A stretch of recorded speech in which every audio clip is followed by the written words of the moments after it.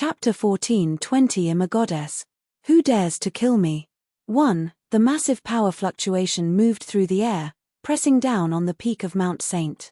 It felt like calamities sent by the gods, alarming and pressuring the people below. The Grand Elder and the others were too anxious to seek shelter in their houses. They gathered on the empty grounds next to their homes and stared at the mountain. They couldn't withstand the terrifying pressure and were forced to kneel. They were appalled. Some even started trembling uncontrollably. What's going on? Is the Mother of Light angry? Will we be punished? God, please save us. The natives' frightened voices were heard non-stop. There was nothing they could do, other than feel terrified. Some of the furry people started praying in silence. They prayed for the God of Light, whom they believed in, to save them. The Grand Elder and the chieftains were worried, for Wang Teng's safety, and because of the sudden changes taking place on the summit. Mount Saint was their sacred ground. Some problems had occurred over the past years, but they still thought of it as their holy place. If their sacred ground ceased to exist, their faith would collapse. Such a thing would be unbearable for their race. That was the reason they hoped that nothing would happen. On the peak, Wang Teng and Ferrier didn't run away. They stared at the fuming Mother of Light with stern expressions and sharp gazes. Her aura continued to climb. A dazzling white light blossomed around her, making her look like a goddess. Her pale golden gaze became colder. Boom! There was a violent explosion. Countless vines flew out from the tree, violently darting towards the two youngsters. F***K. Wang Teng looked up. A sky full of vines was indeed scary. Cold sweat started to appear on his back. The previous vine attacks paled in comparison. Ferrier was equally shocked. Her face turned a little pale. She was stubborn and overall fearless, but the attack of a universe stage being still frightened her. Is that becoming of a real queen? Why are you playing with whips? Wang Teng asked. Ferrier was stunned. Then, she understood and felt a bit at a loss. Anything could be found in the universe, including some weird things that could be even stranger than the ones on Earth. Orcs, fairies, queens, there were many of them, hence, she knew what the young man was talking about. Ferrier thought that Wang Ting was beyond shameless, wondering about the fellow's mind and why he made such a connection. Still, after some careful thought, the idea seemed quite fun. Think about it, if the lady in white turned into a black-clad queen with a whip in her hand, splat. Oh my god. No way, no way. She shook the image out of her mind. Ferrier looked at the tree lady. The latter had a divine and holy air, but the vibe was utterly demolished by Wang Teng's comment. Ferrier's expression turned strange. The Mother of Light didn't know what the human was trying to say. She was confused. Queen? Whip? What does that have to do with me? She was born right there, on the peak of Mount Saint. Even if she released her seeds, they would be snatched by the local star beasts. She learned more about the planet through them. She was completely ignorant when it came to weird things going on in the rest of the universe. However, she noticed Ferrier's gaze and realized it wasn't anything good. The other party was probably making fun of her. The tree spirit's gaze turned colder. Boom. The vines felt her anger and moved faster. There was a white glow around them, like a sword glow as they slashed down from the sky. The sharp and fierce attack was enough to chop a cosmos warrior, or even one at the heaven stage, in two. Ferrier looked grim. She turned into a flash of light and quickly retreated. However, after a quick glance she realized that Wang Ting was still frozen on the spot, seemingly dazed. Her expression changed as she shouted, "Fall back. Why are you still standing there?" Wang Ting waved a hand and stared directly at the incoming vines. He showed no intention of moving, wanting to block the frightening attack instead. Are you crazy? She didn't know what the young human was thinking. That was an attack of a universe stage powerhouse. How could a celestial warrior like him resist? Emulating a dogfight would be the best tactic. Their opponent was a tree, so she had many restrictions. Once a weakness was found, they would be able to defeat her. However, this guy wants to meet her head-on. What's wrong with him? The countless vines were reflected in Wang Ting's pupils. He smiled. He wasn't stupid. It wasn't him trying to flaunt his strength. He just happened to have a skill able to suppress the enemy. Well, he wasn't doing that on purpose. He felt helpless too, yet he could only give it a try. The Mother of Light remained emotionless as she looked down on Wang Teng, as if he were an ant. Boom! The vines landed, swallowing him whole. Feria squinted when she saw it happen. She was overwhelmed by disbelief. Chapter 14:21 I'm a goddess. Who dares to kill me? 2. Is that guy dead? Feria knew that Wang Ting wasn't weak, plus, he had space skills in his arsenal. It would be hard for him to die. However, the truth was right before her. His body was devoured by the vines. No celestial warrior could handle that attack. Something's not right. Her expression changed again when she perceived something. Boom! A terrifying explosion resounded. A scorching heat swept out from below all of a sudden. The air became distorted because of the rising temperature. What? The Mother of Light was astounded. A green flame erupted amid their gazes. The vines were unable to withstand the blazing heat and started to break, inch by inch. They were hurled to the skies by the surging flames. The silver-haired girl was bewildered. She stared ahead in a daze. The green flame rose to the skies like a green dragon, instantly rising more than 10 feet. A figure floated silently within the flame, black hair fluttering gently. The flame's temperature was extremely high, but the young man remained unscathed. He looked like the god of fire. Feria took a deep breath before she calmed down. However, her astonishment didn't subside. The young fellow had given her many surprises. By the way, what flame is this? Why is it so powerful? Feria stared at the green flame as she racked her brains, searching through her memories to find any records related to such a fire. The green flame clung onto the vines tightly, slowly burning them and inching towards the main trunk. The white glow surrounding the creepers flickered, but it couldn't extinguish the flame. What flame is this? The tree lady's expression changed completely, for the first time sounded a little anxious. Fire was the natural enemy of wood. Furthermore, the human's flame wasn't ordinary. No matter how extraordinary the spiritual tree was, it couldn't escape the burning power of a divine flame. Aren't you the Mother of Light? Don't you know what kind of flame this is? Wang Teng replied calmly. You, the Mother of Light's face turned green. The sentence triggered her. She wasn't the Mother of Light, she was just a spiritual tree with intelligence. Wang Ting was brutal as he exposed the truth. The green flame was about to reach the tree, so she didn't have much time to think. She chopped the cluster of vines, letting them fall. The green flame was less than a meter away from her. The aura around her body weakened a little. The vines were part of her, cutting them was as painful as chopping one's own arm. It would cause a great amount of damage to her body. However, she heaved a sigh of relief because she narrowly escaped. Then, she cautiously stared at the green flame surrounding the young man. Thoughts flew past her mind while trying to find a solution. At this moment, an exclamation was heard. Emerald glazed flame. It was the young hero's turn to be surprised. She recognized his flame. It's the emerald glazed flame, of divine grade. Feria was in disbelief. She seemed to be speaking to the young man. That's right. Young lady, you're quite smart. Wang Teng nodded. She paid no mind to his teasing at the moment. She asked with wide eyes, it's the real thing. How did you get it? She was filled with envy. It's a divine flame. How lucky is he, to actually tame a divine flame? You may not believe me. I was sleeping on a huge rock that looked like a toad when this divine flame came down from the sky. The thing recognized me as owner after I woke up. I senti it amazing, said Wang Teng, spouted nonsense. Feria. Why did you answer when you know I wouldn't believe it? Who are you trying to fool? Even if it's an excuse, find a better one. Amazing. Amazing your head. You don't believe me? Well, I know it sounds absurd, but that's what really happened. Wang Ting shook his head helplessly. I only learned why my luck is so good when I decided to stare into the mirror one day. What does it have to do with you looking at the mirror? Feria asked indifferently. I saw my handsome face reflected. It's a face that should never appear in the human world, It's a gift of God. It is only natural to receive heaven's favor with this face, don't you think?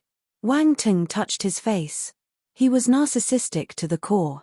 Feria felt her lips trembling as she pretended to vomit. How thick is his skin? How could someone be this shameless? If heaven's favor could be attained with looks alone, why am I not the lucky one? This doesn't make any sense. Fart. Liar. Divine flame. The Mother of Light blinked when she heard their conversation. She was on her guard. She couldn't tell where the divine flame was from, but she had learned a thing or two about divine flames. The tree lady was able to gain intelligence after listening and comprehending the wisdom of every victim. That was why she had some knowledge about the universe. The divine flame was also mentioned. Chapter 14:22 I'm a goddess. Who dares to murder me? 3. In strict terms, the tree lady's existence was similar to the divine flames. Both were born from heaven and earth, being unique and special presences in their own right. Unfortunately, divine flames were the natural enemies of spiritual plants like her, of the wood element. She could use her power to block normal fire, but there was nothing she could do when divine flames were involved.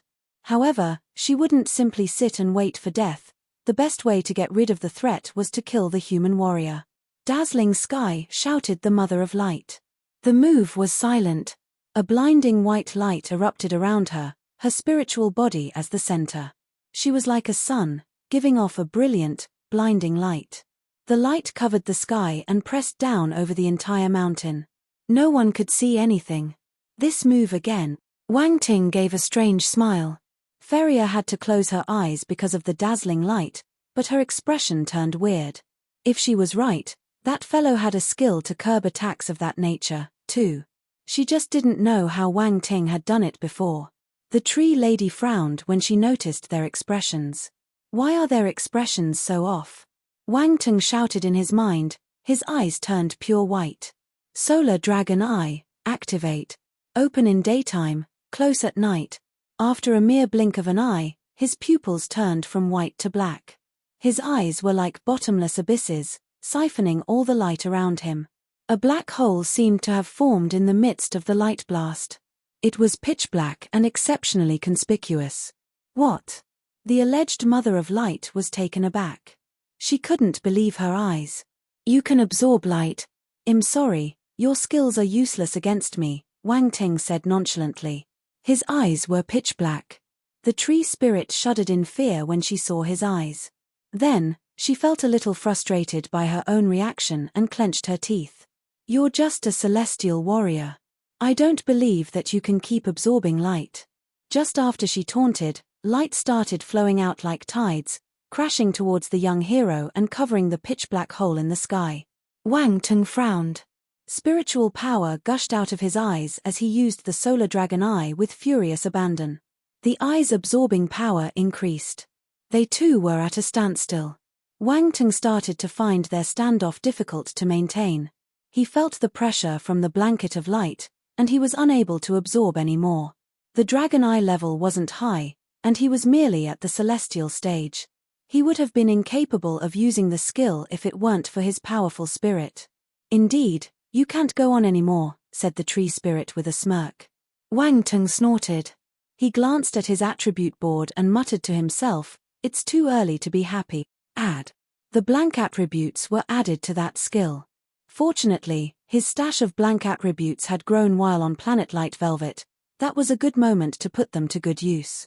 Wang Ting's blank attributes decreased quickly, while the points of his eye skill skyrocketed.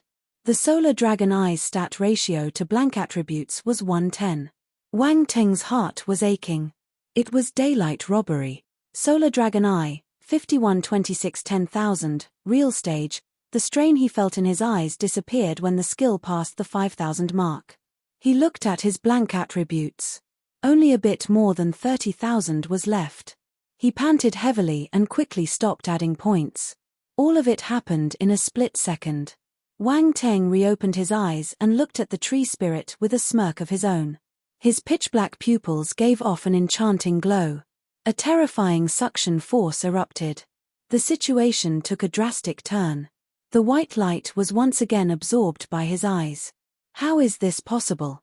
The Mother of Light was appalled. This human had already reached his limit a moment ago. How did he suddenly grow stronger? Was he hiding his true ability? However, Wang Teng put a stop to it shortly after she launched it. They were at a stalemate, and she couldn't use any of her other attacks. It was exasperating. The tree spirit wanted to vomit blood. She had no other moves. What should I do? All her skills were restrained by the human. Had she met her match? Feria finally opened her eyes and saw that the light around her had disappeared. She chuckled. "Mph, I knew this was going to happen." Still, she was flabbergasted. The coverage of the light skill was massive. It was completely different from the attacks of the Guardians. And yet, Wang Ting managed to deal with it easily. Wang Ting's expression turned cold. He immediately pointed at the sky and the emerald glazed flame flew out. Boom! The green flame turned into a giant vicious dragon a few hundred feet long that parted the mist and ultimately evaporated it. The mist shrouding the peak of Mount Saint for 300 years disappeared, just like that. The Grand Elder and the others were awestruck when they witnessed such a grand scene. The mist is gone. The leaders stared at the mountain in disbelief. 300 years. They could finally see Mount Saint's true appearance again after 3 whole centuries. However, their attention was soon drawn to the vicious-looking dragon of flames. They couldn't tear their eyes away from it. What is that? The jaws of all the light velvet people were slack. It was possible to fit goose eggs in them. I can feel the heat. The giant fire dragon must have been the one that dispersed the mist, the Grand Elder exclaimed. Rong Li swallowed his saliva and asked, "Was it Wang Teng?" "I think so. Who else could it be?" Rong Shan stuttered. Pulling our attention away from the commotion below, back on the peak of Mount Saint, the giant green dragon was fully formed. Its tail circled the bottom of Mount Saint while it looked down at the tree spirit with an oppressive and stern gaze. Wang Ting stood in the middle of the dragon's body. The gale blew against his hair, his clothes fluttered violently. He stared at the scene below with an aloof expression. He was like a god, an overpowering presence was produced by his body. A terrifying force was swept out. Feria was startled when she felt the blazing heat and retreated involuntarily. She stayed away from the source of the heat. This fellow, the Mother of Light, had a breakdown when she saw the massive, green fire dragon above her. Fear was finally seen in her eyes. A cold shout was heard. "Go! Roar!" The blazing dragon made the sky and the earth shake with its thundering roar. Heat waves soared towards the tree spirit, while the beastly gaze was locked on her. Golden light was emitted from the tree spirit's eyes. "No!" she bellowed in anger and merged with the physical tree. An immense aura erupted from the latter. "I'm a goddess. Who dares to kill me?" said a dignified and low voice originating from within the spiritual tree, which resounded in the air. Light cut through the sky and gathered to form the tree's outline, which was a few hundred times bigger than the actual tree. The image covered all the sky. Boom! The next second, the roaring dragon crashed into the massive tree avatar. Terrifying energy fluctuations were swept all over. Chapter 1423 Call Me Papa. The deafening explosion echoed in the air, enough to wake up the dead. Towering green flames engulfed the entire mountain, almost burning everything in its path to ashes. Feria's face turned red. She quickly retreated and released her constellation light force to form a shield and block the terrifying flames. Fortunately, the emerald glazed flame wasn't aimed at her, so she managed to escape easily. However, she still felt burned by the high temperature alone. The force in her body was boiling. She left the peak and retreated far into the distance, stopping only when she was a few thousand meters away. She looked at the scene from that safer point. The enormous spiritual tree image seemed to shudder. Numerous light droplets rained down on the true spiritual tree below. It was like a cover made from light drops.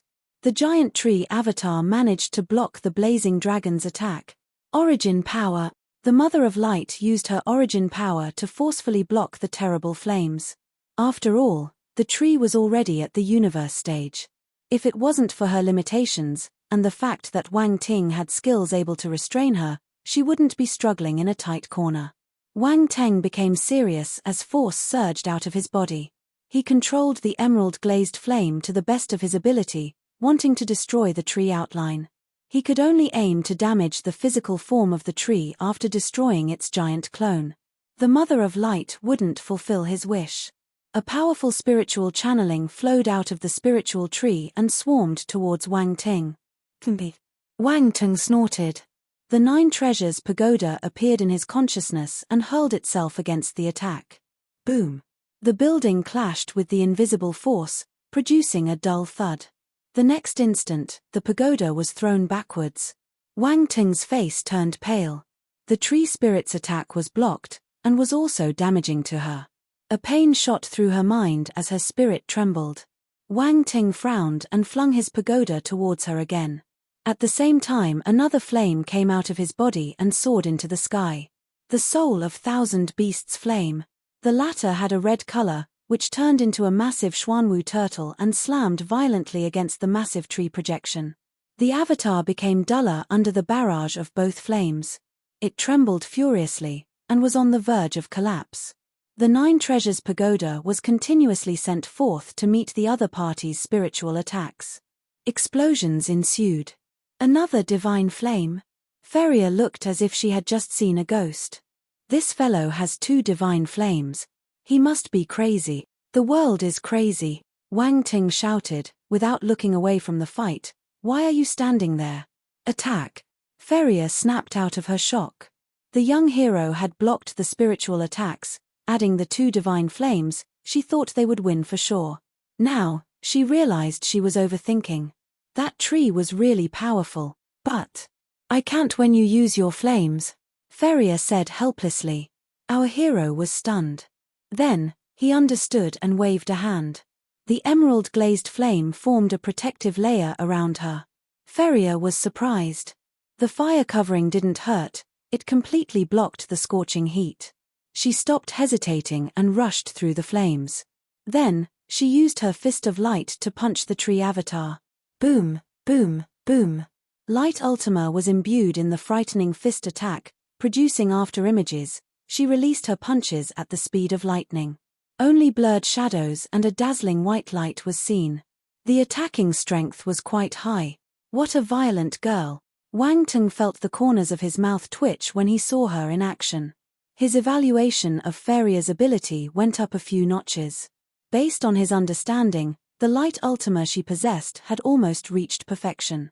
She was close to his age, her ultimate move was nigh perfect. Her talent was astonishing. If Wang Teng didn't have the system, he wasn't sure if he could reach that attainment level at such a young age. Feria stepping in to help caused the spiritual tree to receive even more damage. Branches started to fall, they were swept by the flames and burned to ashes before they could turn into droplets of light. The tree outline started to collapse, as if enduring the passage of a raging storm. However, not enough. Wang Teng shouted. Feria rolled her eyes and glared at the latter, however, she didn't talk back. Taking a deep breath, white light burst out from her fists. A powerful energy was gathered, packing inside her small hands. Light cannon fist. Feria shouted while cupping her fists. Then, she turned into a flash of light and darted forth. Boom. There was a terrifying burst of light from her fists like a giant white cannonball, colliding against the tree clone while making a loud bang. Move. Wang Teng's voice was heard right after. The girl disappeared just after managing to land her move. Boom. A strange fluctuation was produced by Wang Teng's body, spreading out. The environment had a complete change. It was a world full of fire and giant rocks. Large asteroids wrapped in green and red flames floated in the air. The air was scorching hot. It was like being inside a furnace. Domain. Wang Ting amalgamated 3 of his domains to make that fused domain. Fire domain plus meteorite shower domain plus magnetic domain equals flaming magnetic meteor domain. Wang Teng knew that Feria was out of the effect range, so he raised a finger and the blazing asteroids plummeted down. Boom. Boom. Boom. All the meteors hurled towards the spot where Feria attacked. Loud bangs echoed. The 2 attacks occurred within a split second from each other. It had to be noted that they were cooperating quite well. Followed by a loud explosion and the eruption of both attacks, the giant tree projection was finally disintegrated. It was no longer capable of protecting the spiritual tree below. Flames swept down and engulfed the tree, which started to burn violently. Ah! The spiritual tree screamed in agony. White light flickered on the tree as it tried to resist the power of the two flames. However, divine flames were hard to get rid of. It was especially so for a tree. Wood was fuel for the fire, allowing it to burn even more vigorously. Ferrier appeared next to our hero and glanced at him with conflicting emotions. Domain. This fellow grasped a domain. She thought she was a rare talent since she had a domain of her own. However, Wang Ting had one too. And his mastery was even higher. Ferrier felt dejected again. You used domain power in your attack just now, Wang Ting said. Ferrier's heart skipped a beat, not expecting to be seen through. You have a domain too. Well, your domain is quite strong, Wang Ting complimented. You're not bad either, Ferrier commented with a snort. The guy sounded like an elder commenting on her skills. It was infuriating. Thank you. Wang Ting smiled. Ferrier. It was like punching a cotton ball. She felt truly annoyed. Fine, you're thick-skinned. Ferrier rolled her eyes, then looked with a frown at the burning spiritual tree and asked, will she burn to death? Don't worry, she's fine, Wang Ting replied calmly. That was a sentient tree. None of them would bear to kill it. However, it should be tamed first. The tree continued crying in pain as the fire progressed. The high and mighty Mother of Light looked miserable at the moment. Her bark and leaves were burnt in seconds. Some leaves couldn't last much and turned to ashes. The Mother of Light appeared again. She was extremely weak, seemingly about to collapse at any moment. She stumbled within the flames. Hey, isn't this the noble and mighty goddess of light? Why are you in such a miserable state? Wang Ting mocked her. Mother of Light. F***K. Ferrier glanced at Wang Ting, at a loss for words. What do you want? The tree spirit asked, her cold tone contrasting the excruciating pain and humiliation. Let me think. Wang Ting touched his chin and wondered. His eyes lit up. Come, call me Papa. ##. The Mother of Light fumed. Kill me if you want, but you can't insult me. I am the goddess of the light velvet race, the most powerful presence on the planet. How could this human embarrass me like this? How could he be so vicious? Are you going to say it? Wang Ting waved a hand and the fire intensified. Both divine flames were powerful. The spiritual tree would have been rendered to ashes if it wasn't strong enough to withstand their power. Never, the Mother of Light shouted, I am a goddess. I'd rather die than be humiliated. Good, as expected of a godly figure. Didn't you ask who would dare to kill you? Well, I do, Wang Ting scoffed. The Mother of Light was furious, but she couldn't do anything. Ferrier moved her lips but no words came out. She just watched the show unfold. She also felt that the defeated spirit was thinking too highly of herself. How could she claim to be a goddess when she was a mere tree? Time flew. The spiritual tree was completely charred, all the leaves and branches had fallen. It was in its last throes. Stop. The Mother of Light's figure was almost transparent. She was extremely weak. Why don't we make an agreement? Call Papa, Wang Ting said. The muscles on her face twitched. She curbed her anger and said, I can use my light origin to form a droplet of light sap. Consuming it will grant you eternal life with no side effects. I can give this to you if you let me go. Light sap, eternal life. Ferrier's eyes lit up. She was tempted. Call Papa, Wang Ting repeated indifferently. If you don't agree, I'll just kill myself and you will get nothing, the Mother of Light said. Call Papa, Wang Ting continued. The tree spirit almost went crazy. Are you listening to me? Call Papa and I'll listen to you, Wang Ting replied. Please be humane. She felt desperate. Ferrier gave the young man a strange look. She admitted defeat. Really? One last time. Are you going to call me Papa? Wang Ting said coldly. The Mother of Light kept quiet for a few seconds. In the end, she spoke in an extremely soft voice. Papa. Louder, Wang Ting said. The spirit took a deep breath and shouted with a red face, Papa. She gave up her dignity in the face of death. Good girl. Wang Ting nodded in satisfaction. Feria slapped her forehead. She gathered that provoking the human would not end well. Is this something a human would do? Even that self-proclaimed goddess was forced to give up her dignity and call him Papa. He's a devil. She couldn't afford to provoke him. Never.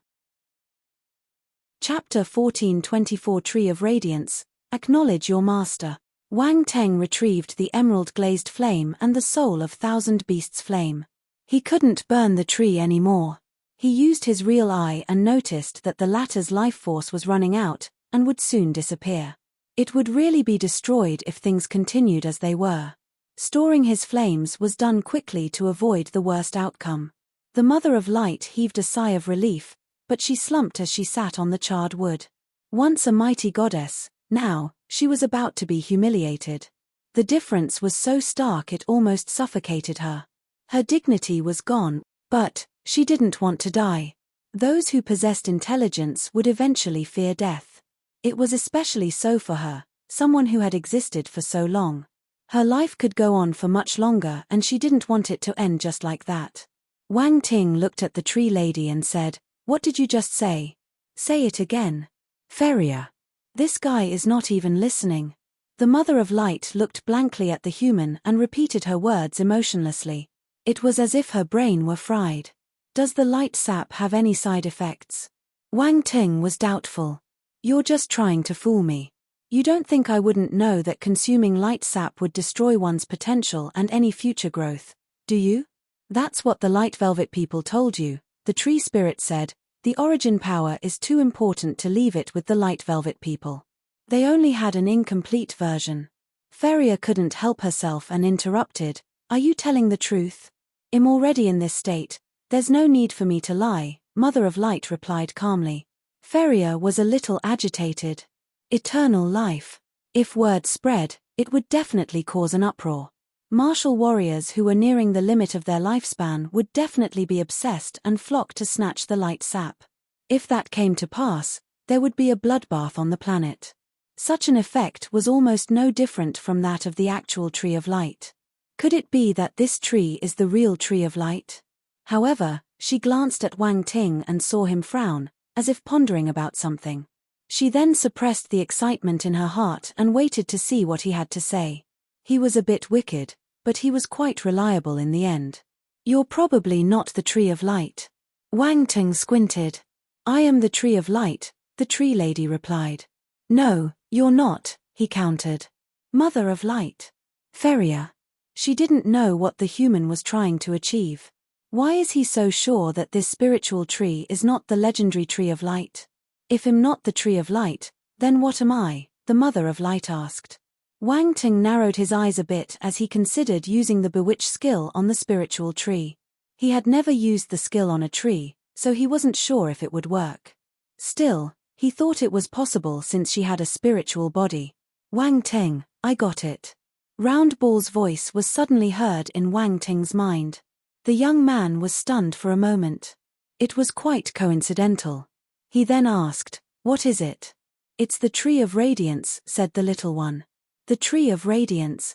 Wang Ting frowned, he had never heard about it.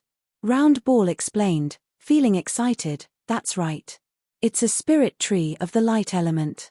Although mystical, it can't be compared to the real Tree of Light. She's not lying to you. The light sap can extend a person's life without any side effects, but it only adds 1,000 years to your lifespan, not an eternity. It's actually real. Wang Teng was surprised. Even 1,000 years is good enough. Yes, 1,000 years. This is something an ordinary spiritual being can do, Round Ball added. I knew this Mother of Light wasn't being that honest. Wang Ting shook his head in his heart. Ha ha ha, but I still found out about it. Round Ball laughed. It's all thanks to you, said the young hero. I had a hard time finding the data. I dug through countless ancient books and records before it finally came out, Round Ball said. I'll take note of your contributions. Wang Teng smiled. Round Ball snickered, but felt suspicious. Why do I feel like you don't seem to be too surprised? It's useless to me, unless I reach the limit of my lifespan. Do you think this would ever happen with my cultivation speed? The hero replied calmly. You make so much sense I can't refute. Round Ball shook his head. Anyone else would have jumped for joy. However, this would be perfect for my family. Wang Ting rubbed his chin. His parents were past the cultivation age. He had given them lots of resources, but their cultivation speeds weren't fast. They might need the special sap someday. There was also his grandfather to take into account. His life was close to the end, but this could be different with the light sap. Having an extra millennium of life was possible. This would allow for him to reach a higher cultivation stage. Wang Teng's sudden silence made the Mother of Light think he didn't know what she was and was smug about it. I am the Tree of Light, she said calmly. You should consider my request. Set me free and I will give you the light sap, otherwise, you will get nothing. Is that so? Wang Teng sneered. Tree of Radiance. The Mother of Light was startled. There was horror in her eyes as she looked at Wang Ting in disbelief. Tree of Radiance. Feria was taken aback. Are you saying that she's a Tree of Radiance, not the Tree of Light? That's right. She's just a Tree of Radiance. Wang Ting nodded. How dare you lie to me? Feria was enraged. How do you know about my kind? The tree spirit's expression wasn't too good. Her bargaining chips were less after her identity was exposed. I'm knowledgeable, and there's nothing I haven't seen before, said the young hero. Round Ball. Does that mean the light sap is a lie as well? Feria asked anxiously. It's not all lies. Wang Teng glanced at her. She frowned and asked, what do you mean? The Tree of Radiance's light sap can only extend one's lifespan for 1,000 years. That eternal life claim is nonsense, Wang Teng explained. 1,000 years, the girl murmured, feeling slightly relieved. At least it's 1,000 years. It's enough. Now, I will give you two choices, Wang Ting said to the tree spirit. Either you acknowledge me as master, or die. You. The Mother of Light was furious. A mere mortal is unfit to be my master. Oh, you don't seem to understand the situation yet. Wang Ting sneered. Looks like you want to die. I won't acknowledge you, even if you kill me. The Mother of Light was prideful, so she stood her ground. I shall kill you then, Wang Ting said indifferently. The tree lady looked directly into Wang Teng's eyes and was terrified. He's serious. He would really kill her if she didn't agree. Wait, we found this tree together. Why is she going to acknowledge you as master? Feria wasn't satisfied. Can you deal with her without my help? Wang Teng asked back. You can't handle her without me, either, Feria retorted. You're wrong. It would just take me some extra effort. I can finish her off with my divine flames. Feria was at a loss. She knew his claim was true. If she were alone, she wouldn't be able to deal with the Tree of Radiance. It was different if it was Wang Teng, though, dealing with the spirit creature would only be a matter of time. I don't care. I put in effort as well. I can't let you have everything. Feria rolled her eyes. She still couldn't accept it. Her attitude attested to a great truth: never reason with a woman. The Mother of Light's eyes flickered with joy.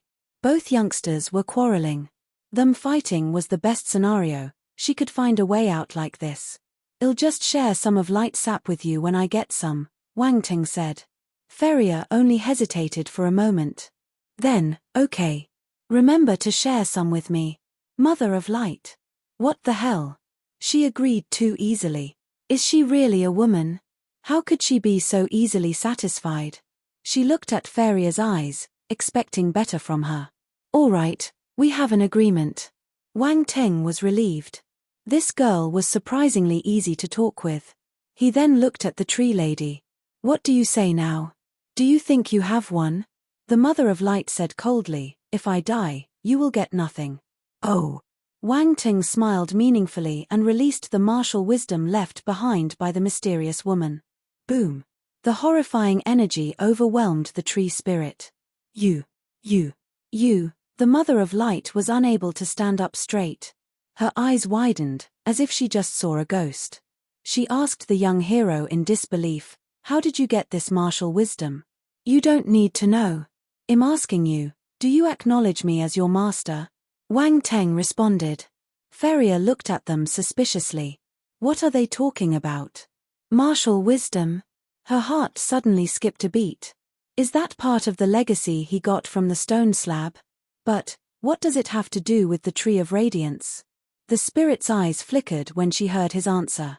She then took a few deep breaths to calm down as she recalled something. She then asked via voice transmission, "Did you get the legacy left by her?" There was a trace of yearning and admiration in her voice, along with a sense of awe that couldn't be concealed. "Guess," Wang Teng said. The Mother of Light's eyebrows were twitching. "Guess your head." Her reactions gave her away. Wang Teng knew his guess was right. The Tree of Radiance had been left by the mysterious woman. Their temperaments were very different, and the Mother of Light could never be compared to that mysterious woman. However, their appearances were somewhat familiar. He felt it back then, and was finally confirming his suspicion. "I'll count to 10. I will make my move if you don't accept." A green flame appeared in Wang Ting's hand. The tree lady was shocked and flustered. 10. Wang Ting shouted. The flame in his hand was about to be thrown out. The Mother of Light almost cursed. She rushed to answer, "Wait." Feria was speechless. Why the hell was he counting like that? The Mother of Light was afraid that the human would really do it and hurriedly said via voice transmission, "I can acknowledge you as master if you really obtained her legacy. Hand over your spirit origin," Wang Ting said. The spirit origin was the core of spiritual beings who possessed intelligence. It was a similar case with the spiritual flames.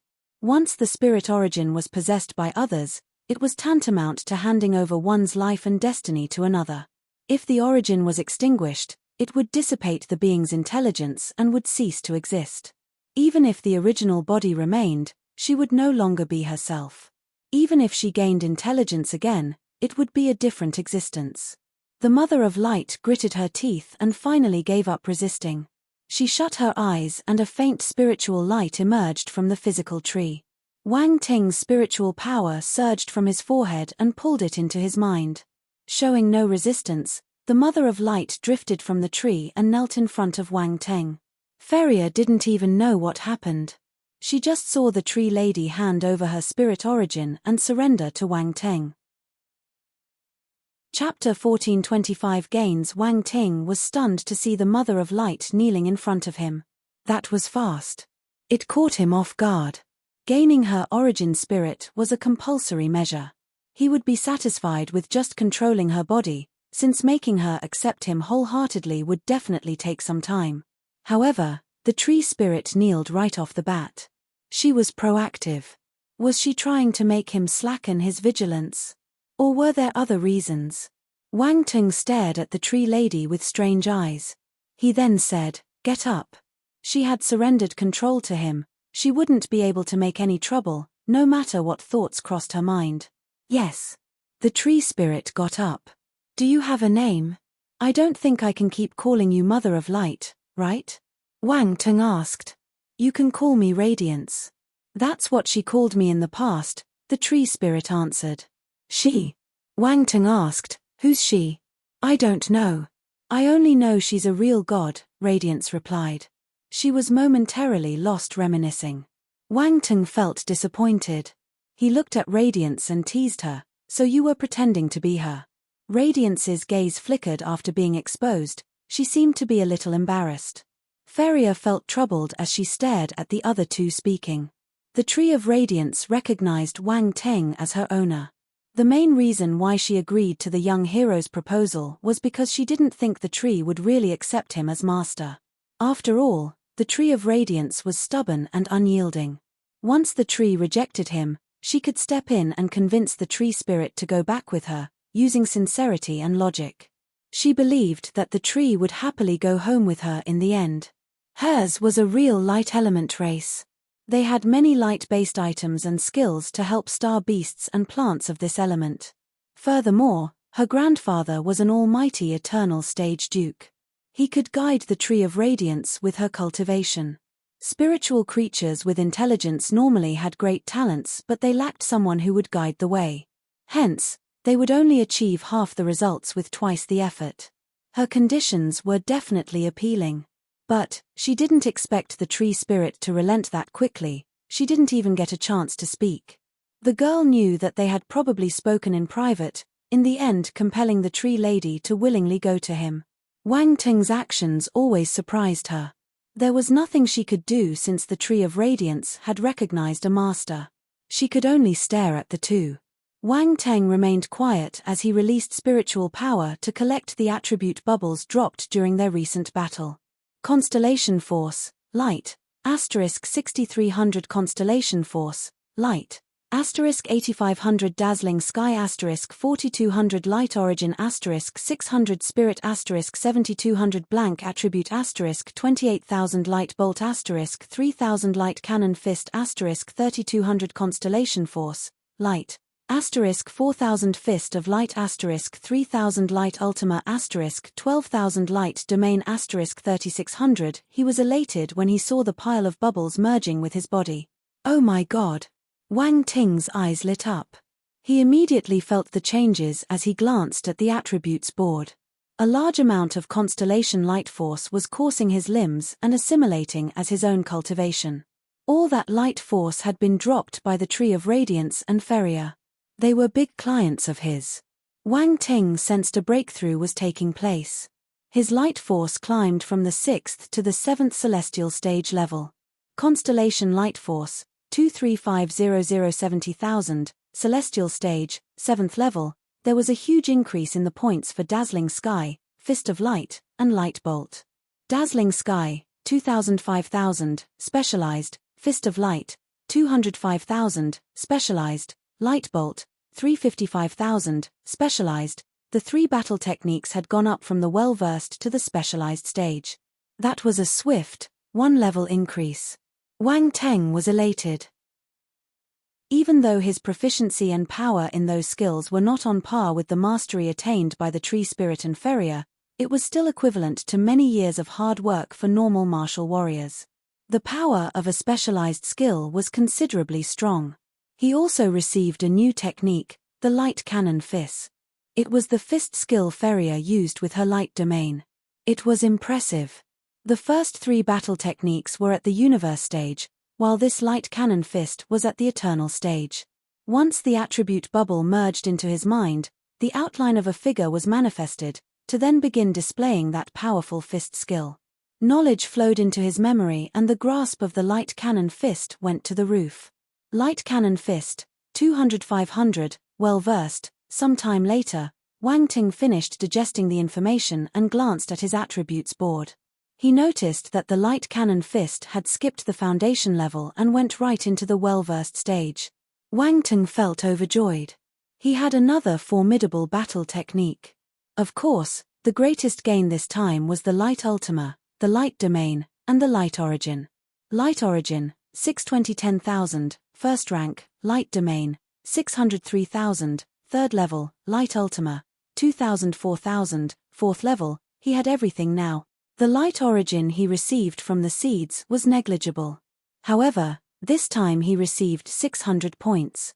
It was a good gain. It was an origin. Wang Teng was satisfied with the amount. The Light Ultima and the Light Domain were new. Feria had a strong grasp of both, so she dropped a sizable amount of related attributes. Wang Teng's Light Domain jumped to the third level, while the Ultima directly shot up to the fourth level. The young hero's spirit had also improved, but was still stuck at the celestial realm. He felt helpless about this. Finally, he gained many blank attributes, 63,000 in total. It was a good amount. He used up a fair amount of the blank attributes to tackle the Dazzling Sky move, however he managed to earn them back. The young man was happy with his gains. He smiled. Since everything was solved, let's go down, said Feria just then. Okay. Wang Teng nodded. What should I do? Radiance asked. I have a place for you, Wang Teng replied after some contemplation. He planned to have the tree stay inside his space fragment. He could find more spiritual plants and flowers of the light element in the future, to form some arrays and turn the fragment into an area with a high concentration of light force. That would be a great growing environment for the spirit tree. Wait, the tree of radiance is the light velvet people's sacred tree. What will happen to them if you take it away?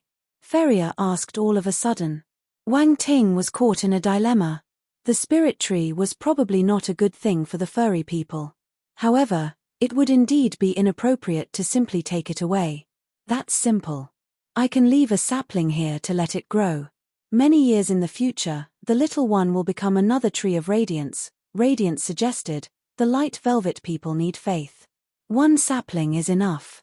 Let's do that. Wang Ting's eyes lit up.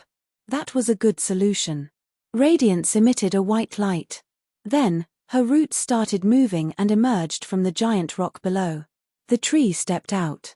That was a real Treant protector, a character in Dota 2 that resembles a tree. However, only the burnt trunk remained, making her look a bit funny.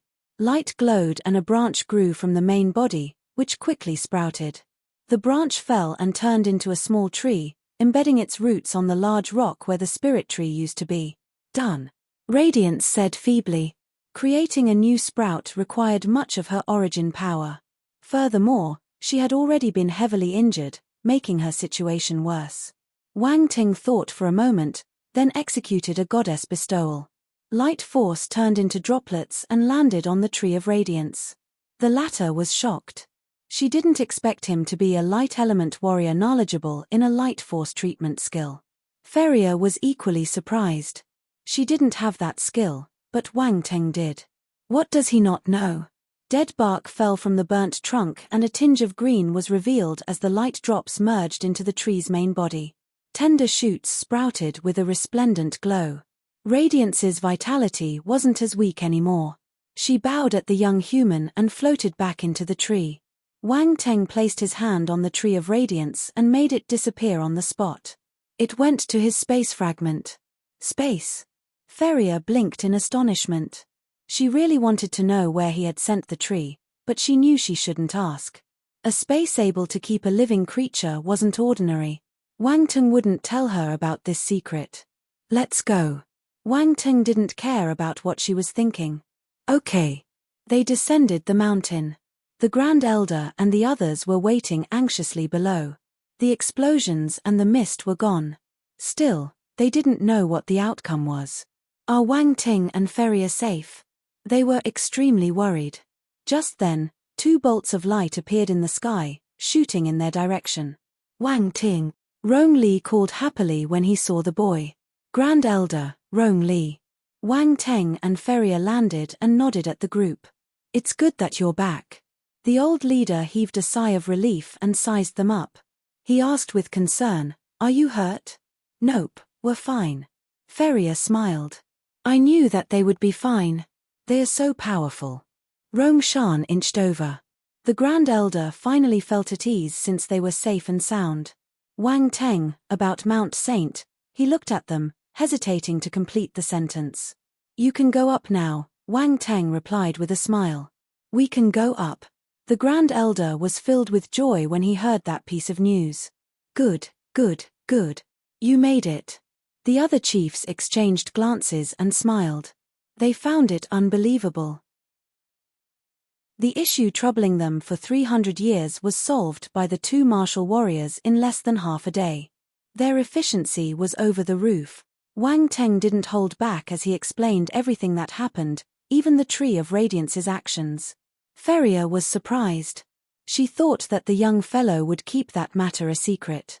I knew there was something wrong with the sacred tree, but I never considered that it was intelligent. The Grand Elder sighed.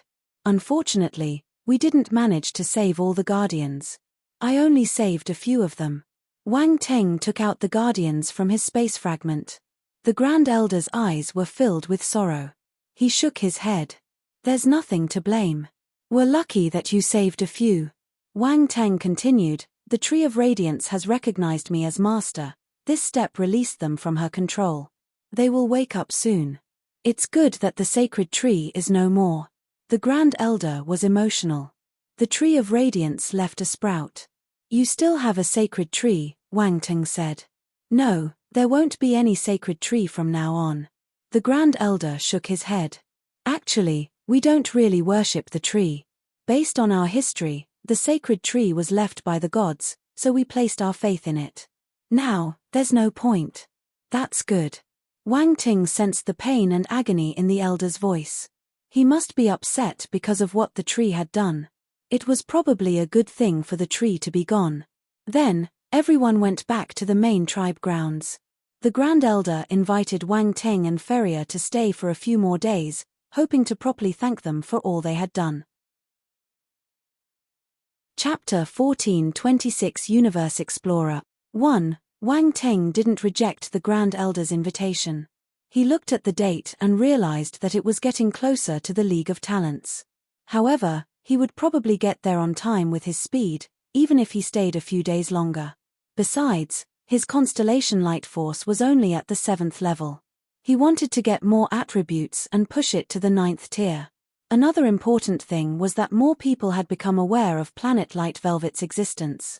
The members of the Black Leaf mercenary team were there, so he had to solve the planet ownership matters quickly. Wang Ting and Ferrier lived in the Grand Elder's house. The young hero rested for half a day before he went out. Based on what Radiance said, the group of mercenaries were locked up in a cave halfway up the mountain. He was going there to take a look. The young man informed the Grand Elder and flew towards the mountain like a bolt of light. He reached the cave a while later. It's here. Radiance's voice sounded in Wang Ting's mind. Wang Ting scanned the area and noticed a universe spacecraft relatively close to the cave. The Black Leaf mercenary team's logo was printed on it. That's their spacecraft, Radiance explained. Wang Ting nodded. It was just a Cosmos-level ship, so he wasn't interested in it. He simply strode into the cave. The place was man-made. There were many split rocks nearby. After walking close to 10 meters, he reached the cave's interior. A few people were locked there. Their force had been sealed, while their limbs were tied with vines. They were bound to a wall. The vines belonged to the Tree of Radiance. Normal warriors couldn't cut them since they were extremely tough. The captives were awake, but there was nothing they could do besides staring at one another. They couldn't escape. Hence, their spirits lifted when they saw that someone was entering the cave. Finally, after being locked up for several days. However, they were stunned upon seeing the person's face. It's a human martial warrior. They exchanged glances with bewilderment and doubt in their eyes. Hi, nice to meet you. Wang Ting waved and greeted. Ren Gulen, what is this person doing here? Something feels wrong. Who are you? Ren Gulen asked back. It doesn't matter who I am. What you need to know is that your lives are in my hands, Wang Ting said. Are you the boss backing those natives? Ren Gulen squinted. Wang Ting paused for a moment and touched his chin. I wasn't, but I am now. Ren Gulen, what do you mean by you weren't but you are now? What nonsense is this? Ren Gulen never liked to overthink. She would have hit the guy under normal conditions. Cough. Varian coughed and said, Mister, I don't think you came looking for us to chat, right? You're not stupid. Wang Ting glanced at him and smiled. What do you want? Ren Gulen asked directly. I came to ask you a question, replied the young hero. What is it? Ren Gulen frowned. Aside from you, does anyone else know about this planet? Wang Ting was straightforward. Ren Gulen and Varian glanced at each other and blinked. Think carefully before you reply. A wrong answer might cost you your life. Wang Ting squatted in front of Ren Gulen and looked at her with a calm smile. You. Ren Gulen stared at the face inches away from her. He was smiling, but his gaze was apathetic. For some reason, this made her feel a chill down her back. Still, being the younger sister of the Black Leaf mercenaries' head, she wouldn't admit defeat that easily. She was used to having things go her way. Are you threatening me? She scoffed. You can say so. Wang Ting smiled. Do you know who we are? Ren Gulen glared at him. The Black Leaf mercenary team. Wang Ting's tone remained indifferent. Your team members have already spilled all the beans. You captured them. Ren Gulen frowned. Useless. At first she had some hope. All the members in her team were seasoned warriors of celestial and planetary stages. As long as they didn't meet the monsters on that mountain, no one would be able to stop them on that planet. If they were unable to contact them after a few days, they would figure out that something was off and would leave to seek help from her brother. Who would have thought that they would get caught? Useless people. Honestly, if she was caught, a cosmos warrior, what could her men do? How dare you capture us even after knowing who we are? Ren Gulen sneered. Your men said the same thing. Wang Tung smirked. Truthfully, the Blackleaf mercenary team is nothing. All you have is a few Heaven Stage martial warriors. Chapter 14:27 Universe Explorer 2. Ren Gulen went silent. Her gaze started flickering. Does he have an astonishing background? Is that why he's fearless? Looks like you won't give me a truthful answer. Sigh, I guess I'll need to waste some effort. Wang Tung sighed. A crimson and eerie glow flashed in his eyes. He then shouted, "Look at me." Ren Gulen looked into his eyes instinctively. Boom. Her eyes immediately became dull. She was a cosmos warrior. Her spirit was only at the celestial realm. It was the same realm as Wang Ting's, but he was much stronger. Soon, she fell into his bewitching skill. Tell me, aside from you, who else knows about this planet? Wang Ting asked again. No one knew. We came in secret, Ren Gulen replied, this time honestly. Wang Ting nodded. It was consistent with the information given by her men. He continued, how did you discover this planet? Varian told me. He discovered an ancient diary with the coordinates to get here, Ren Gulen replied. Varian widened his eyes in astonishment. What is this? Why is she being so cooperative? Based on her character, she wouldn't be as honest. Something was definitely wrong. Are you Varian? A voice was heard next to him. The man with glasses was shocked. He turned and looked at their questioner, who had an eerie crimson light in his eyes. His head became numb and he jumped in fright. He wanted to look away, but it was too late. Varian felt his consciousness quickly fall into an abyss. Yes, Varian, he replied like an automaton. You discovered that diary? Wang Tung asked. Yes, I discovered it. However, I didn't get it from someone. It was handed down by my ancestor. I lied to her. I just wanted to use her team and power to explore this planet, Varian said. Huh. Wang Tung was surprised. Then, he smiled and said, interesting. A rebel. He thought for a moment and removed Ren Gulen's bewitchment. The haze in her eyes disappeared as she regained her consciousness. After a moment of confusion, she stared at Wang Ting with a mix of anger and astonishment. What did you do to me? Don't worry, I just asked you a few questions. Wang Tung smiled. He waved a hand and continued, come, I have an interesting story to tell you. What do you want? Ren Gulen furrowed her brow. The young man ignored her and asked Varian to repeat what he said. The latter couldn't resist. He obediently repeated his confession. Ren Gulen's expression turned ugly. She gritted her teeth and spat the words. Varian, how dare you lie to me? Wang Ting glanced at her and smirked. Then, he continued to question Varian, what are your plans after your visit to Planet Light Velvet? I drugged Ren Gulen and the others. Once the time is right, I can easily make them lose their abilities to resist. Ren Gulen is a B*****TCH. She keeps ordering me around and treats me like an idiot. I've had enough. Once I find the treasure, I will have her experience my power, Varian said emotionlessly. His words were filled with hatred towards his beautiful leader, but his tone was monotonous. The whole scene was bizarre. Ren Gulen was shocked and enraged. She looked at Varian and felt her heart tremble. What kind of sinister ability is this? Hes able to make anyone reply without any resistance. Was I in the same state just now? Ren Gulen's face turned pale. Wang Ting had turned into a human-shaped devil in her eyes. Wang Ting glanced at Ren Gulen and asked curiously, how are you planning to make her see your power? I have a big bat. I will make sure she cries for her mommy. Varian sniggered monotonously. Phut! Wang Ting burst out laughing. His expression turned strange. This fellow is ingenious. He glanced at Rengulen. Honestly, the young lady was quite pretty. Her black battle uniform flattered her shapely figure. Her cold and distant aura made people want to conquer her. Varian was a brute. How could he have such perverse thoughts towards his lady boss? Bastard. Rengulen's face turned green in anger. Her gaze was as sharp as a blade. She wished she could tear the fellow to pieces. You should thank me for exposing him. Wang Teng smiled. Mph, you're not a good person either, Rengulen scoffed. Haha, you're sharp. At least you know I'm a bad guy. Wang Teng laughed. You. Rengulen was indignant. This fellow is fearless. Wang Teng ignored her to ask Varian a few more questions. He was relieved to find that no one else knew about the planet. He removed the spell so the fellow regained his consciousness.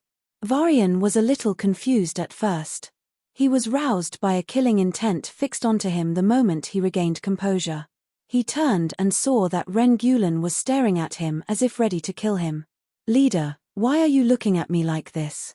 Varian stuttered. His heart dropped. My lad, you were exposed. Wang Teng patted his shoulder. What did you do to me? The other exclaimed with fear and anger. He suddenly remembered what happened before he lost consciousness. Nothing. I just asked you a few questions and you revealed your entire plan. You can't blame that on me. The young hero shrugged innocently. Varian's expression froze. He had the bad feeling he had said something he shouldn't. The corners of his eyelids twitched as he glanced at Rengulen with guilt. One look at her expression and he knew he was a goner. Varian swallowed his saliva and made a last effort to struggle. Leader, let me explain. Do you think I'd believe you? Rengulen mocked. Fight slowly. I'll keep you guys alive since no one else knows about this planet. Wang Teng got up and prepared to leave. Wait, Varian suddenly shouted. What else do you have to say? Wang Teng stopped and turned. Planet Light Velvet is not the only place recorded in the diary left by my ancestors. There are other strange planets, too. Let me go. I can guide you to those places, the captive said. Oh. Wang Teng was surprised. I'm not lying. My ancestors were universe explorers.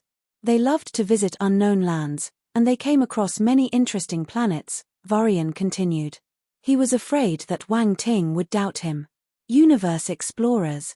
Wang Teng repeated. Wang Teng, he might be telling the truth if it's about universe explorers. Round Ball's alarmed tone rang in Wang Teng's mind. What do you know about universe explorers?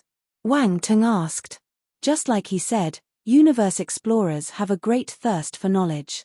They love to explore the universe and find unknown grounds. They roam all corners of the universe and many of them have left numerous legends behind, Round Ball said emotionally. The little one respected those experts. The young hero blinked, feeling startled. He didn't know about their existence. He looked at Varian and asked, Where's the diary? The diary is in the virtual universe. It's not a real object. I'm the only one who can open it, Varian said nervously. He was afraid that their captor would kill him once he outlived his usefulness. He might be telling the truth. The items in the virtual universe are mostly linked to a user's soul. Outsiders can't use them, Round Ball said. Wang Teng pondered for a while. He exited the cave after saying, Stay here. I'll come and find you after I settle some matters. Chapter 1428 Boss, do you need a sidekick? I can cheer for you. Wang Ting was still thinking about the universe explorers as he walked out of the cave. The information Round Ball had found appeared in his mind. Once he reviewed the data, he had a better understanding of those adventurers by the time he returned to the main Light Velvet tribe grounds. He felt emotional. Universe explorers rarely had good endings. The paths they chose to tread were filled with all kinds of unknown dangers that could make them fall into desperate situations. Many of them would die silent deaths in some unknown corners of the universe, buried away from home. Diaries left behind worked as the best proof of their existence. That was the reason why they picked up the habit of journaling. It would serve as a means to record their experiences, leaving a trail for those who wanted to follow their footsteps. Varian was able to find planet Light Velvet thanks to the diary left by his ancestors. Some of the explorers didn't sire descendants or their diaries would be sealed in the end, so no one knew about the mysterious and dangerous places they had been to. There weren't many adventurers like them, which was another reason why only a few people knew about them. Wang Teng glanced at the spacecraft outside the cave and had a sudden thought. He asked Round Ball to hack into the ship's system. A few seconds later, Round Ball said grimly, "Wang Teng, you're right. There's a tracking device on this spacecraft." Wang Teng frowned and asked, "Is it always on?" "Yes," Round Ball replied. "Looks like the whole mercenary team knows the planet's location." Wang Teng sighed. Ren Gulen wasn't lying. She merely wasn't aware of the tracking beacon in the spacecraft. Her brother installed it in secret to ensure her safety. Ren Gulen didn't like being controlled. The tracker's existence had to be hidden from her. The thing had already proven its usefulness. She could have died on that planet and no one would know. Wang Teng had yet to decide what to do with them, but he would kill the whole lot if they were useless. He immediately went back to the main tribe. "How is it?" The Grand Elder approached the young man in a hurry upon noticing his arrival.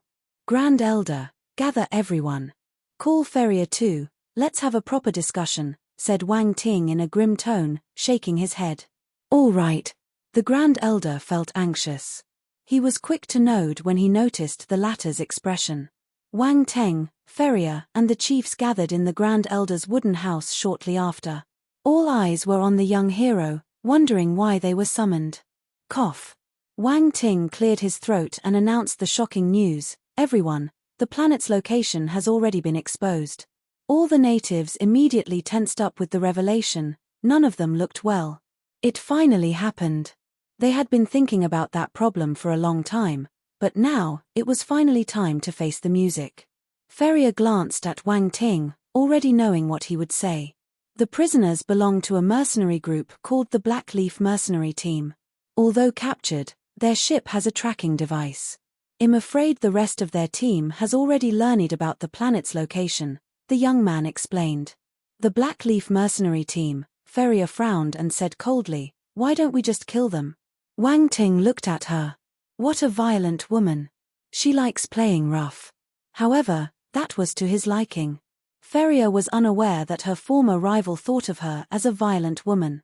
The Grand Elder understood and shook his head with a wry smile. "If there's a Blackleaf Mercenary Team now, there will be a Whiteleaf and a Greenleaf team coming in the future. We can't kill them all." Wang Ting nodded and asked, "That's why I wanted to ask, what are your plans?" It was better for the furry people to voice their ideas instead of him bringing it up. Otherwise, it would mean a completely different thing. Whether they could work together or not would depend on the Light Velvet race's will. He didn't want to force anything, either. The Grand Elder took a deep breath and spoke without hesitation. "I discussed this previously with Veblen. He told me that the best way was to find someone powerful and of high status, and to register the planet under his name. That way, claiming the planet will end up as wishful thinking for any newcomer." Wang Teng and Ferrier nodded. That was something they had thought of as well. Ferrier glanced at Wang Teng and said, "Grand Elder, do you have someone in mind? If not, I can convince my grandfather and have him register the planet. No one would dare set their eyes on the planet with his name vouching for it." Wang Teng narrowed his eyes a bit. This violent lass thought about the same thing. Planet Light Velvet had countless spiritual items of the light element. Even if they weren't of high level, it was still worth a fortune.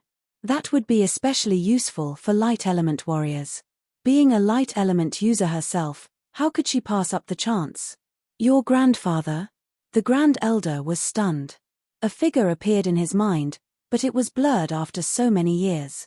"I haven't seen him in a very long time. If you wish, I can contact him immediately." Ferrier smiled. It seemed that the Grand Elder and her grandfather had a good relationship. "No need." The old man shook his head and said, "At first I considered asking him for help, but I'm afraid that a person like him would never want to get involved in such things.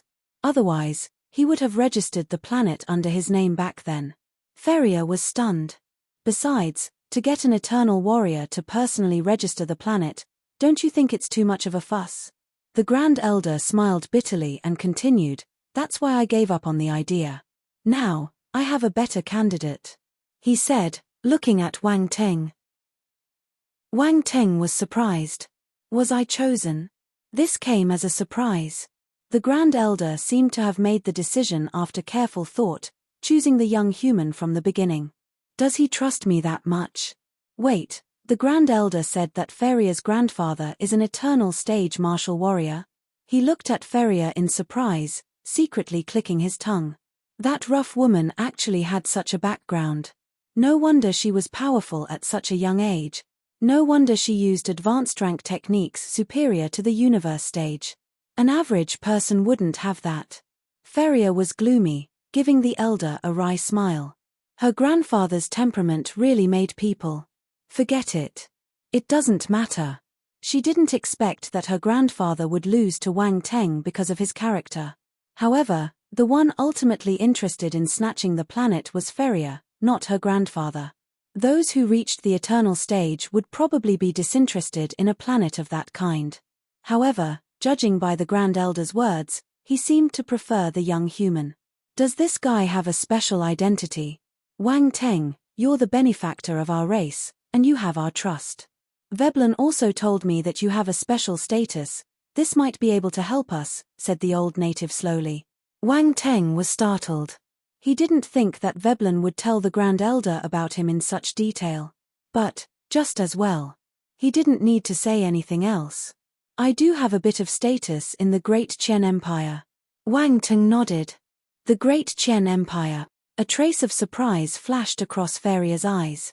This guy comes from the Great Qian Empire. A high-tier civilization. No matter the place, high-tier civilizations were massive. It was advisable not to provoke them. Even if they were compared to their clan, the Great Qian Empire wouldn't be much weaker. However, nothing much when compared to Feria's grandfather.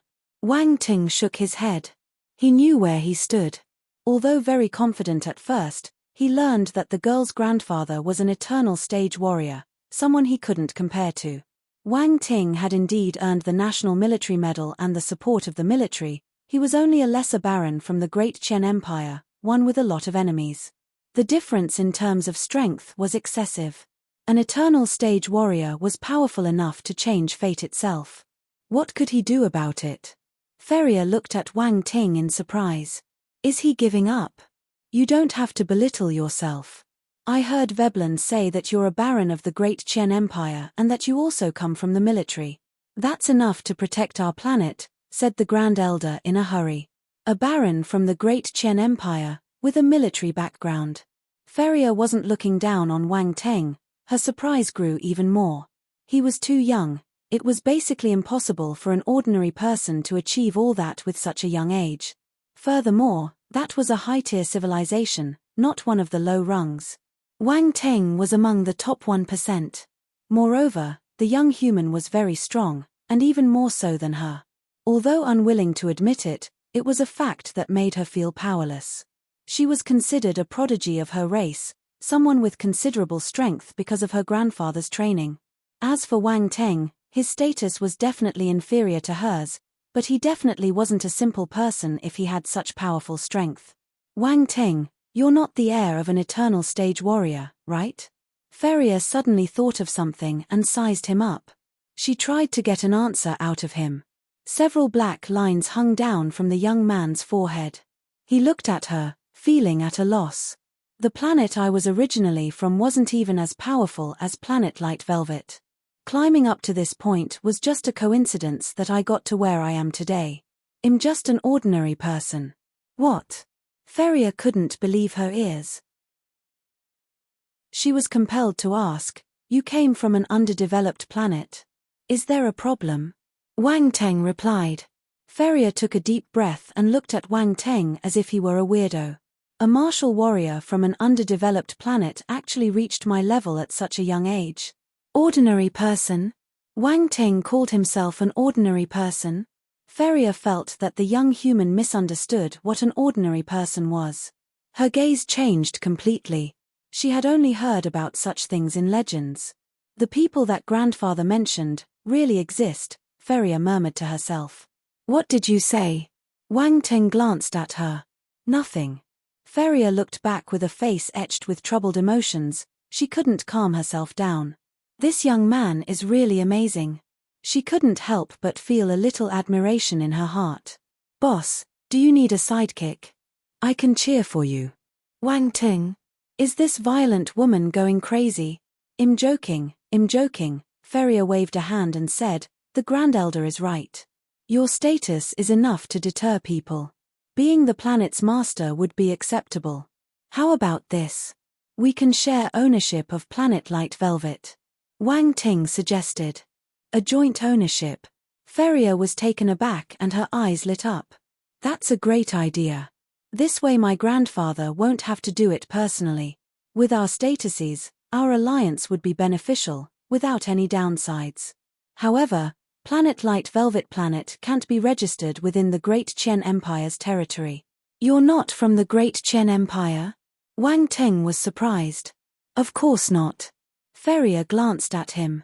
Wang Ting frowned and asked, what should we do then? We can register it in the Pan-Cosmic Alliance, Feria replied. The Pan-Cosmic Alliance? Wang Ting was stunned. The foreign name confused him a little. Roundball explained, it's a huge alliance comprised of various independent forces and families. It's not complete, but it looks whole. You can think of it as a semi-loose alliance. Chapter 1429 Having Friends Made Things Easier. Register Planet Light Velvet. 1. The Pan-Cosmic Alliance. There's such a thing. Wang Ting was amazed. Although Roundball said that the organization was of a semi-loose nature, he could imagine how vast and powerful it was. Also, based on Feria's tone, it was easy to guess that her family was affiliated. A family with an eternal stage warrior attested to the might of the Pan-Cosmic Alliance's power. Roundball smiled and said, well, as I've said, the universe is huge and full of surprises. What you see is just the tip of the iceberg. Wang Ting nodded, realizing he had a long path ahead of him. In that case, let's go and register with the Pan-Cosmic Alliance, he said to Feria. She looked at him strangely. Based on his reaction, he didn't seem to know much about the alliance before. It wasn't strange, though, since he emerged from an underdeveloped planet. The odd thing was, the confusion in his eyes disappeared after a moment of absent-mindedness, now seemingly in the know. The change was quick, but she did notice. Wang Ting became even more mysterious because of this. However, she didn't ask, merely nodding in agreement. Then, she turned to ask the Grand Elder, Grand Elder, what do you think? It'll be great if the two of you can oversee the planet together. I have no objections, the old man replied with a smile. It's decided then. Wang Ting felt at ease after the furry senior agreed. He wanted to cooperate with Feria because there was an eternal stage powerhouse in her family. Sometimes, doing things alone wasn't the best option.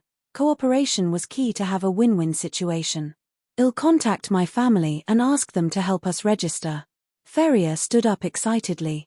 Her grandfather didn't really care about that planet, but she was of the conventional sort. Many of her kin would benefit after Planet Light Velvet was placed under her name. Her status would elevate, too. By then she wouldn't just be her grandfather's granddaughter anymore. She would be herself, Freya. She wanted to prove herself. Wang Ting smiled and shook his head as he looked at the girl. Then, he got up and said, Grand Elder, I'll head out to cultivate for a few days. I won't bother you anymore. He wanted to leave.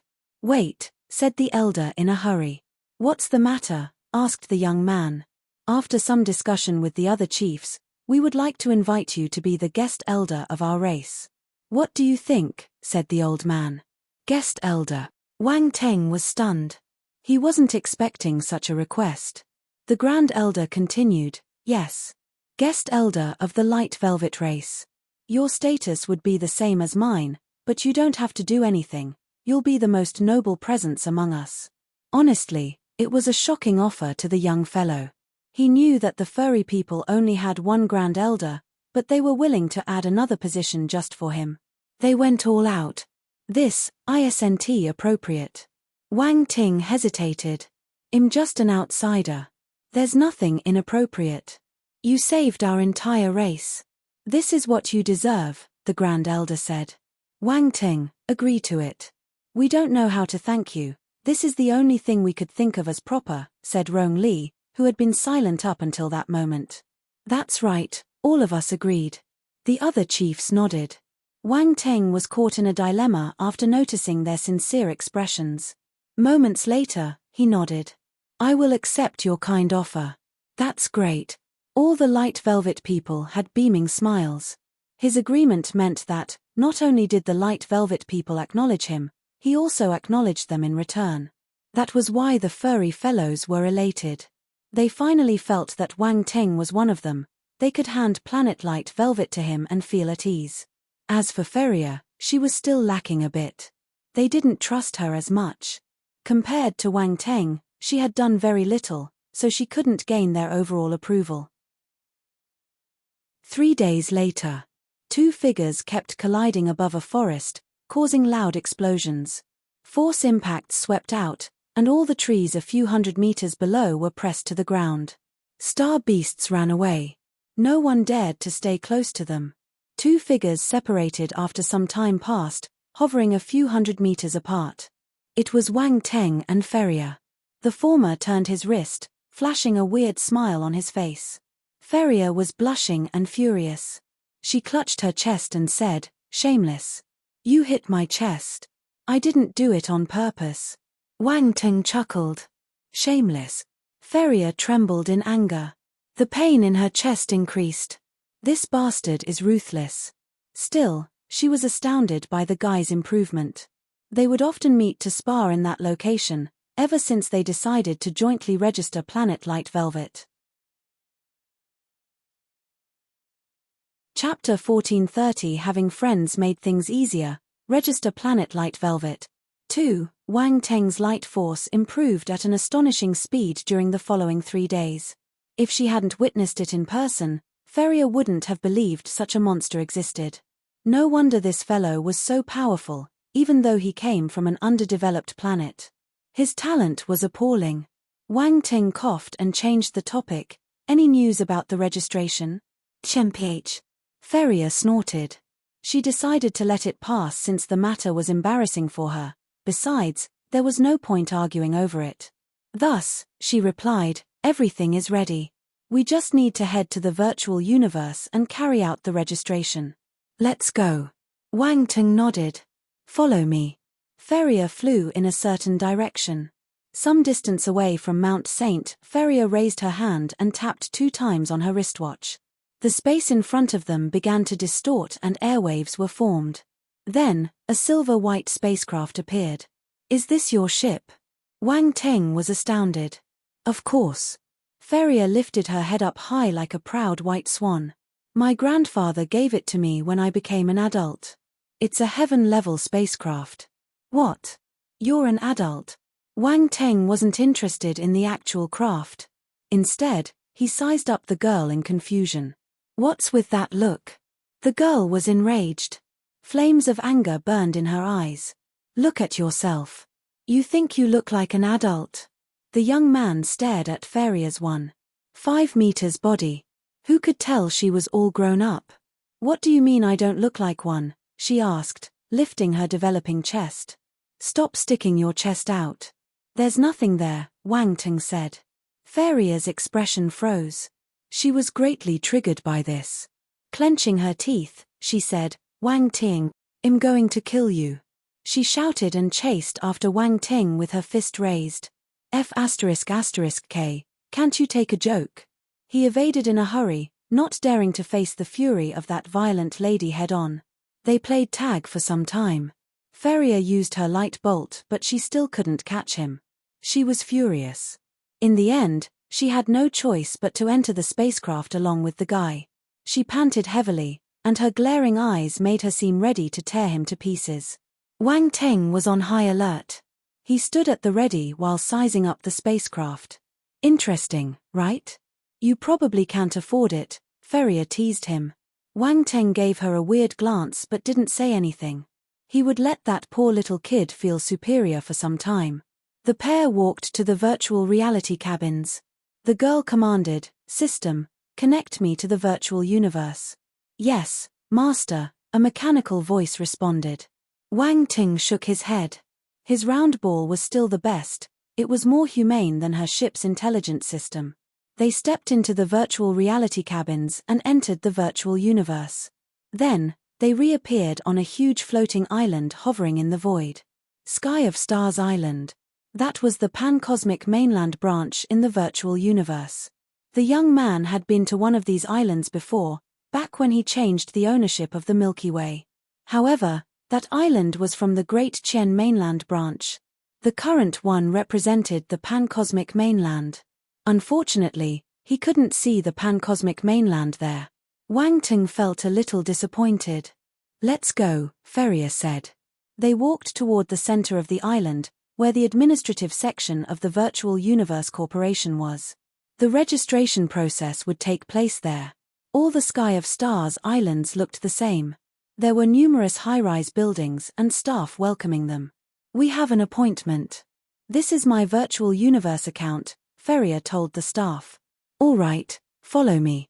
The person greeting them was stunned. Only extremely powerful people could make appointments with the Virtual Universe Corporation. Normal people didn't have such privileges. Two youths with an appointment, they had to have powerful backgrounds. The staff member acted more welcoming while introducing Ferrier's account. After checking, she raised a hand and guided them. "Please follow me. Our general manager is already waiting for you." Wang Teng was startled. It seemed that her family was indeed powerful.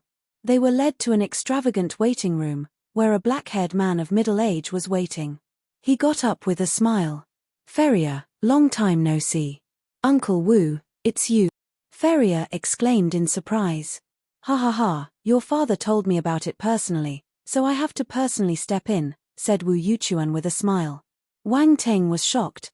That senior gave off a faint but strong aura. He was a universe stage martial warrior and a member of the Virtual Universe Corporation, yet he spoke in amiably terms with Ferrier. Mind you, the young hero was greeted by a Heaven stage manager when he went there to change the Milky Way's ownership. This time, they were greeted by a universe stage martial warrior. Based on what he overheard, their relationship was deep. How powerful was her family to have this capability? "Thank you, Uncle Wu," Ferrier said gratefully. Having friends made things easier. Their registration would probably go smoothly, having Wu Yuquan's help. Chapter 1431 Having friends made things easier. Register Planet Light Velvet. 3. One had to consider the registry paperwork. The review and auditing period of a newly discovered planet was very long. It would be troublesome if someone purposely delayed the process. "Why are you being so polite?" Wu Yuchuan waved a hand. His gaze shifted to look at Wang Ting. "This is..." Ferrier blinked and replied, "He's my friend. We found the planet together, so we want to make a joint registration." "Really?" Wu Yuchuan sized them up in astonishment. He smiled and said, "You made a friend during your trip." He was close to Ferrier's father, so he was also familiar with the girl. He watched her grow up and knew how proud and talented she was. This youth must have something special if he managed to become Ferrier's friend. "Uncle Wu, don't misunderstand. We're just normal friends." Ferrier glanced at Wang Ting contemptuously as she spoke. She wouldn't have said that he was her friend if they didn't have to go through the registration process in front of an elder. "This shameless bastard is not my friend." The young man noticed her gaze, but he didn't care. He simply smiled and introduced himself. "I'm Wang Teng. Nice to meet you." Being a member of the Virtual Universe Corporation, Wu Yuchuan had met numerous types of people in the past. Hence, he quickly picked up on their interactions but didn't make any comments. He smiled back and replied, "Have a seat. I'll help you with the registration." Wang Ting nodded and sat down on the exquisite sofa, made from who knows what material. "Ferrier, send me the planet coordinates," Wu Yuchuan said after sitting down. "All right." Ferrier nodded. She fiddled with her wristwatch. A star chart appeared in front of them, with Planet Light Velvet's location pinned down. "This is indeed a remote planet. You're quite lucky." Wu Yuchuan glanced at them and smiled. Yes, very lucky. Wang Teng and Ferrier exchanged glances. Wu Yuchuan made some movements on his device and said, "Enter your accounts. I'll register the planet for you." The two youths entered their accounts. Wang Teng, you're a baron of the Great Qian Empire and a colonel. You also have the National Military Medal and 2 galaxies under you, Wu Yuchuan exclaimed. This youth exceeded his expectations. Wang Teng nodded. He knew that the expert would learn of his identity the moment he entered his account, so he wasn't caught off guard. The virtual universe was trustworthy. They would never leak customer information. Colonel. Ferrier was shocked. So, that is your background in the Great Qian Empire and the military. Wow, a colonel. How did you do it? Did you go through the back door? Wait, you came from an underdeveloped planet, so you have no background to speak of. I was promoted because I fought a few wars and killed some dark apparitions, Wang Teng explained calmly. Really? Ferrier glanced at him curiously. She felt that things weren't as simple, so she asked, "What's this National Military Medal?" "It's an award given by the military," Wang Teng answered. "Not bad. They even gave you a medal," the girl said. "It's nothing," Wang Teng said. Wu Yuchuan stared at the young hero intently. Interesting. This youth said that the National Military Medal is nothing. He found the name of the planet and asked again seriously, "All right, let me ask you both for confirmation. Are you planning to make a joint registration for this planet, Light Velvet?" "Yes," both replied. A robotic voice was heard. "The notarization has been established. Your voices were recorded and the registration of Planet Light Velvet is complete. All proprietors have ownership, development rights, rulership." Wang Teng inspected his account and saw one more planet under his name. Planet Light Velvet Planet. However, it wasn't his alone. He shared ownership rights with Ferrier. The process was exceptionally smooth and fast, ending before Wang Teng could react. Indeed, having friends made things easier. He was fully aware that registering a planet was a long and complex matter, but everything proceeded quickly and smoothly with Ferrier's help. He gave himself a thumbs up. Pulling Ferrier in was the right move. Chapter 1432 The 7 Stellar Academies. Ferrier didn't delve as deep as Wu Yuchuan. She was overjoyed once the registry process was done, all smiles. She thanked the senior, "Uncle Wu, thank you. We couldn't have done it as quickly without your help." Wu Yuchuan smiled and waved a hand. "You're too polite. Your father is a close friend of mine, it was just a small matter." Ferrier chuckled. "We won't bother you any longer. Visit us so we can have a drink next time. I found a rare light element spiritual fruit on Planet Light Velvet suitable for winemaking. I think you'll like it." The senior's eyes lit up. Wine made from light spiritual fruits is a good thing. I will be looking forward to it. I'll contact you when it's done. Ferrier got up. "We'll be on our way now." Wang Ting also got up. "Senior, thank you for your help. You can find me if you ever need anything in the future." They were able to have that universe stage warriors help them because of Ferrier's family, but our hero felt obliged, since he received the same treatment. "No problem." Wu Yuchuan didn't belittle the offer after learning more of his identity. However, the senior didn't think he would need his help. The difference in their abilities was vast, and his status was high. He could do anything Wang Teng could.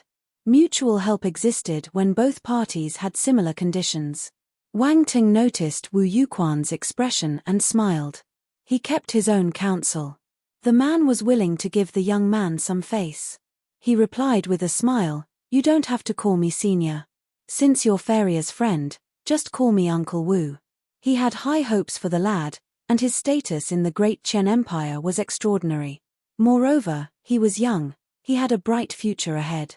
The current Wang Teng was probably not as important, but he had to pay attention to his future version. Ferrier glanced at Wu Yuchuan in surprise. The latter was using her as an excuse, but she knew that not everyone would receive such a treatment. Uncle and senior were just forms of address, but the difference was huge. This meant that Uncle Wu acknowledged him. Looks like his status is higher than I thought. Let me send you off. Wu Yuchuan got up. He was acting completely unlike a universe warrior should.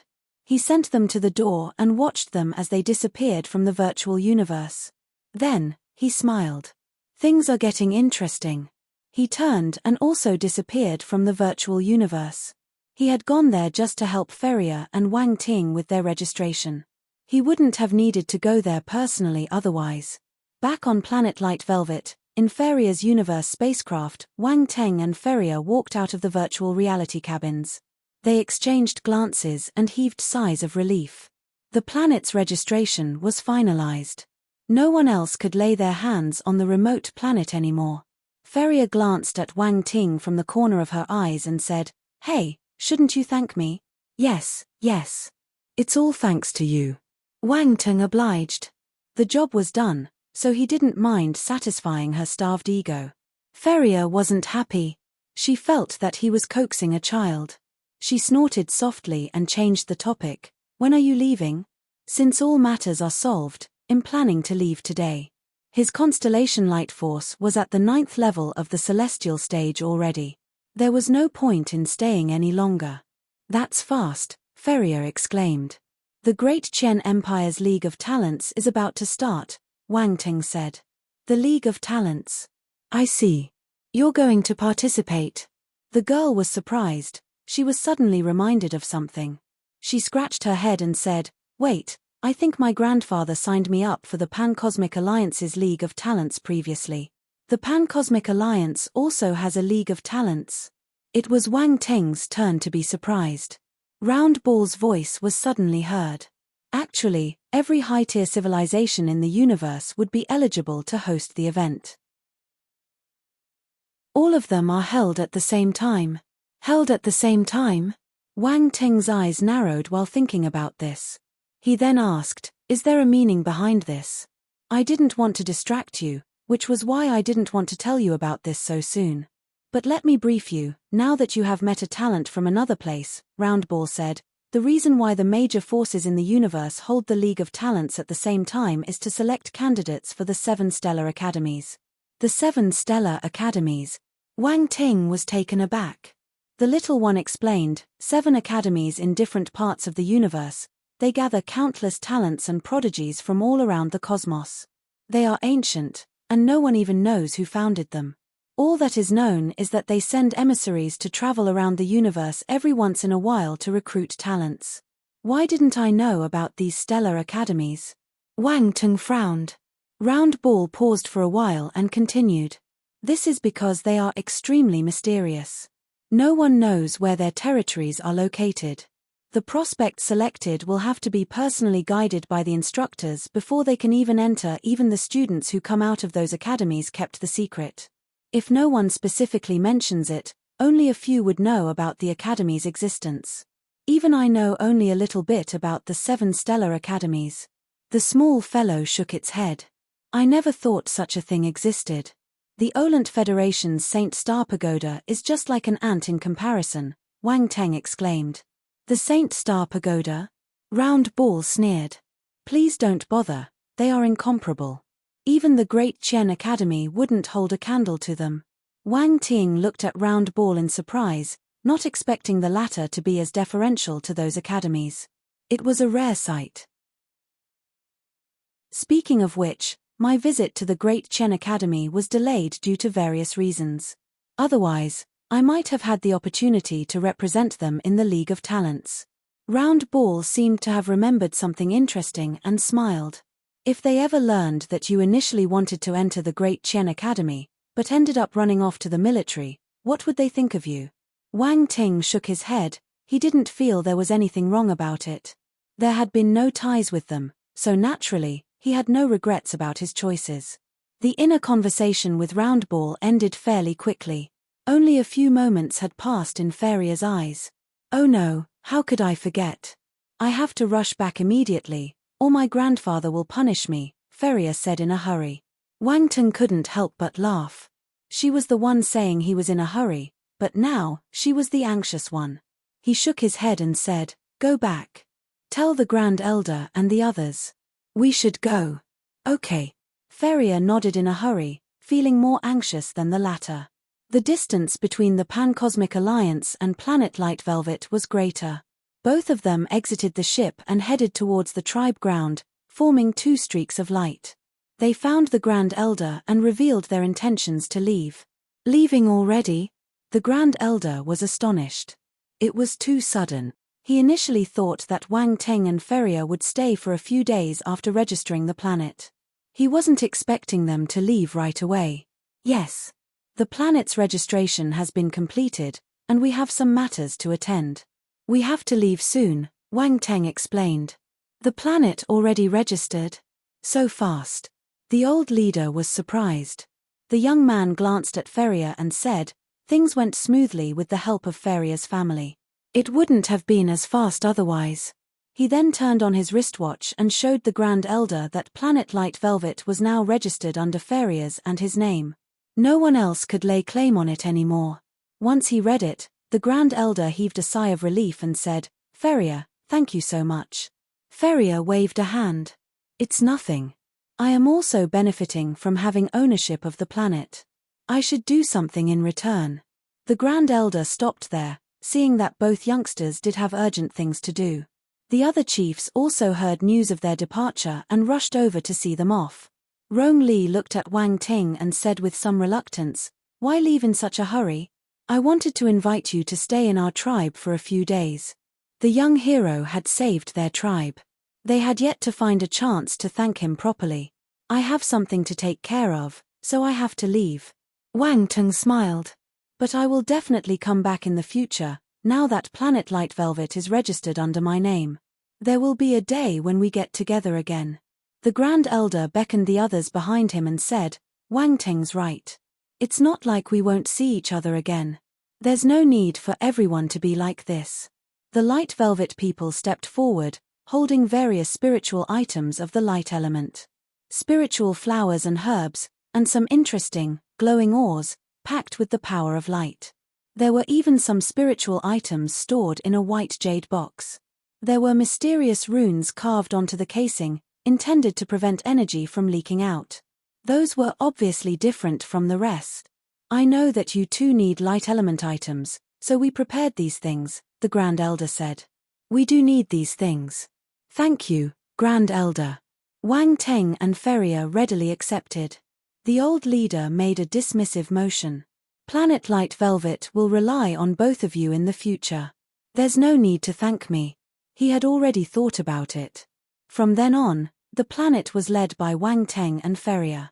Only then could they survive in the universe and develop in a better way. "Grand Elder, I will leave a Cosmos-level spacecraft for you. If there's anything, contact me via the ship's virtual reality cabin." Wang Ting had already made preparations, already teaching the natives how to use the craft and the virtual reality cabin a few days prior. A Cosmos-level spacecraft. Ferrier was a little stunned. Before she could react, the young hero waved a hand and the Cosmos-level ship appeared in the sky. The girl's eyes widened, as if she had just seen a ghost. "You have a high-capacity space ring?" she asked in astonishment. Wang Teng glanced at her and replied casually, "The space is not that large." The ship wasn't as massive. It was stored within the Flaming River's docking area, and the larger ship was stored in the Flaming River Ring, a legacy from the Flaming River Universe Lord. The ring was the legacy's greatest harvest. Not only did it contain various treasures left by the renowned Universe Lord, it was an item with a gigantic space, which allowed Wang Ting to always take the great ship with him. Ferrier thought that Wang Ting only had a space ring with enough room for the ship that just appeared. Even so, it was already large enough for her. She didn't have a ring with that much capacity. Not even a talent like her, raised by a powerful family, had a similar treasure, which showed how rare it was. Wang Ting could only act extravagantly using other people's legacies. What surprised her even more was his excessively generous nature. That was a Cosmos-level spacecraft, worth at least tens of billions of universe coins. He simply gave it to the Light Velvet people, just like that. Rich and powerful. Chapter 1433 I will be waiting for your arrival. 1. Ferrier glanced at Wang Ting with a strange expression, as a serious question surfaced in her mind: how much money does he have? Does a baron from the Great Qian Empire have that much money? She became more curious about him. Even before Planet Light Velvet was developed, he had already gifted them a Cosmos-level spacecraft, which was equivalent to an investment of tens of billions. This made her feel a little ashamed. She felt poor in comparison, and she obviously wasn't. If you leave this ship with us, what about you? The Grand Elder asked worriedly. That's right. Does this guy have other ships? Ferrier was taken aback, realizing she had underestimated him. I have another ship. It's the one I mainly use. This Cosmos ship is just a spare, Wang Teng explained. The Grand Elder nodded and put the matter to rest. Then, I wish you a smooth journey ahead. Wang Teng and Ferrier bid farewell to the Light Velvet people and left the planet. Out in space, the two vessels moved side by side.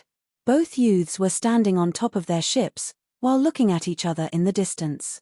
Wang Teng, don't rank too low in the League of Talents. I will laugh at you if you do, Ferrier said. You think too much, Wang Teng replied calmly. How about comparing who gets a higher ranking? Ferrier challenged. What's there to compare between different organizations? He shook his head. Why are you so boring? Ferrier rolled her eyes. The Great Qian Empire is not too different from the Pancosmic Alliance. The League's ranks aren't that different, either. Are you afraid? Afraid? I never knew how to spell the word, he said calmly.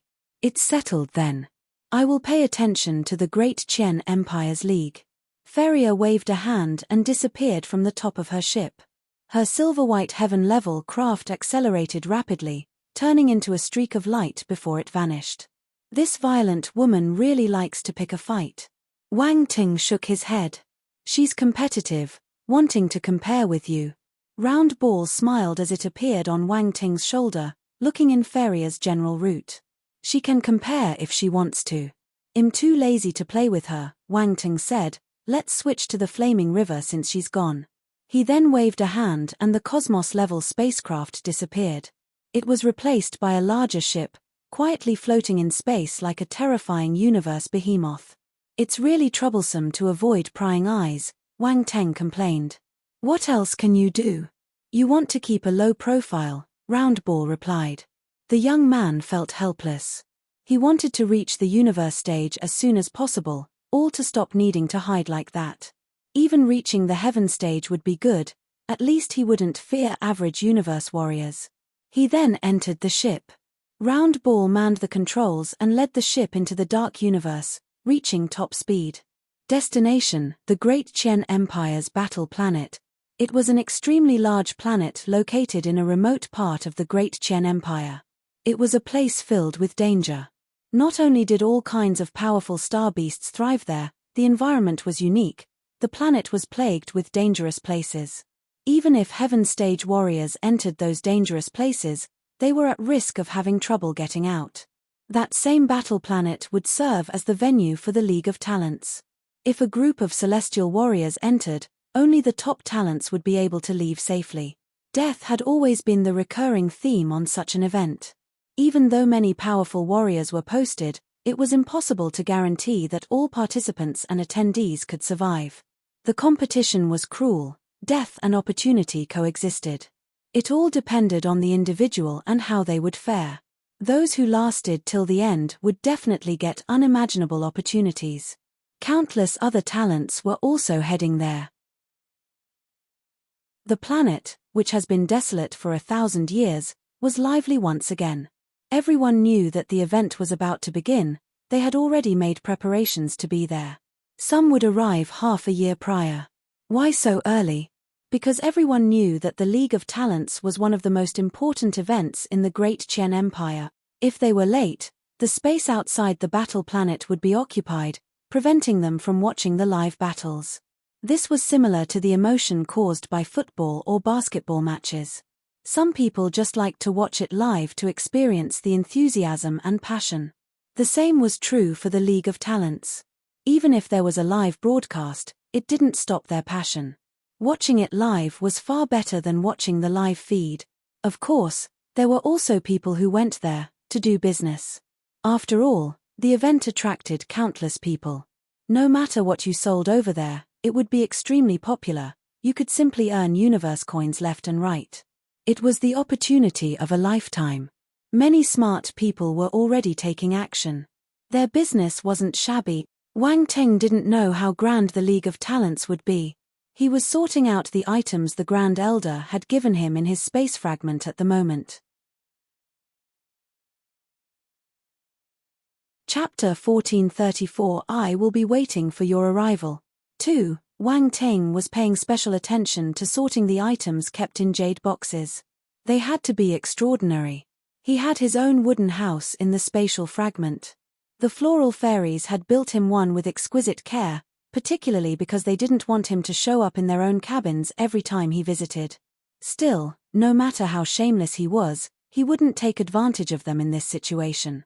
He felt the fairies were ordering him around because he was too kind. However, he forgave them since they built a place for him. He took a seat in the living room of the new house, which was adorned with a plate that read Master hanging outside. All the floral fairies were gathered there, too. Wow, what a thick concentration of light force, the fairies exclaimed.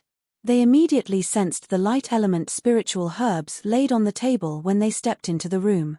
Catalpa hurriedly stopped the restless ladies and took the lead to greet their protector. Master. Wang Teng had to admit it felt amazing to be called master by the group of beautiful and dainty creatures. He felt good.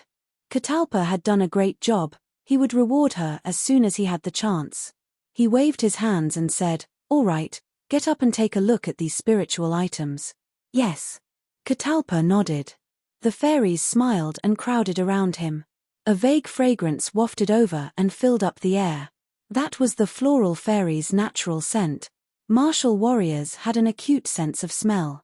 Wang Teng noticed that each of them had a particular aroma. "This is interesting. Master, where did you get these light element items?" Flower Angel asked curiously. The young man rubbed her head. The hair was very smooth. He put on a smile and replied, "I got it from a light element planet." "A light element planet," all the ladies exclaimed. Catalpa stared at Wang Ting in amazement. Their master had to be extremely lucky to have found such a place. "I own that planet now. A special race lives there. I'll take you there to play some other time," the young hero said. "Okay." Flower Angel's eyes shimmered. She clapped her hands happily, then asked out of curiosity, "What special race is it?" "Here, they look like this. They are furry." Wang Teng produced a virtual depiction of a light velvet native with his spiritual power. Girls loved furry stuffed toys. They couldn't resist them. To think he had betrayed the furry race just like that. Wow. As expected, the floral fairies fell in love with the light velvet people. Even Catalpa was tempted. She wanted to touch it. Flower Angel couldn't help but reach out, wanting to hug the furry fellow. However, it was just a hologram. Her hands passed through and she stumbled. Luckily, Flower Iris caught her in time. Wang Teng could only facepalm himself. He hurriedly dispersed the hologram and changed the topic. All right. What do you think? Can you grow these plants and flowers here?" "Oh, let's see." The floral fairies couldn't bear to part with the light velvet creature, but they quickly regained their composure after hearing the question. They examined the things on the table. "Yes, we can plant them." Catalpa nodded seriously after some time. "Good, you didn't disappoint me. I'll leave these in your care then," he said, feeling satisfied. Those were new additions to his garden. "However, we need to open a new spiritual field with dense light force inside," Catalpa added. "Of course. That's simple. Leave it to me," Wang Teng replied. He took out some light energy stones. They were great elements for setting up light element arrays. Then, he opened the jade boxes and looked inside. The young man's eyes lit up when he saw the content. Indeed, they are 10,000-year-old spiritual herbs. There were 9 of them in total, the same as the number used by the light velvet race in their sacrificial ceremony. Wang Teng scanned them. Each of them was different, with particular traits and purposes. Dan pills of Grandmaster level and above could be made with them. Their existence was a huge temptation for light element martial warriors. 10,000-year-old spiritual herbs. Catalpa's jaws dropped. Her eyes were wide as saucers. What planet did our master find?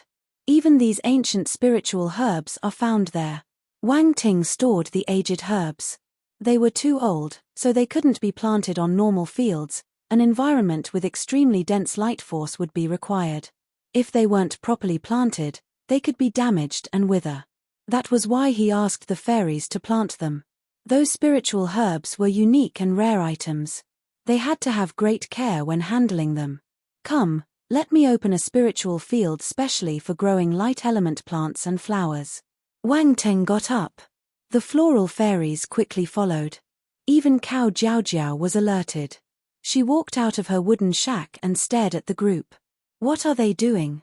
Wang Teng found an empty area in his space fragment and used his spiritual power to carve some runes, releasing many light energy stones in the process. The light element runes floated silently in the air, circling the human and emitting a white glow. More runes appeared as time passed, interconnecting to form a large circular array. Gather! Wang Teng shouted. The array produced a dazzling explosion of light, shining on the ground below. The ground shook, releasing a strange sound. Ring! The light array merged into the ground in the blink of an eye. A dense surge of light force seeped out from the array's area of influence.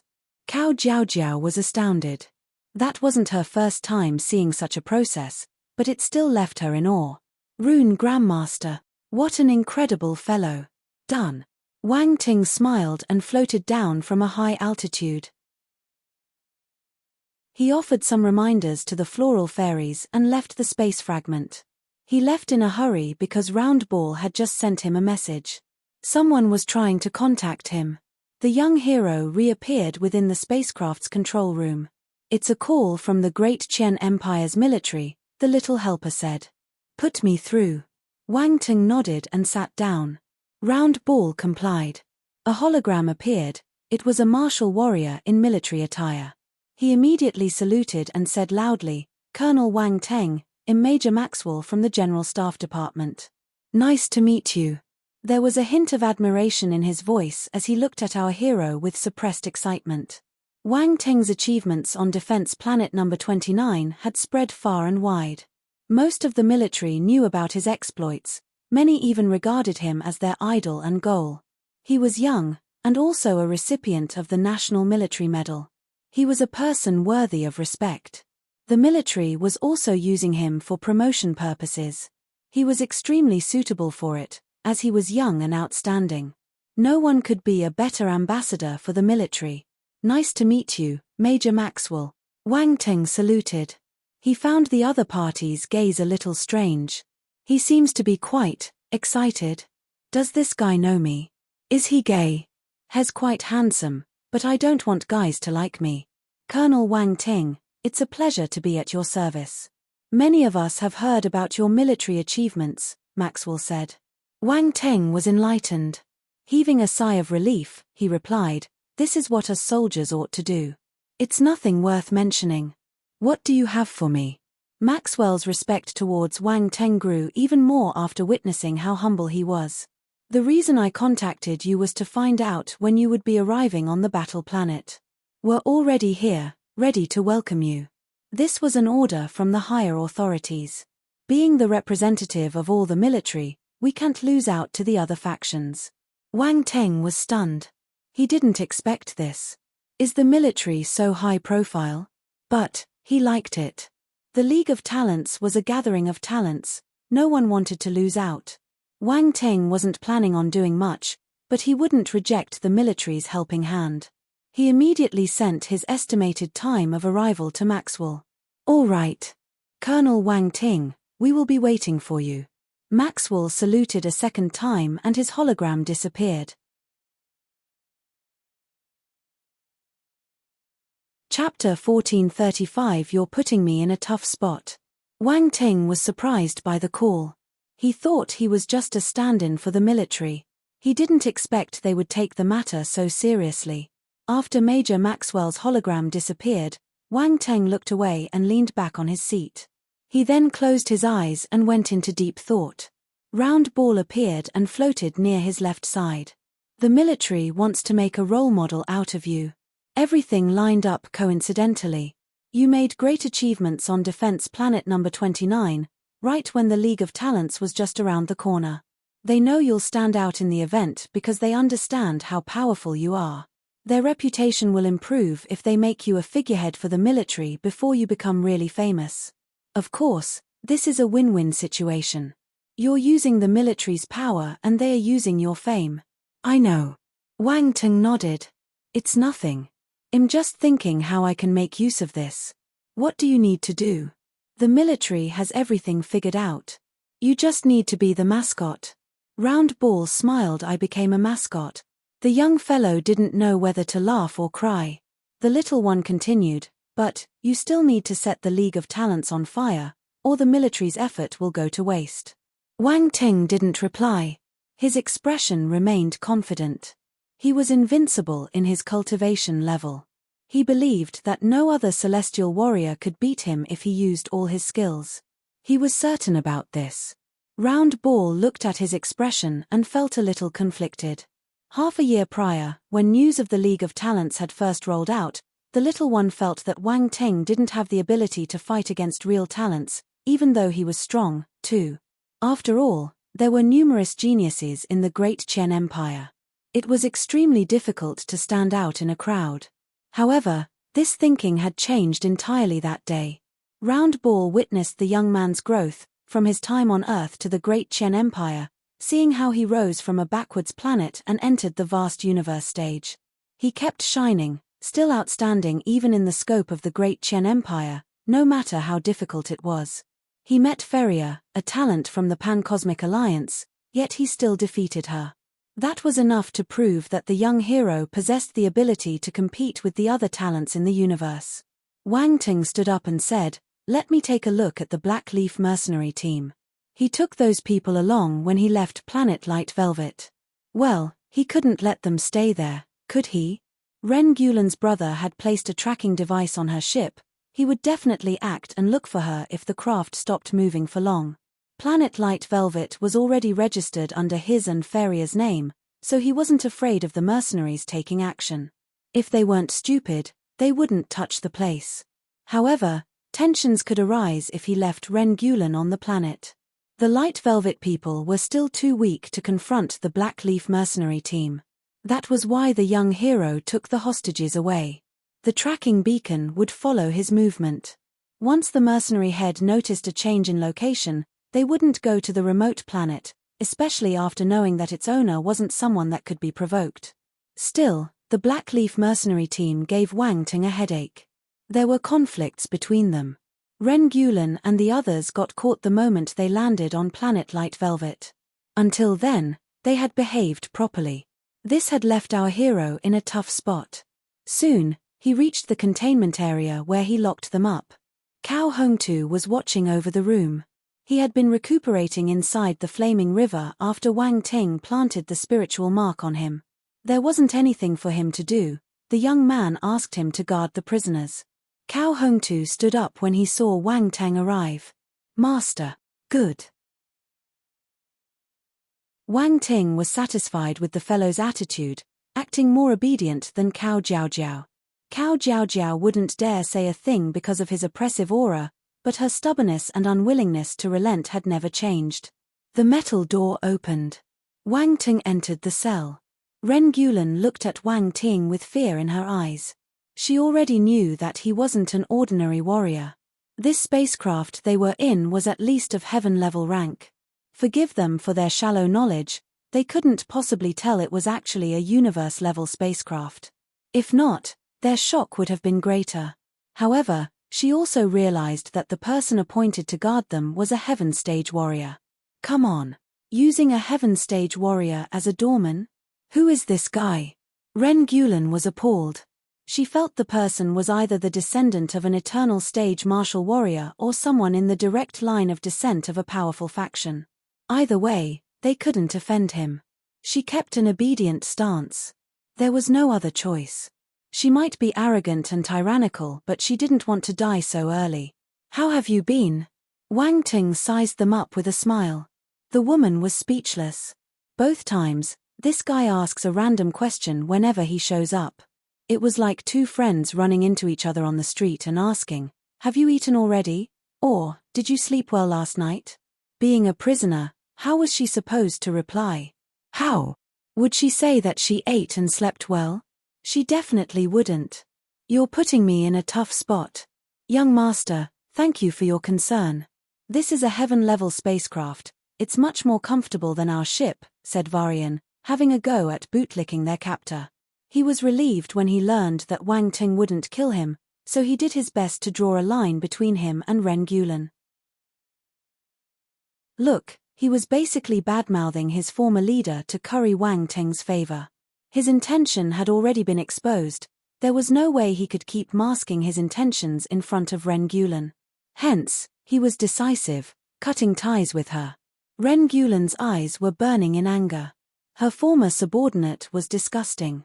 The fellow was timid and obedient in the past. He was completely different now. However, she didn't dare say anything in front of Wang Ting. "Young master." The young hero gave Varian a mysterious smile. This fellow was already treating him as his master before even being recognized as a slave. How thick-skinned. "You'll be my young master from now on. I'll be at your service without a single complaint." The sketchy fellow smiled. Ren Gulen couldn't help but warn, "You should be careful with this vile character. Who knows? You might be betrayed like me." "Well, you make sense." Wang Ting touched his chin and nodded. He seemed to be contemplating the situation. Varian's face turned green. "This stupid B***** spoiled my plan." He glared at her and said in a hurry, "Young master, don't listen to her. A genius like you can easily kill me if I show any signs of disloyalty. Besides, I would never dare." "You're right, it's easy for me to kill you." Wang Ting nodded. Varian didn't feel humiliated. Instead, he heaved a sigh of relief, but then heard Wang Ting continue, "However, I don't like accidents." Varian's heart skipped a beat and his face paled. "Am I going to get killed?" "So, I'll be putting a seal on you," said the young master to finish the sentence. "Seal? Please do it, I won't resist. You can put as many seals as you want." Varian didn't know what the seal was, but he readily agreed because he was eager to prove his loyalty. "I'm happy that you agree." Wang Ting smiled. His spiritual power flowed outward, forming a golden mark in the air. "Go." After the shout, the golden mark merged into Varian's forehead and entered his consciousness. It was then etched in his spirit. There was a burning pain in his spirit before the fellow could react. He let out a cry of agony. Ren Gulen was flabbergasted. A chill went up her spine. She thought that Wang Ting would be tricked by Varian, but in the end, the real monster was the young hero. Varian was just a clown. An ordinary person wouldn't have that strange and scary skill. The pain in Varian's consciousness lasted only a split second. His face was pale, cold sweat drenched his forehead as he stared at Wang Ting in shock. "Don't worry, it's just a small spiritual mark. You said that I could put as many seals as I wanted. Are you regretting it now?" Wang Ting asked calmly. "No." Varian wouldn't dare disobey. He knelt down and said, "I won't have any different thoughts on the matter." "That's good." Wang Ting nodded. He turned to Ren Gulen and asked, "Tell me, what should I do with you?" Ren Gulen took a step back in fright, face turning pale. She clenched her teeth and said, "I don't possess any threat to you. There are no grudges." But you might come to hate me for what I've done," Wang Ting said. "I'm not afraid of your Blackleaf mercenary team, but I don't like trouble." "I won't." Ren Gulen feared that the young man would implant a spiritual mark, so she shouted in a hurry, "I won't hate you for it. I would never dare. I still want to live." Silence. There wasn't a single sound in the room. Varian stared at her in astonishment. Is this the arrogant and despotic Ren Gulen? How could she be such a coward? Is this a clone? Wang Ting stared at the woman in surprise. He started to self-reflect. Am I that scary? I forced a proud young lady to say her innermost feelings. Ren Gulen blushed. She felt embarrassed when she realized what she had said, wishing she could bury herself in a hole. Damn it, I don't have the face to see anyone now. Wang Ting waved a hand and said, all right, I'll release you, but I won't let you leave. We'll see how you act first. Ren Gulen heaved a sigh of relief. Varian felt disappointed. He was the only one with a spiritual mark. He felt unconvinced, but wasn't brave enough to complain. Cao Hongtu, arrange a room for each one, Wang Ting ordered. Yes, the man walked in and replied with respect. The young hero turned and left. Please follow me, Cao Hongtu said to Ren Gulen and Varian. The pair was taken aback. The Heaven Stage warrior's attitude towards their captor was interesting. He treated the latter like as speaking to one's master. Varian blinked and asked carefully, Senior, what identity does our young master have? Don't ask what you shouldn't. Cao Hongtu replied coldly. Yes. It's my fault. The man with glasses jumped in fright, legs weakening once he felt the pressure coming from Cao Hongtu's body. Cold sweat appeared on his forehead. Since you've been marked, your life is in Master's hands. Don't nurture any other thoughts. Cao Hongtu walked to a room and opened the door. This is your room. Stay inside. Varian nodded and replied quickly, yes. The Heaven Stage warrior took the young lady to a different room. Ren Gulen hesitated but still asked in the end, Senior, do you know where we are going? Cao Hongtu glanced at her and replied, Battle Planet. The League of Talents. Ren Gulen was stunned. Then, it dawned on her. Is he going to participate? This is your room. Cao Hongtu turned and simply left. Ren Gulen sighed and walked into the room. She stayed inside obediently. Chapter 1436 Live Broadcast. Everyone is watching. Battle Planet. Numerous talents from the whole universe were gathered on the planet as the League of Talents drew near. Part of them were groomed by powerful factions. They were waiting to make a name for themselves in all of the cosmos. Some came from far, far away planets, bearing the hope of their races and wishing to reach fame in that competition. Others were exceptionally talented, taken in by powerful martial warriors as disciples. All of them hoped for people to remember their names. There were also the lucky ones who stumbled upon the opportunity. The great unknown was waiting for them. All the talents were highly confident. They arrived on the host planet with an indomitable will to press forward. Originating from all corners of the universe, the candidates radiated powerful auras, astounding the audience who traveled to witness the competition firsthand. The atmosphere was at an all-time high. As the largest enterprise of its kind, the Virtual Universe Corporation would not pass up on the chance. They would broadcast the whole event live. Anyone could have a chance to catch the live feed by entering the virtual universe. Yulon Galaxy, Yumming Planet. Back in Wang Teng's villa, the leader of martial arts, Old Han, Commander Hong, and a few others gathered to watch the light screen in front of them. They were ready for the live broadcasting of the competition. They knew about the Great Qian Empire's League of Talents. News about the unprecedented and grand event had long spread far and wide, eventually reaching their ears. They understood its significance. If anyone performed well during the event, their names would be known throughout the universe. Those talents could also become future universe stage warriors or even reach the eternal stage. Their attainments would be far beyond that of the countless average warriors. What honorable achievements they would be, just thinking about it was exciting. The leader of martial arts and the others wished they could participate. Being outstanding individuals on Earth, they were also smart and powerful. Furthermore, they were still under 100 years of age. They were extremely young, when compared to other races in which a 1,000-year-old person was common. Unfortunately, they only got in touch with the universal scope in less than half a year prior. Many had reached the last part of the planetary stage but had yet to advance to the celestial rank. They still couldn't participate in the League of Talents.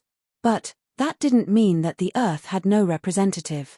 Wang Ting. They believed he had already reached the celestial stage and would participate in the event, given his talent. Without a doubt, joining in the fun was one of the reasons they were watching the live feed. After all, it was an unprecedented event they could not miss. The other, and most important reason was to watch the young hero. They wanted to see what results he would achieve in that competition. There are activities everywhere, the leader of martial arts exclaimed when he saw the image on screen. His name was Wu Xingyun. Few people knew his name. Most people only called him leader of martial arts on Earth, so he almost forgot his own name, too. However, he had to use his name to introduce himself in the universal scope. This is indeed a gathering of talents. I can feel their auras even through the screen, Old Han lamented. I wonder if little Wang can defeat them. That's right, those talents are scary. I heard that some of them are disciples of eternal stage warriors. Wang Ting's background can't compare, since he hails from Earth. Commander Hong sighed and shook his head. I wonder how He's doing, said Yu Xiuxian from the first university. Everyone went silent. All of them wondered the same thing, but no one got the answer. None of them managed to contact the boy for the past half a year.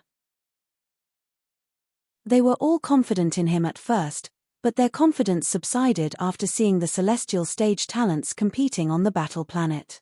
Could Wang Tung beat those people? Aside from Wu Xingyun and the rest from the seniors, many from the younger generations were present. The construction of the space array meant that martial warriors on Earth would have the chance to visit planet Yuming to cultivate.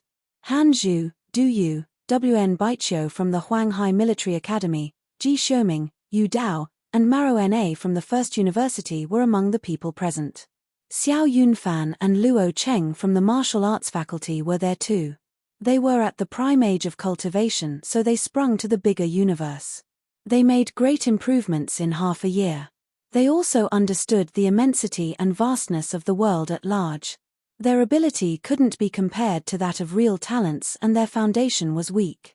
However, with the same foundation and background, Wang Tung managed to stand firm in the wider stage. They were astounded and amazed. They had the same starting line, but he had already gone much farther ahead. Somewhere in the universe, a small group of mercenaries was sitting in a cosmos-level spacecraft and roaming space. There were 3 celestial warriors and more than 10 planetary warriors in the team. It was a mixed group of young men and women. They looked slightly miserable. Their battle armors were bloodstained, and many of them were injured. They seemed to have gone through an intense battle. The team had just completed a mission on a remote planet and were recuperating at the moment. Quick, open the virtual network. The battle planet's live broadcast is already on, shouted one of the planetary warriors excitedly. Oh right, the League of Talents is starting. Everyone got excited. That was an event they aspired to participate in. They immediately opened the live broadcast. So powerful. Are they the talented participants? Scary. Their auras don't feel like what celestial warriors would have. Everyone commented left and right when they saw the people on screen. They stared at them with admiring eyes. If I ever have a chance to participate, I'll have bragging rights for life, even if I don't rank at all, said a celestial warrior while shaking his head. A planetary stage martial warrior asked curiously, Brother Xuefei, you're a celestial warrior. Why didn't you participate? Anyone who asked such a thing had to be a newbie. However, most of the planetary warriors were clueless, so they looked at the celestial warriors with equal curiosity. I'm only at the 5th level of the celestial stage. I can't defeat people of higher rank, so why participate? Xuefei gave a forced smile as he continued, the participation criteria is indeed the celestial stage, but all the people who do enter will be at the peak of the 9th level. It's an unspoken rule of sorts, all to prevent others from joining just to make the numbers. Really? What if a 5th level celestial warrior is extremely powerful? Someone asked. There might be such talents, Xuefei glanced at the person and continued, but they will be targeted. Let me ask you, if a 5th level guy showed up among a group of 9th level peers, what do you think would happen? They will definitely deal with the 5th level guy first. The person was enlightened. His face turned a little pale as he added, they would target the weaker first. That's right. All the 9th level participants will think this way. You need to have the skills, or you would only be looking for death, Xuefei said. Mitch, give me a few years and I'll reach the 9th level, said one of the celestial warriors, followed by a snort. That's right. Brother Isa, you're powerful. You even broke through to the 6th level during our mission. You'll definitely get there in a few more years, said a planetary warrior. Isa was a tall, brown-haired youth with an exceptional aura. He felt proud after hearing everyone's compliments. Then, his gaze landed on a planetary stage lady. The latter was wearing a silver-white battle armor that accentuated an elegant and slender figure. Her black hair was tied up in a ponytail, making her look clean and sharp. She could be considered attractive. However, her expression was cold and distant. There were runes carved on her battle armor. It was of planetary grade, but the quality was top-notch. The lady stood out among the group of young warriors. Good-looking and rich, all the men in the team liked her. Isa was also one of the admirers. None of the other guys would dare make a move while he was keeping a close eye. No one could beat him there. Unfortunately, the aloof lady kept her distance from the whole group. They were just friends, and no one could get any closer to her. She was indifferent to all. Isa had yet to gain her favor, too. Not once had she smiled at him. The lady was focused on the competition's live feed at the moment, different emotions showing in her eyes. She never looked at Isa. The latter frowned. He had never seen that expression on her face before. Isa, you have a chance. Unfortunately, we're just normal martial warriors without a background to speak of. The gap is huge, Xuefei lamented. Isa's arrogance faded when he was reminded of this. He furrowed his brow and a strong sense of unwillingness appeared in his eyes. Why? Why do I have to struggle so hard at the grassroots when the talents have all the resources and powerful backgrounds?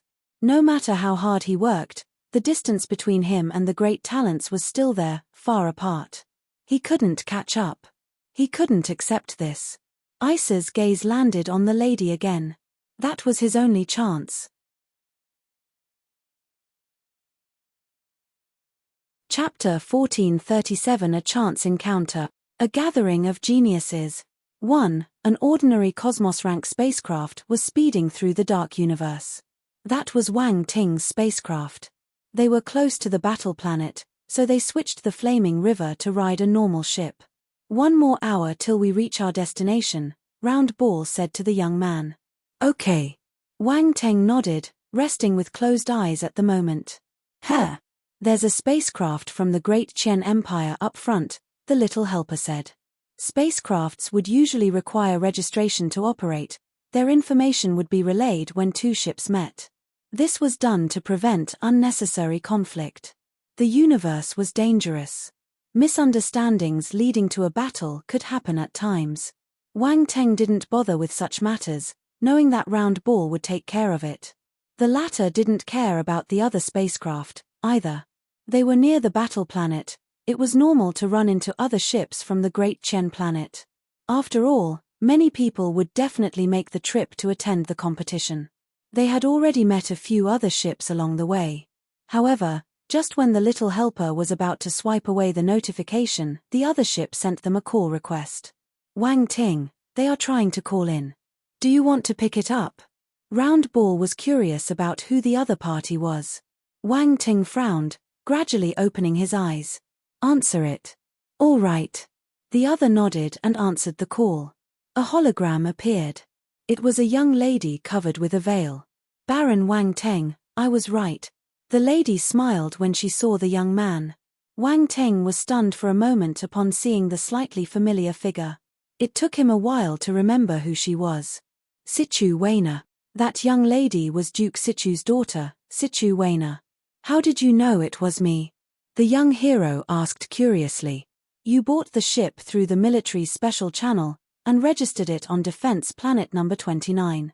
I guessed it was you. Sichu Weiner sounded proud of herself, even though her voice remained cold. Wang Teng was enlightened. He had indeed bought a few ships from the military to save money in the past. The lady was smart. She managed to guess his identity through those clues. Of course, she was lucky too. Are you heading to the battle planet? Wang Teng asked. Yes. She nodded while sizing him up.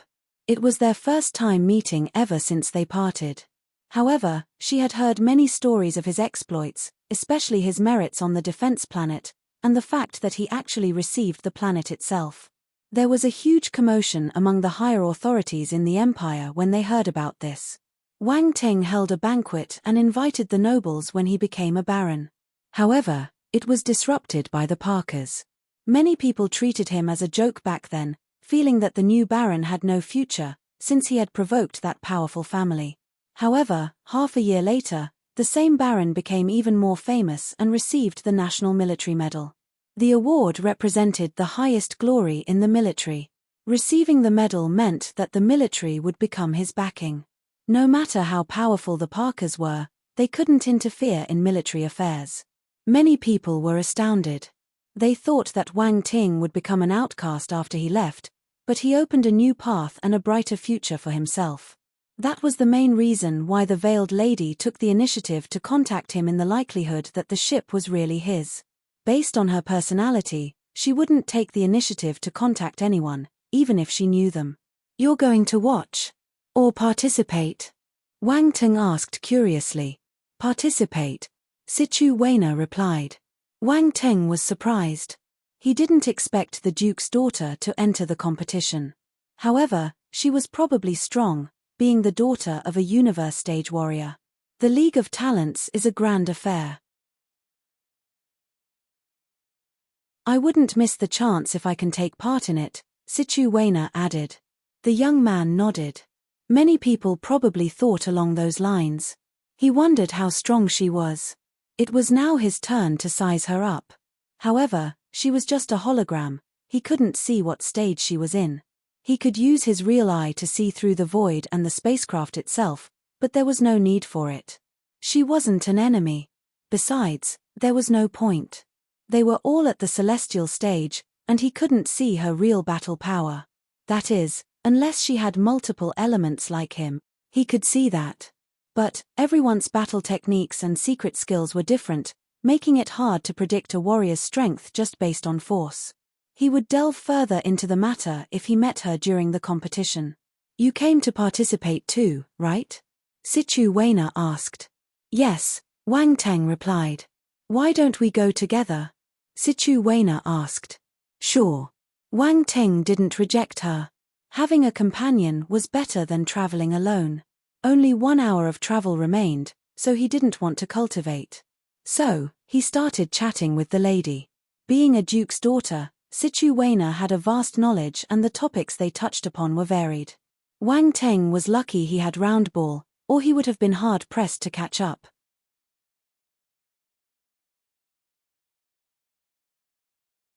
Chapter 1438 A Chance Encounter, A Genius Gathering. 2. The devouring nihility beast's memory was also helpful, as it was full of secret and mysterious information, so he took out a few tidbits of information to stun Situ Weiner. "Oh right, why didn't Duke Situ come with you?" Wang Teng suddenly remembered. "My father made the trip 2 days ago. I was out cultivating, so we didn't travel together," the lady said. "I see." Time passed quickly as they chatted. Their ships got closer and closer to the battle planet. A vast and black planet floated silently in the void. It was 1,000 times bigger than the Earth. It was hard to imagine that such a gigantic giant planet was a planet with countless living creatures. However, due to its special environment, it was unsuitable for normal warriors to survive. That was the main reason it was chosen as the venue for the League of Talents. Countless battlecrafts and universe spacecrafts were densely populating the surrounding space, creating a majestic scene. They belonged to all the people from the Great Qian Empire who went to watch the competition. A myriad of powerful universe fleets were docked in a circle, just outside the planet. The special symbols of the military were etched on those battleships. Sharp. Stern. It was obviously part of the Great Qian Empire's military fleet. They were there to maintain order during the League of Talents and protect the talented martial warriors. Being the most powerful and just faction in the Empire, the matter would land in their hands. There are many talents from all the planetary sectors of the Empire. I saw many people walking into the participants' waiting area. There seems to be more than in previous years. Yeah, I just got here, and I've already seen a few hundred talents enter. They're not mere talents. Some are top performers of their planetary sectors. The League of Talents had yet to start, But the discussions were already heating up. The live broadcasting cameras were fixed on all the different talents, presenting each of their origins to the audience. That looks like Farina's from planet Nars. Someone saw him kill a powerful mid-tier star beast of the Imperial level. Oh my god, a celestial warrior killing a star beast of that level. That's equivalent to the Cosmos stage. Come on, it's normal for a real talent to kill beings of a higher stage. HMPH, Farina's. Feng Yushan, the talent from our Fengnan planet, fought with 2 Cosmos warriors on his own. Hes much stronger. What? A celestial warrior fought with 2 Cosmos fighters? Are you kidding? Kidding? Ask anyone. Who doesn't know about our Feng Yushan's achievements? How could I joke about this? Scary. That's what a real talent is. I must be a fake celestial warrior. There was a special platform in the virtual universe where the audience could talk with one another. They started arguing even before the competition started, especially triggered upon the arrival of the talents. The talents immediately became the center of attention. All of them possessed the ability to defeat enemies of a higher stage. In the eyes of a normal warrior, defeating foes of 1 or 2 levels above them was good enough. Fighting with beings a whole stage higher was unimaginable. Still, it seemed commonplace when it came to those talented warriors. All of them possessed the strength to deal with greater enemies. The formidable martial warriors were the sole onlookers who appeared indifferent upon seeing the young talents arrive. Only those who could beat contenders of a stage higher had a chance to stand out from the crowd. Anything else would be useless. Suddenly, a commotion started among the audience on the battle planet.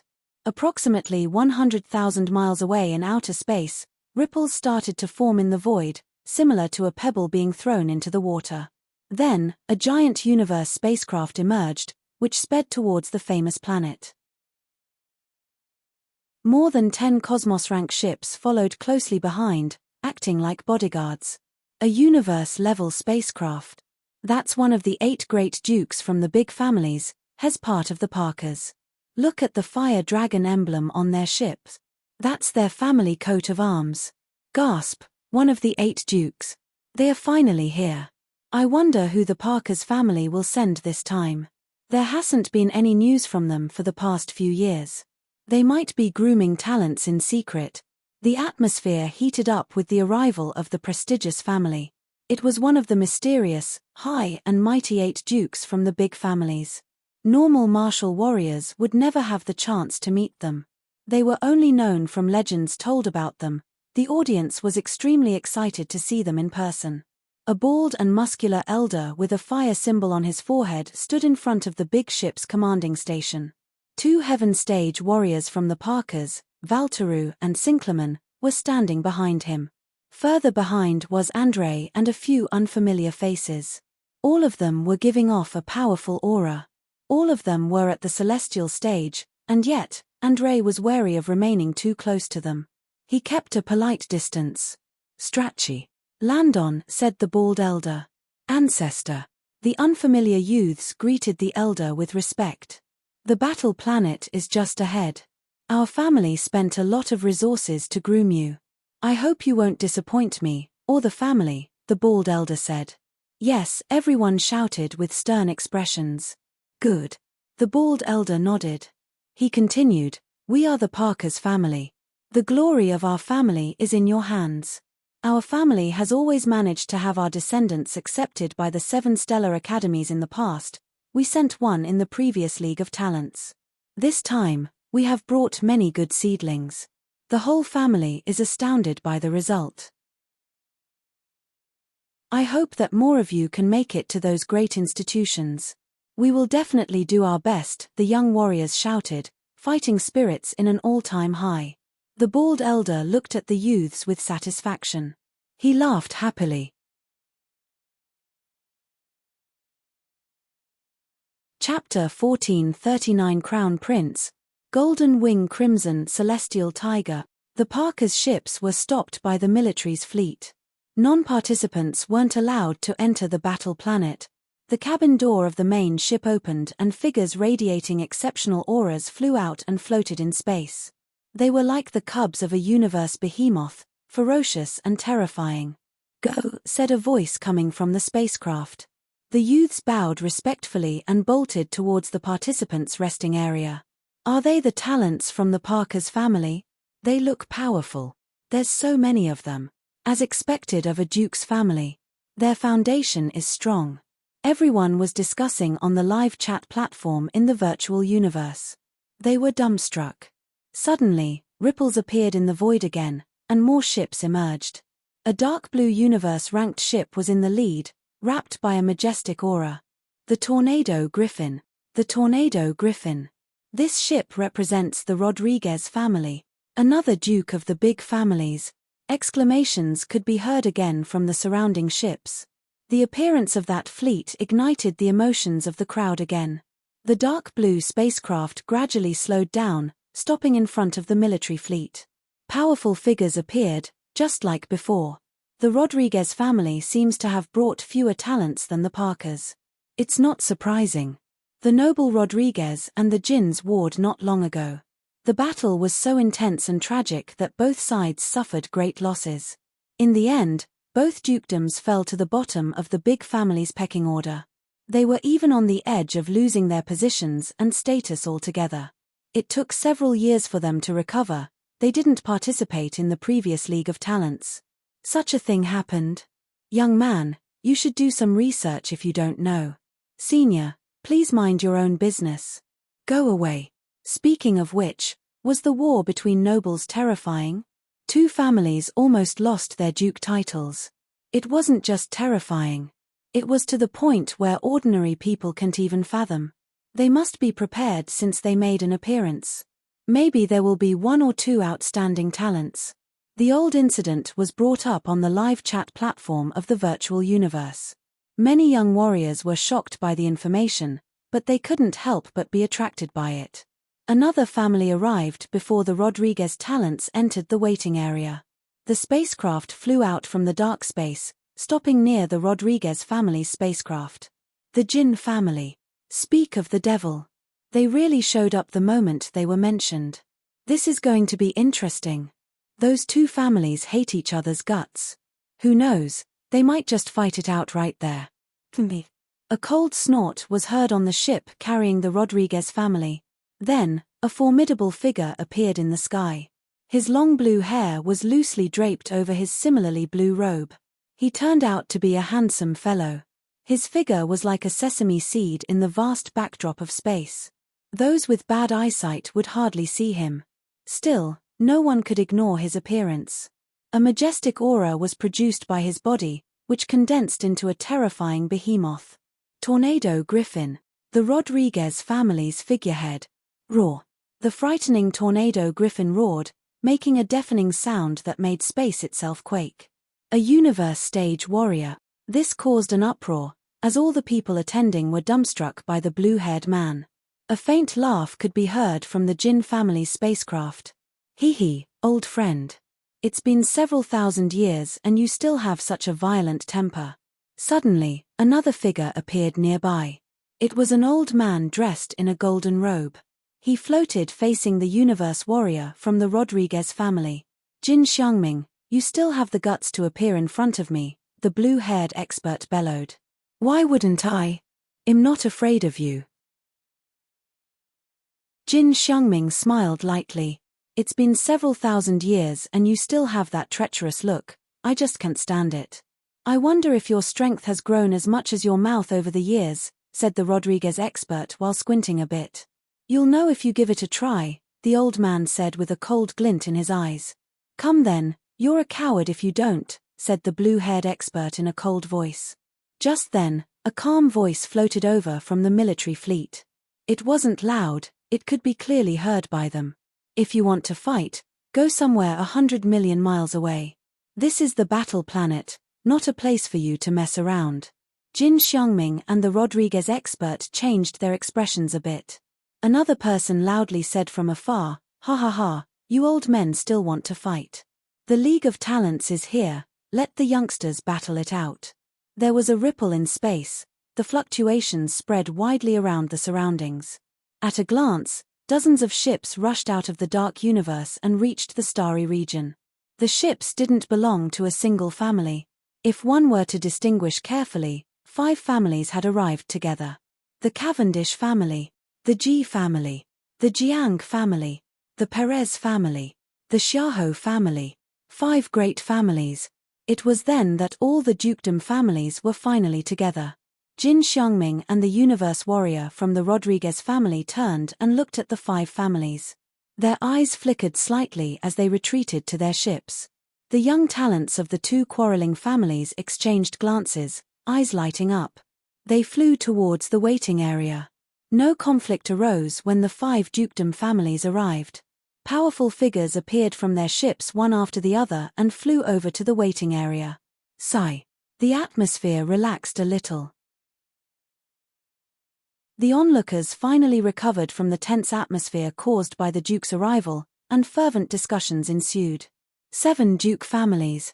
Oh my God, it's too scary. The Universe Warriors from their families made the trip over. This kind of atmosphere is simply suffocating. The Jins and the Rodriguez almost started to fight. Fortunately they were stopped in time. By the way, that fellow from the military was probably a powerful warrior. To actually overpower the auras of the 2 experts with his voice alone, an eternal stage warrior, Hes definitely at the eternal stage. It would have been impossible otherwise. That's right.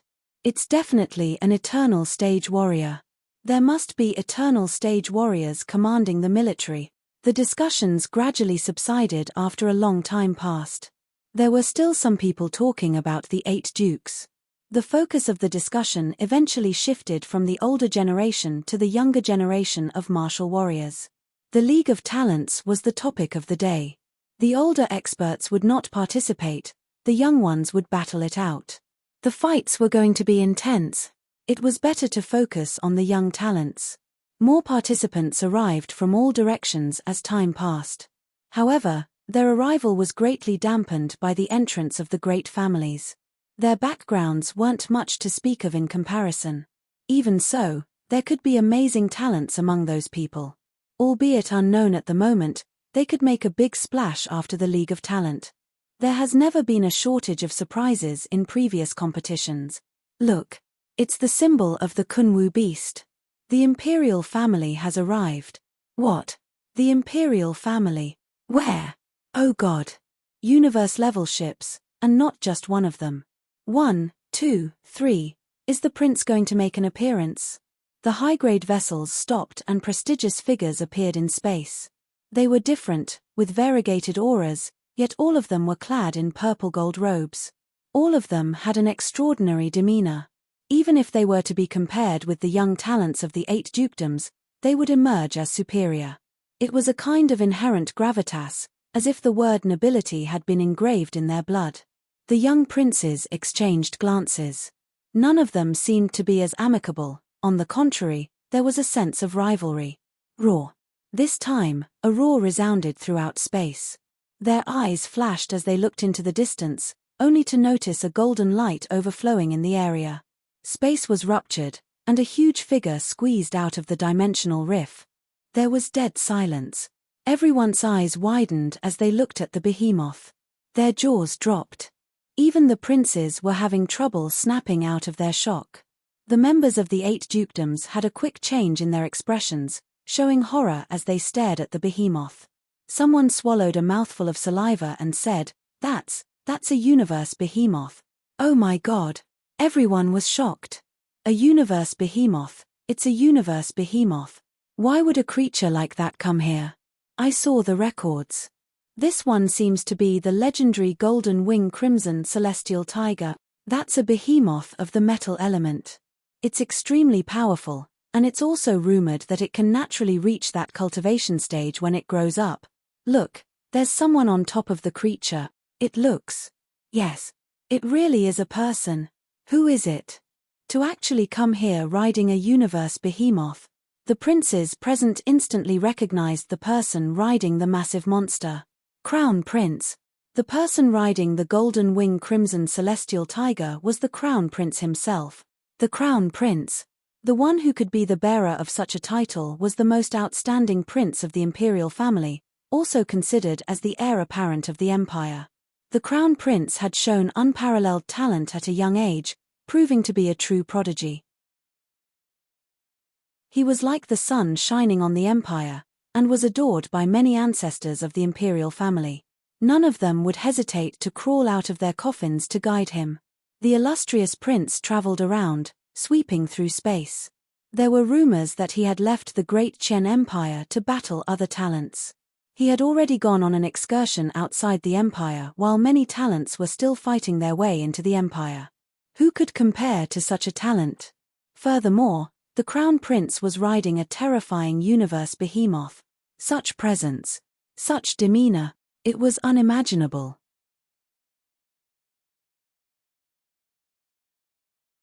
Chapter 1440 Someone's here to fetch me. The gigantic universe behemoth galloped in space and stepped out of the dimensional rift. Its wings hung down over the sky, shimmering in gold. However, the creature's fur was pitch black, with crimson patterns all around. It had muscular limbs and a long, thick tail. The savage-looking fangs protruded from a large mouth. Sharp and bright gaze. It was a majestic beast with an unbeatable aura. Many people were shocked by the beast's momentum, making them tremble. That was their first time seeing a real universe behemoth. Everyone was flabbergasted, stunned by the Crown Prince who chose to appear on top of the golden wing crimson celestial tiger. Even the 8 dukedom families and the other princes were taken aback. They were all at a loss. Roar. The great tiger opened its enormous mouth and roared in space. Then, under everyone's gazes, it quickly shrunk to the size of a normal star beast. The process took place in the blink of an eye. The Crown Prince remained stable on the back of the powerful creature. The high-ranking tiger strode forth, then turned into a ray of golden light, traveling thousands of miles in a split second. Everyone was finally able to see the Crown Prince's face. Black hair was fluttering behind his back. His face was extremely handsome, as if specially carved by heaven and earth. A certain glow around his face made his appearance a little blurry, heightening his exceptional and unparalleled aura, making him seem like an immortal. No wonder the ancestors from the imperial family said that the Crown Prince had the aura of a god. Such looks and talent would certainly make people think he was a real god. They were just rumors in the past, but all became true with his arrival. Not everyone could tame a universe behemoth. "Crown Prince," someone shouted. "Crown Prince! Crown Prince!"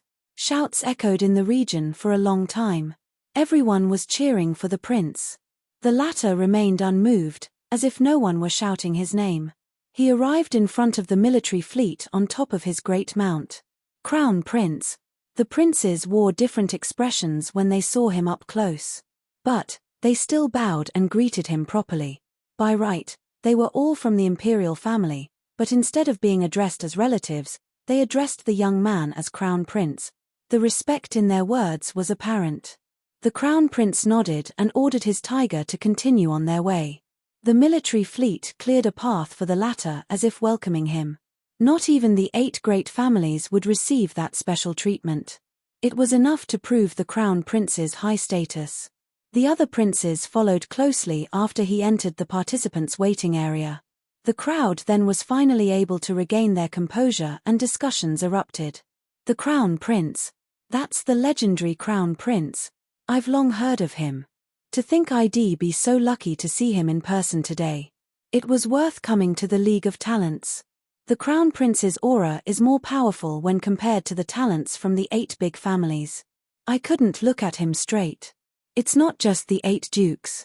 Didn't you see the other princes' expressions? None of them can compare. Those princes have exceptional auras, but the Crown Prince beats them all. No wonder the ancestors said he's like an immortal. Looks like the first place of this competition is basically his. Highly possible. The Crown Prince was able to tame the golden wing crimson celestial tiger. He must be extremely powerful. Who can compete with him? I haven't seen a martial warrior who can be his match." Different factions were furiously discussing on the live chat platform in the virtual universe, all the conversation veering toward the peerless Crown Prince. Even the other princes were cast aside. No one mentioned them anymore. On planet Yuming, Wu Xingyun and the others were astounded by what they saw on the live broadcast. The Crown Prince is amazing, Wu Xingyun commented. There are lots of talents in the universe. I never imagined such a person existed. Old Han shook his head. Taking the Crown Prince aside, the other talents from the 8 dukedoms and the princes are exceptional martial warriors. Ordinary fighters can't compare. One of the people present sighed. This League of Talents will be a fierce one. I thought that Wang Ting could shine even among all those participants, but I never expected them to be as powerful, Old Han said. I wonder how far up he can rise, Wu Xingyun said worriedly. Wu Xingyun and the others were greatly shocked. You could imagine the younger ones' reactions. They had never seen such talents before. At first they felt that they themselves were strong enough, only lagging behind due to a weaker foundation. However, they realized how naive they were to think that, once they saw the Crown Prince and the swath of experts from the Empire and the 8-bit families. Even if those talents of the universe had similar backgrounds, they too were outstanding too. However, that didn't mean that the youths on the Earth were weak. They could eventually become as powerful as the princes if they matured fully. However, that was yet to be seen. Back on the Celestial-ranked mercenary ship, both the Celestial and the planetary warriors were holding their breaths when they saw the Crown Prince appear. All of them were filled with admiration.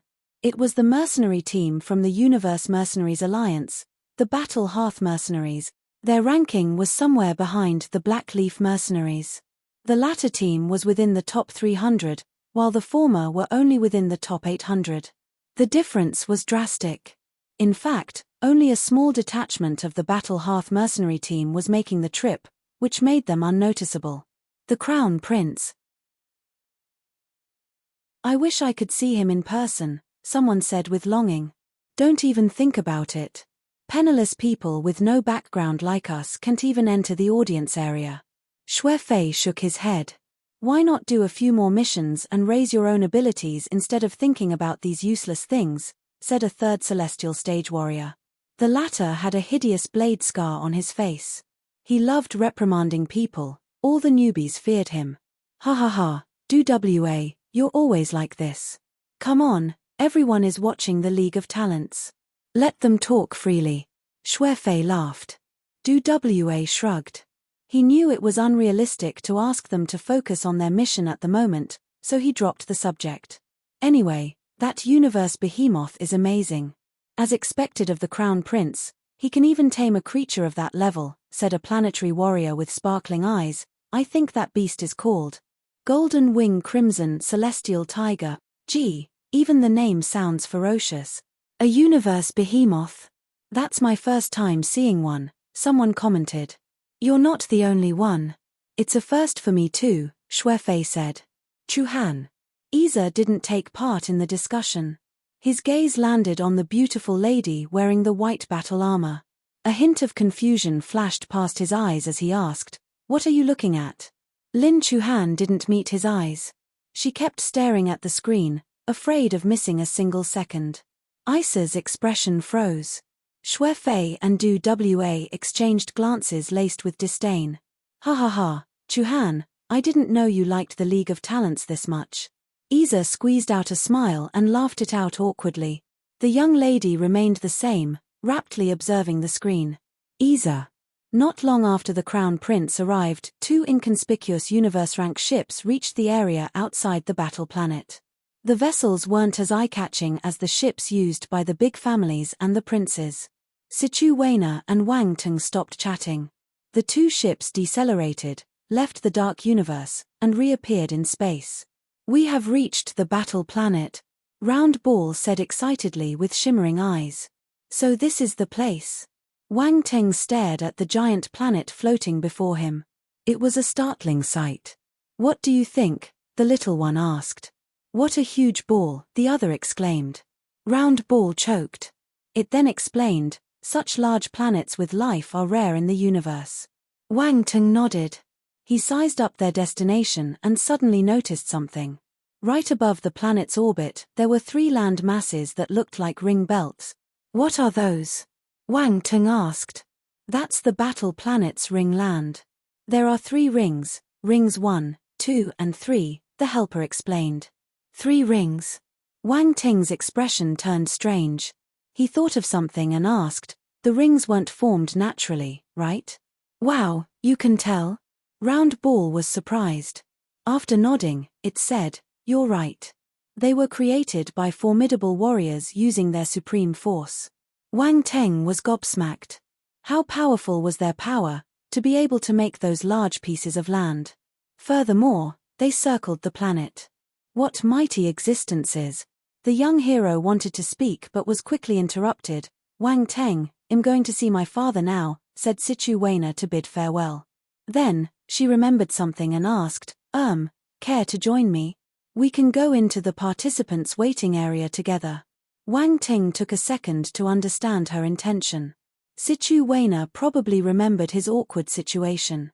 He had received a colonel rank in the military and was a recipient of the National Military Medal, but he was still just a baron. He had no fanfare to welcome him. More so, he had a grudge with the Parkers. People would look down on him if he made a shoddy appearance. Situ Weiner wanted to help him. Thank you. Wang Ting smiled and continued calmly, it's all right. Someone will be fetching me.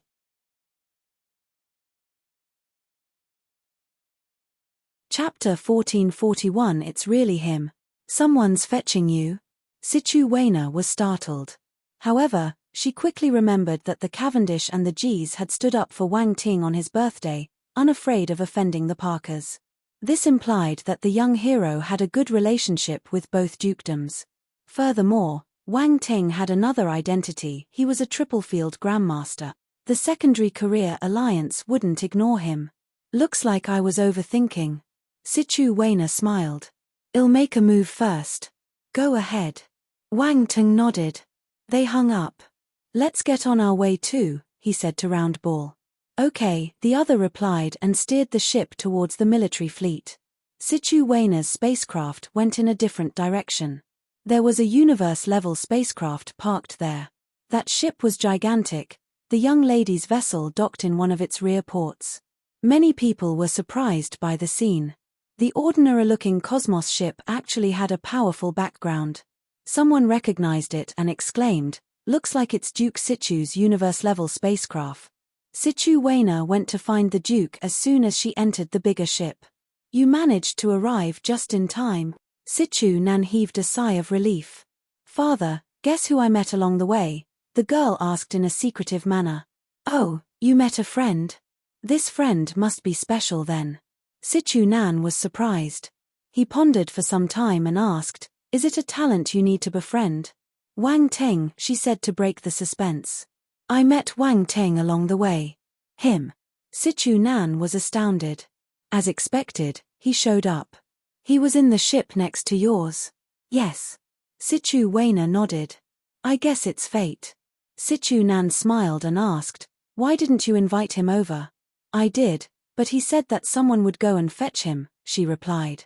Someone is. Well, he does have a wide network of friends. The Duke nodded, then looked at Wang Teng's spacecraft. Suddenly, he gasped. Situ Weiner noticed his reaction and looked over out of reflex through the panoramic simulation. Wang Ting headed straight to the military fleet and stopped right before them. Just then, multiple figures from the armed forces flew out and stood on top of their battleships. All of them were experts of the military. Several martial warriors emerged from every battlecraft, filling up the surrounding space. Silence. The region outside the battle planet was dead silent. All the noise disappeared. Everyone was dumbfounded. Situ Weiner jaws dropped under the veil. Situ Nan squinted ever so slightly. Were those the people who would fetch the boy? The same absurd thought appeared in both the Duke and his daughter as they exchanged looks. What happened? Why did these experts from the military fly out? The audience were taken aback and puzzled. Such a sight had never been witnessed ever since the military fleet arrived on the battle planet. The military experts never left their ships to appear in public.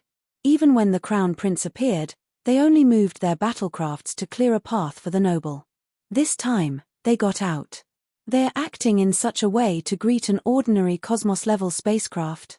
The incredible thought appeared in many people's minds. What is happening?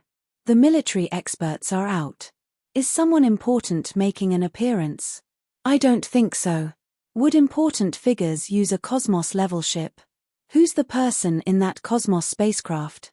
Many question marks appeared on the live chat platforms. Everyone was making guesses about the newcomer's identity, to make countless officers welcome him. The bald elder from the Parkers saw this and frowned. What's the military doing? Elder Furious Flaming, do you think he's inside that spacecraft? Valterus' heart pounded furiously. He had a bad feeling. Are you saying, the bald elder was the Furious Flaming Universe Lord who attacked Wang Ting on his birthday banquet? He thought of the same possibility and his expression changed. It can't be that bastard. Sinclairman didn't dare to believe it. He shook his head violently.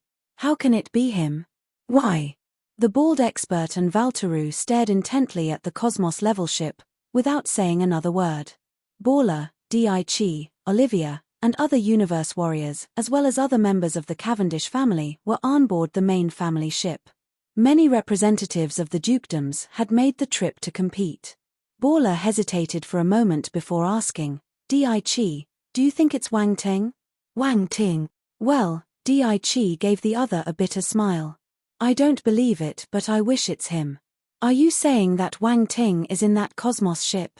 Olivia asked curiously. It's just a guess, Baller replied. A fair and smooth hand patted Olivia's head. This lady has been talking about Wang Ting all the time since she came back. I feel like seeing him in person.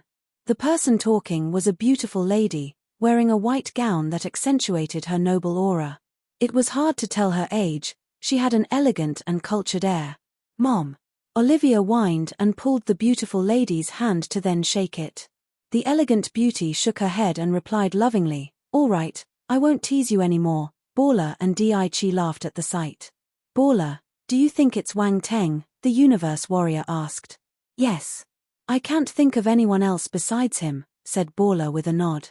I'm looking forward to it, the universe expert replied. Similar conversations occurred on the rest of the ships manned by people of the dukedoms. However, not everyone managed to guess who was traveling in that smaller ship. Simultaneously, in the participants' waiting area, all the talented warriors were attracted by the scene and looked over. The talents from the dukedoms and the princes stared at the region in space with bewilderment. Even the crown prince looked over curiously. Just then, the military fleet parted just like they had done for the crown prince. A long passageway was made in the midst of a densely packed fleet, leading straight to the center. There was a giant battle fortress docked in that place.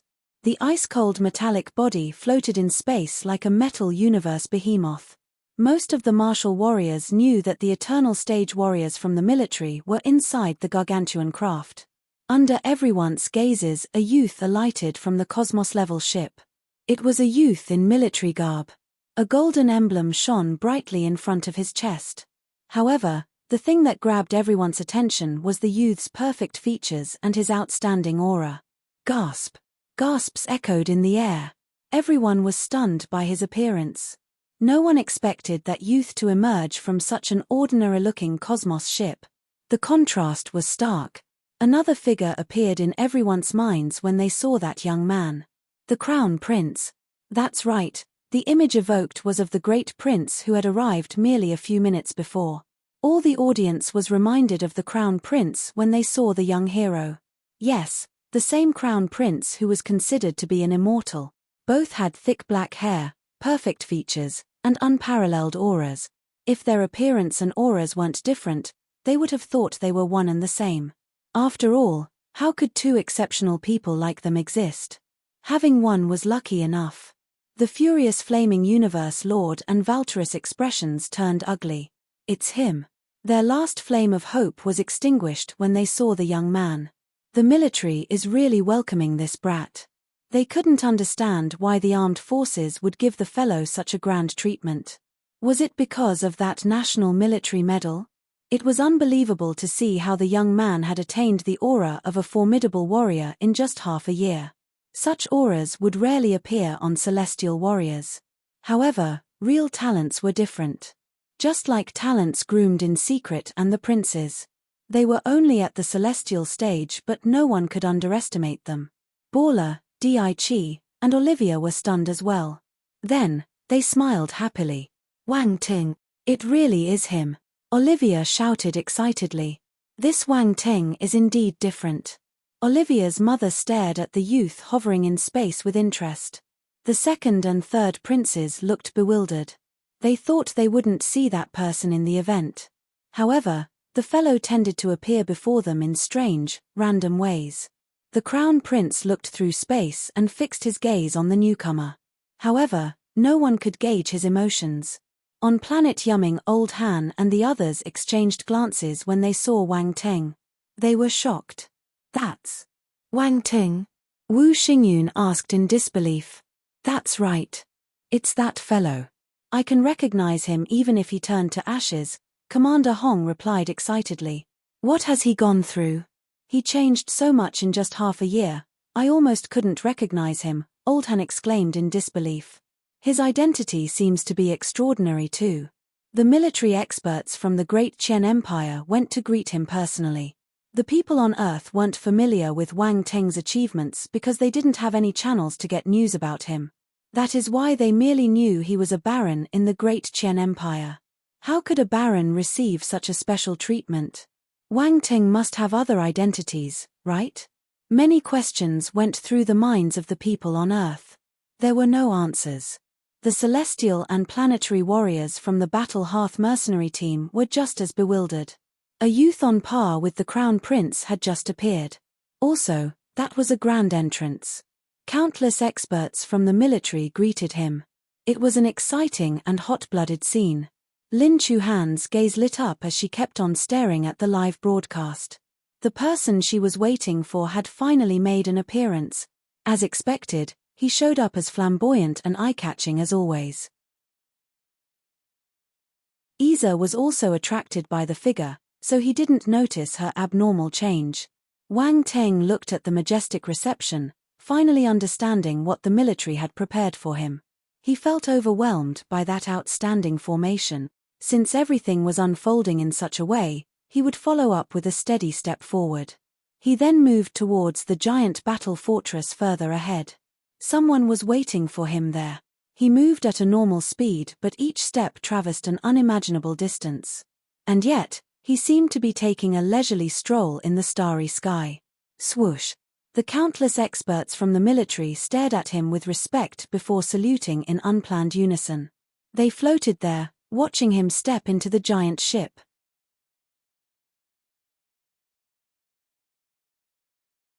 Chapter 1442 trending on number 2. Wang Ting disappeared from that space region, quick to arrive and quick to leave. Once he was gone, the military experts returned to their posts. The area returned to normal, making it seem that the recent commotion was just an illusion. Everyone felt dazed.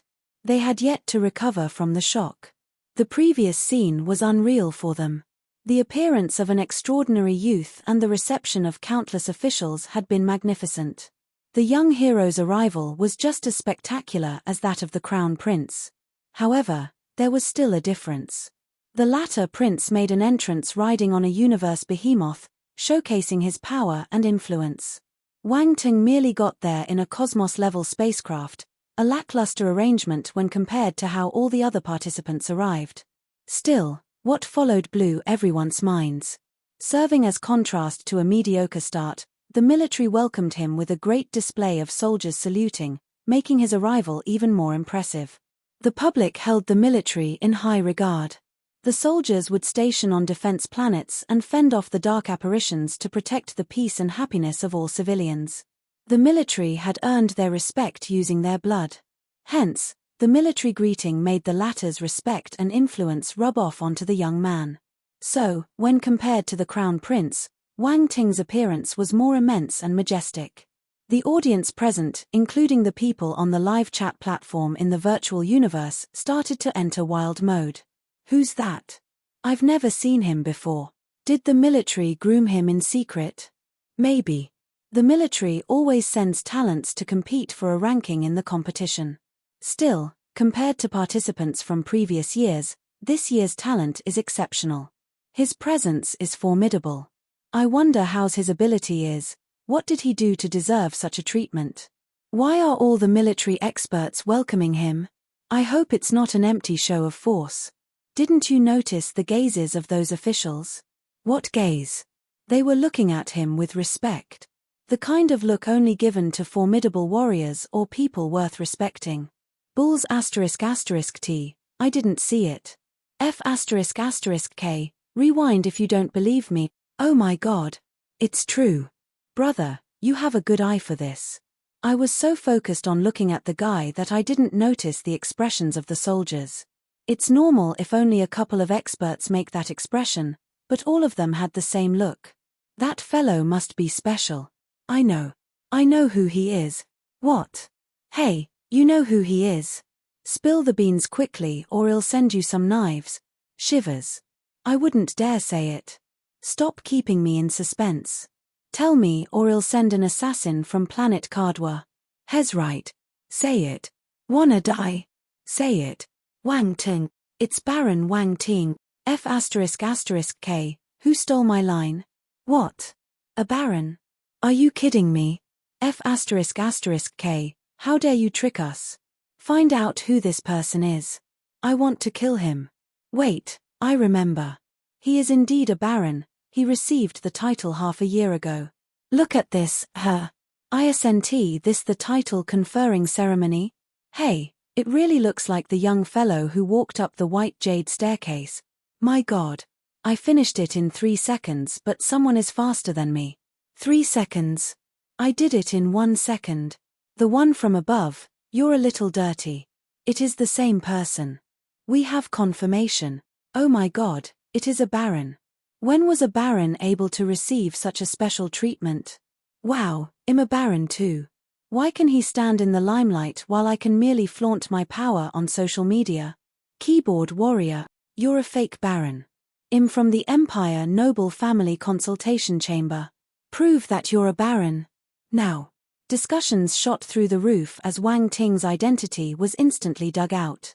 However, only a few people knew he had received the National Military Medal, as well as his military exploits. The military didn't release the news. Even so, he garnered a lot of attention, surpassing geniuses from the 8 dukedoms and the princes. He was almost trending as high as the Crown Prince. There was a ranking for popular candidates in the League of Talents. Wang Ting jumped to 2nd place in a flash, right below the clueless. The other princes and the talents from the dukedoms were below him in results. Then, there were the talents from the various planets. That was just the start. Their rankings would surely change based on the beginning of the competition. That was the prelude. That said, the Virtual Universe Corporation was great at creating hype, just like the networks on Earth did. They would publish a popularity ranking, which not only could increase the audience's enthusiasm, but also enhance their engagement. This would give the competition more exposure and publicity. Naturally, the company would benefit from the tactic. The traffic volume alone was scary enough. Furthermore, they were broadcasting outside the Great Qian Empire too. That was within their scope of operations. A company of such scale was terrifying. No wonder the Virtual Universe Corporation remained at the top all over the universe for so many years. Aside from the audience reacting, the participants were also stunned by Wang Ting's appearance. They happily discussed among themselves. They knew about the Crown Prince, so they weren't as surprised. However arrogant, none of those talents would belittle the young noble, though. The real surprise was the arrival of another talent comparable to the Crown Prince himself. He had no fame preceding him, which made them doubtful. Some of them even wondered how they could step on that talent from the military and soar to greater heights. The talents from the Parker's family looked grim. They had long heard of Wang Ting's name and knew what he looked like. Even before they made the trip over, the furious Flaming Universe Lord reminded them to be ruthless if they ever met the young man in the competition. He ordered them to kill him, no matter what. None of the family's talents would dare underestimate him, especially after sensing his exceptional aura. A tall and skinny bald youth frowned and whispered, "Brother Strachey, how strong do you think Wang Ting is?" "I can't tell. He's good at hiding his strength, and his aura was heightened by the military when they greeted him. That only counts as external force." Strachey's expression remained cold, his gaze arrogant. The fellow seemed a bit snobbish and haughty. "We can't tell, but the military won't support a weakling like that," said the tall, skinny bald youth. He understood the military well. "Landon, are you afraid?" Strachey glanced at the other. The skinny fellow smiled but didn't reply. In a different place, the princes were also discussing the matter. They were familiar with Wang Ting, and clearly knew about his background. They happily talked about him after regaining their composure. Of course, there were a few who seemed to be in a bad mood. It's okay for the crown prince to steal the limelight, but what's with this Wang Ting? How can a baron be compared to us? He even climbed on top of them. Some glanced at the third prince meaningfully. All the princes were mutually keeping tabs on everyone's moves. Many of them laughed at the third prince when he was humiliated by the young hero on defense planet number 29. He had sent his men to ask Wang Ting for a favor back then. Some had even felt that the latter was overestimating himself at the time, his future being practically destroyed after provoking a prince. Still, all the princes felt somewhat conflicted by seeing how the military held the fellow in such high regard. In all honesty, the third prince would probably be incapable of hampering the young hero anymore. Wang Ting was going to become a great power. He would reach the sky in a single leap if his ranking was good in the League of Talents and was accepted by one of the 7 stellar academies. The ancestor-level figures in the Great Qian Empire would need to add more importance to the fellow. A prince smiled and said, "Third brother, Wang Ting is quite amazing. This is the first time I've seen the military put so much effort into one talent." Little 5. The third prince glanced at his fifth peer calmly and replied, "Are you laughing at me too? What are you saying? I would never do that. I'm just speaking facts." The fifth prince smiled. "Speaking facts? I didn't know you had such a virtue," the third said. "Third brother, you don't pay much attention to me." The fifth prince kept on laughing. "I guess I should pay more attention to you then," the other said with a snort. The fifth prince squinted, as he was wary of the latter. He felt embarrassed since he recalled being the one who started the conversation. However, someone interjected before he could amend things. "Third brother, you should teach your men properly. They provoked Wang Ting because they were too haughty." The person talking was the second prince. His intent was not to lecture but to persuade. "Old 2, you don't have to worry about my men," the third prince replied indifferently. The second prince's gentle expression froze. He was gentle, but he didn't like people calling him old 2. In Chinese, old 2 can also mean the male's reproductive organ. The third prince had purposefully done so. He wanted to humiliate the other. As expected, the rest of the princes were fighting to suppress their laughter. They wanted to laugh but none dared to. The second prince took a deep breath and shook his head, dropping the matter altogether, since he didn't want to argue. The crown prince sat cross-legged at the side, ignoring all the conversations around him. The golden wing crimson celestial tiger snoozed right next to him, preventing others from approaching.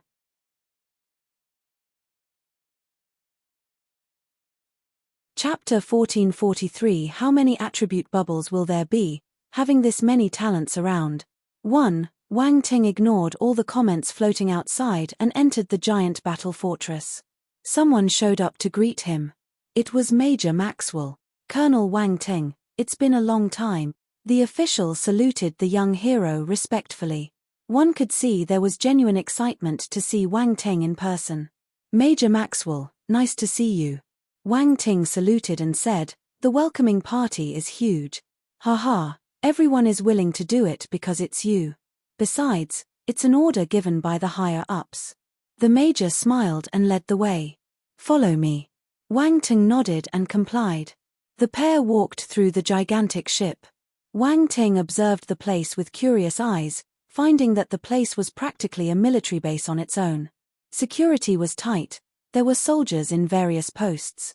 Fortunately, Maxwell was there to lead him and no one stopped them. If not, They would have wasted a lot of time just going over identity checks. Wang Teng didn't know that most of those martial experts recognized him. They would stop and salute if they met him along the way. Even without the major's help, he would have gone smoothly through the inspections by just using his name. We're here. The two of them finally reached the fortress control center. The major stopped in front of a large metal door. He knocked twice with light raps and a screen appeared to authenticate their identities. Then, the door was gradually opened. Colonel Wang Teng, please go in. General Fu Xinglan is already there waiting for you, Maxwell said. General Fu Xinglan. Wang Teng was startled, not expecting the general to be there. He nodded at Maxwell and entered the room. The place was a massive control room with many people bustling about. A familiar figure stood in front of a light screen. That was the eternal stage martial warrior, General Fu Xinglan, the person who awarded him with the National Military Medal back on Defense Planet number 29, General Fu Xinglan. Wang Teng saluted while the latter's back was toward him. You're here. General Fu Xinglan turned around and sized him up. He was surprised. You've gotten stronger since I last saw you. Wang Teng's heart skipped a beat. As expected of an eternal stage warrior. The general was able to notice his progress with a single look. He was shocked, but his face didn't show it. He said humbly, I was lucky. There's no luck on the martial arts path. Fu Xinglan shook his head. Your talent is good, he praised. You're too kind, said the young hero. Ha ha ha, Fu Xinglan is full of praise for you. Peals of laughter were heard next to them. Wang Ting quickly turned, clearly astonished. He didn't realize who the two figures standing close to the general were. The pair of experts were perfectly merged into their surroundings, as if they didn't exist. Wang Ting wouldn't have noticed them if they hadn't spoken. Two eternal stage warriors. Wang Ting squinted. He could not believe it.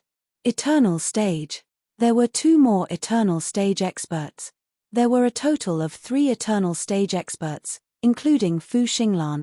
It seemed that the Empire was placing considerable emphasis on the League of Talents, to send 3 experts of such caliber. That was the visible potential. Who knew if there were other formidable warriors hiding somewhere in the back? Wang Ting took a deep breath. He had a new level of understanding for warriors of eternal rank. They were terrifying existences. He would be incapable of discovering their presence if they wanted to stay concealed. He had to wait for them to appear on their own. This is General Habakkuk, General Fu Xinglan introduced. The one presented was an elder with blonde, fluffy hair, just like a lion's mane. Bearded, with thick eyebrows, large eyes, and a rough look. He was the general who had spoken out of nowhere.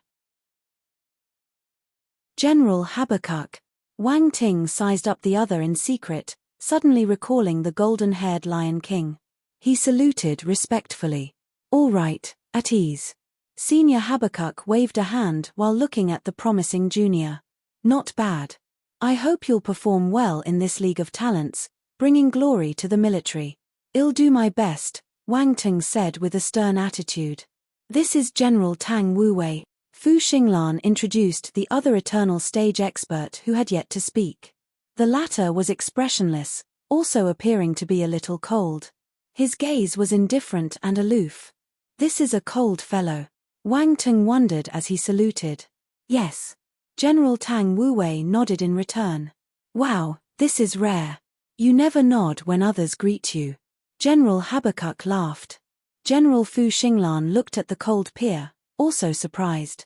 Wang Teng was confused. Am I already receiving special treatment?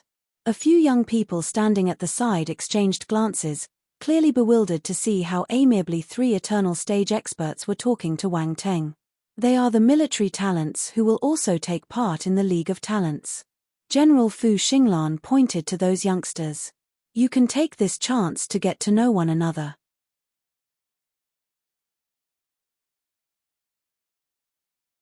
Chapter 1444 How many attribute bubbles will there be, having this many talents around? 2. Wang Ting looked over. He had long noticed the young figures standing at the side. All the young warriors had peak celestial cultivation, and their auras were strong. They gave off a sleek and unyielding aura, setting them apart from normal celestials. He too had sensed they had been looking at him ever since he entered. They seemed curious about him. "Colonel Wang Ting, I've heard a lot about you," said a muscular young man who stepped forward and saluted. Major Song Icheng from Defense Planet number 35.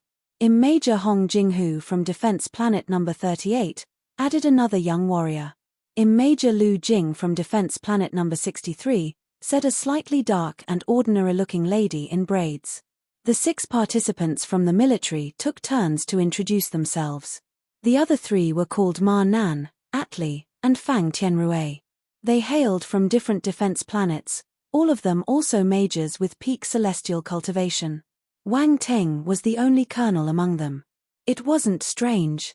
His rank promotions were all thanks to his great military exploits. Climbing ranks in the Empire's military was not an easy task. Those talents were all young. Having a major title was outstanding enough. Of course, there weren't the only military warriors joining the competition. They had been summoned because they were the strongest among the whole batch. General Fu Xinglan waved a hand and said, "All right, since everyone's here, you can head to the waiting area. The competition is about to start." Wang Teng felt a little embarrassed when he heard this. He was the last to arrive. He kept quiet, leaving the room with the other 6 talents after saluting. The 3 generals stared at their backs as they left. General Fu Xinglan said, "I hope our military can bask in the limelight this time. Song Icheng and the rest might have a chance to get into the top 100, General Habakkuk said. After a short pause, she continued, "As for Wang Teng, I can't really tell. You're not the only one. I can't tell, either. I feel that his aura has become more powerful. He must be using some secret method to hide his real level," General Fu Xinglan said. General Habakkuk made an astonishing remark: he might be able to go head-to-head with the Crown Prince. He felt that the young hero could compete. "You've only met him once, yet you already have such high hopes in him," General Fu Xinglan exclaimed. "I'm good at judging people, ha ha ha." General Habakkuk laughed. "Your judgment is only 1% accurate," said General Tang Wuwei in a monotone voice. General Habakkuk choked. Then, he flared up in embarrassment. "Bulls *****, it's at least 2%. General Fu Xinglan. Wang Teng and the other youths walked out of the room and the metal door closed. Wang Teng, those 2 eternal stage warriors hold high positions in the military. Round Ball was extremely excited. It had stayed put, not daring to open its mouth while being in the presence of those mighty experts. It blurted everything out the moment they left the room. "Have you heard of them?" Wang Ting asked curiously, the dialogue taking place in his mind. "Of course. Both are legends in the whole universe, their fame resounds all over. You can easily find information about them." Round Ball sighed a little. However, that was before they became eternal stage warriors. No other information is available from the moment they advanced. The little one sent the related information to Wang Ting. The young man browsed through the data, and was taken aback by it. Every eternal stage warrior was an extraordinary presence.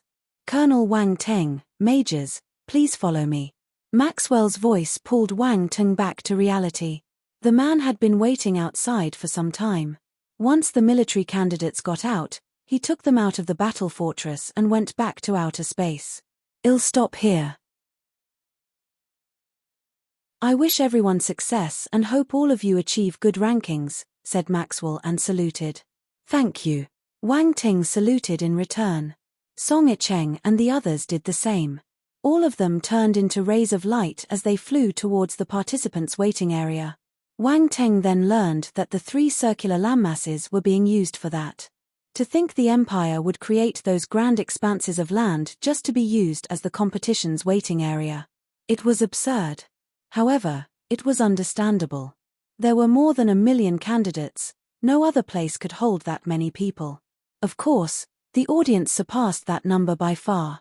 There were 18 giant satellites outside the battle planet, any of them was bigger than planet Earth.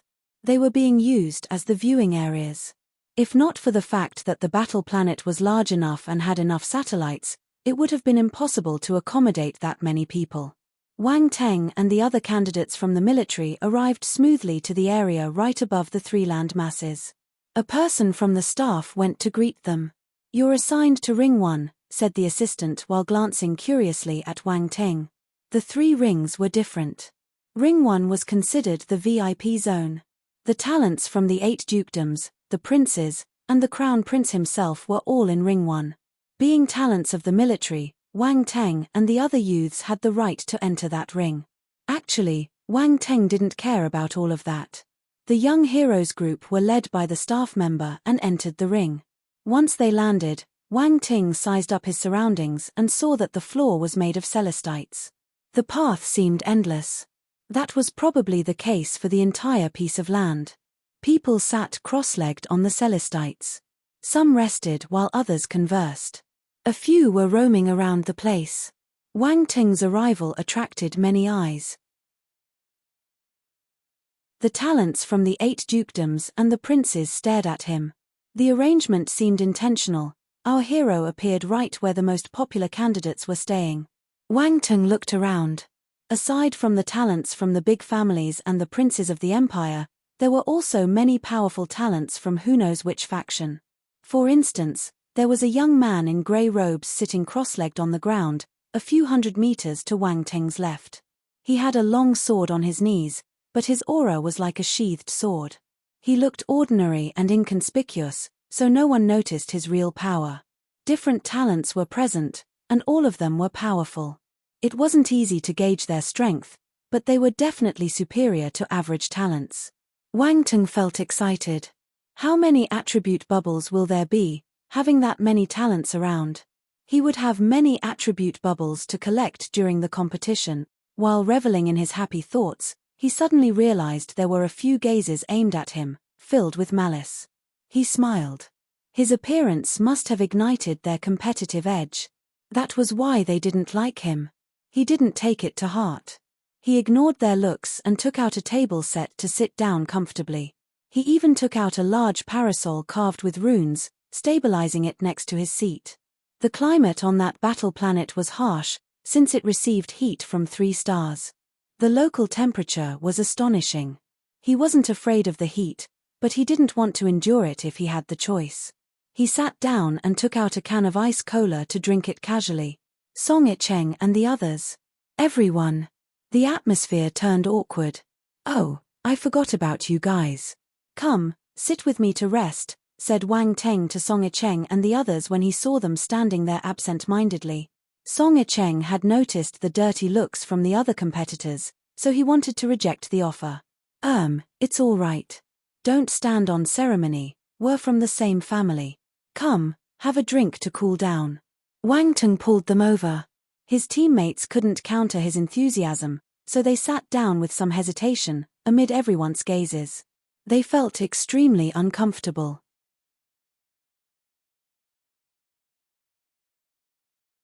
Chapter 14:45-7 Ancient Warship. Numerous talents were gathered in Ring 1, all of them hailed from extraordinary backgrounds. They were either from the various powerful factions in the universe, or disciples of formidable martial warriors. They quietly waited for the start of the League of Talents, keeping a serious stance. Even those roaming around weren't strolling for mere fun. They had their motives. They were either observing, looking out for potential opponents, or befriending candidates. All the hopefuls were rarely seen geniuses.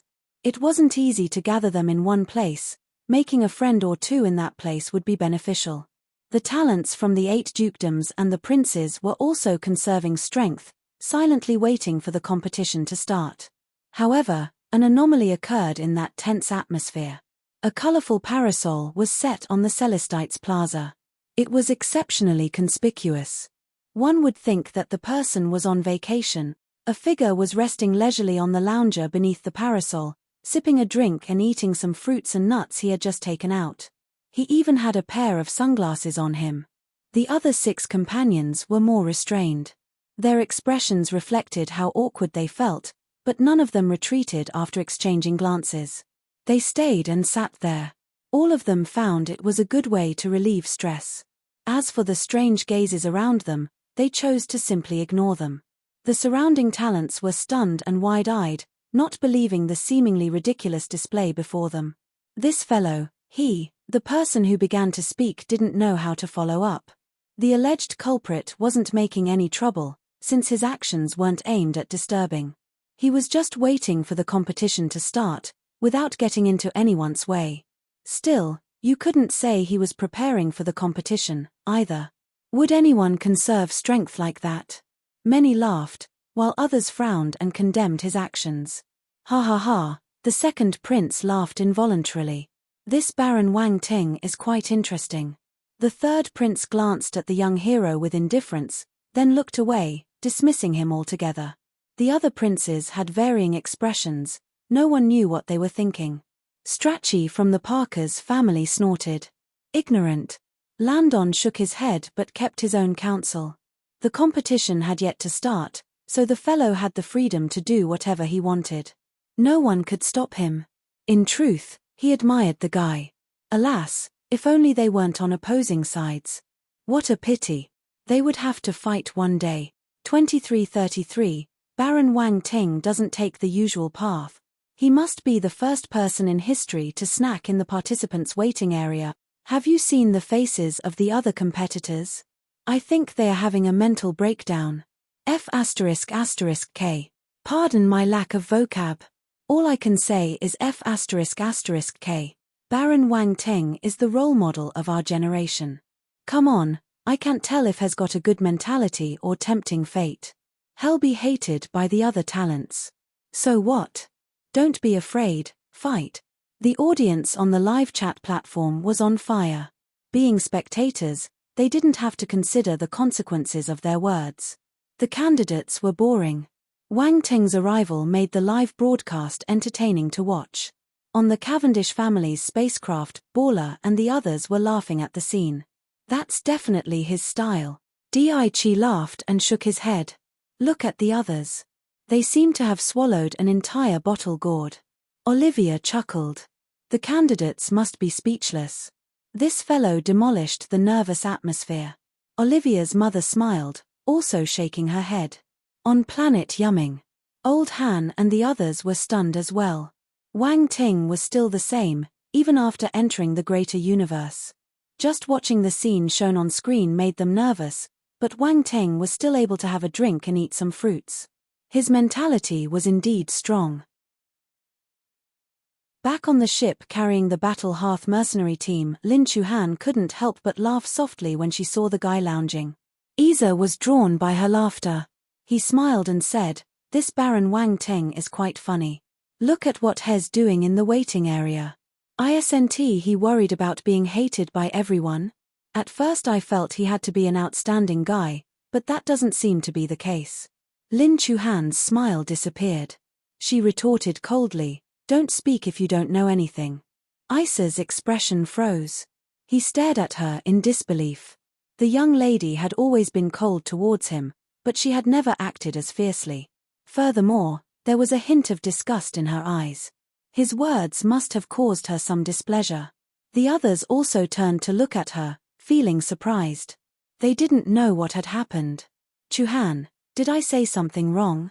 Isa asked with some hesitation.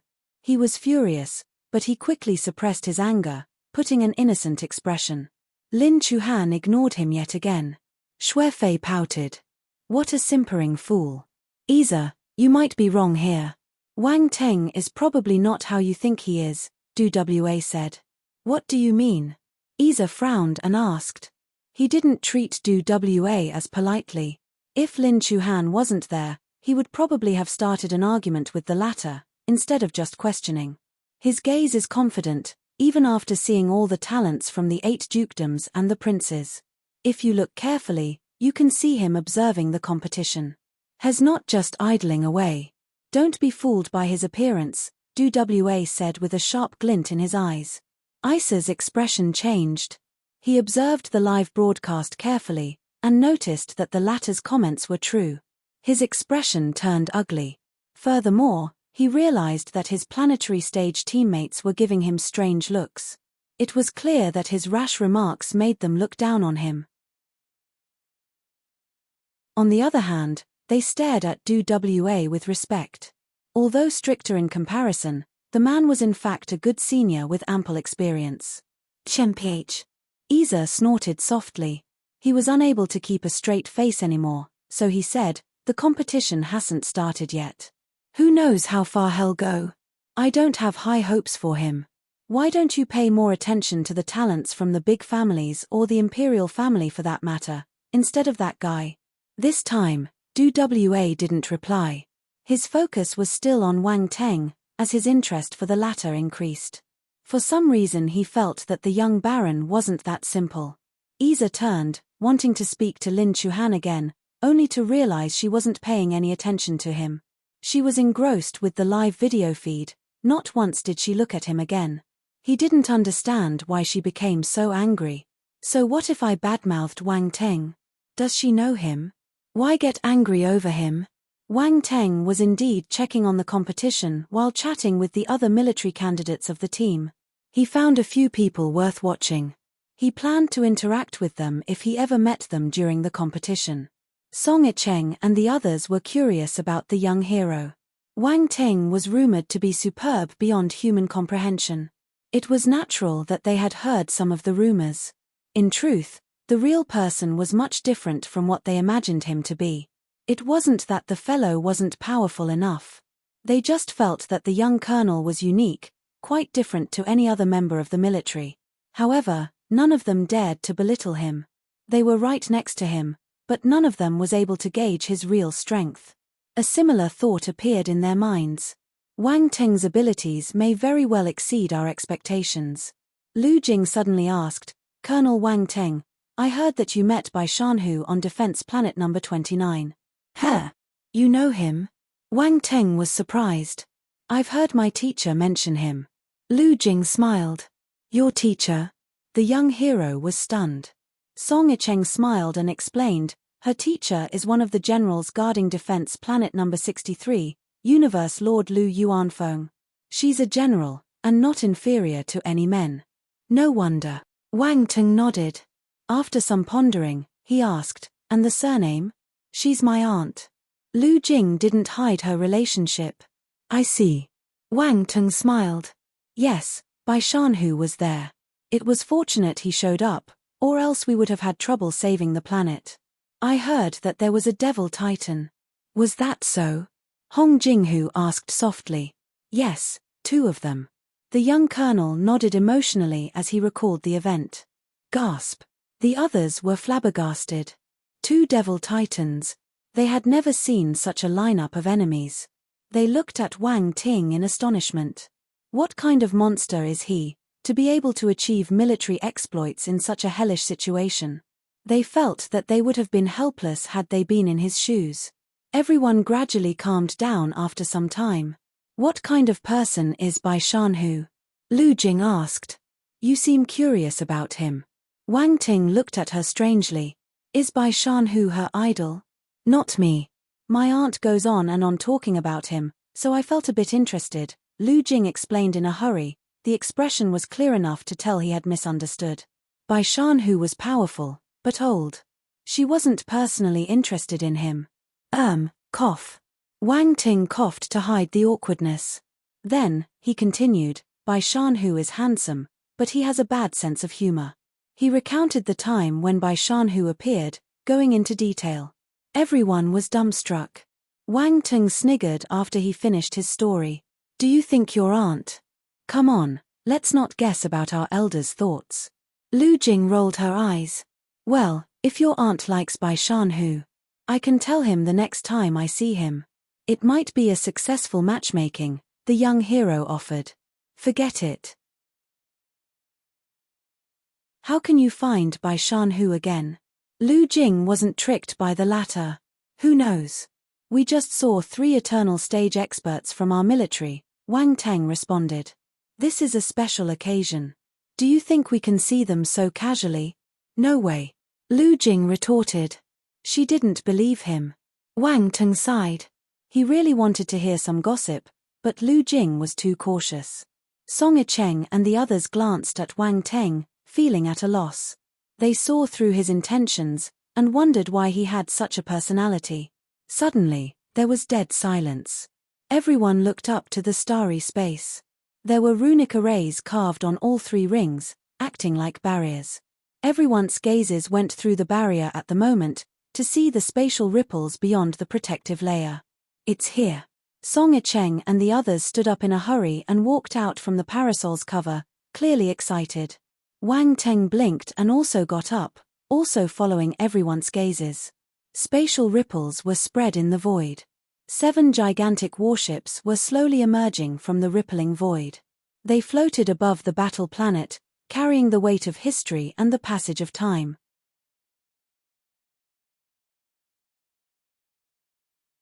Chapter 1446 Paleo Clan Language. First round, the start of the elimination battle. 7 immense, ancient warships floated in space. All of them exuded an ancient aura, filled with the vicissitudes of time. Whether it was the surrounding spacecrafts, the spectators, or the people in the virtual universe's live chat platform, all of them became silent. Silence. Complete silence.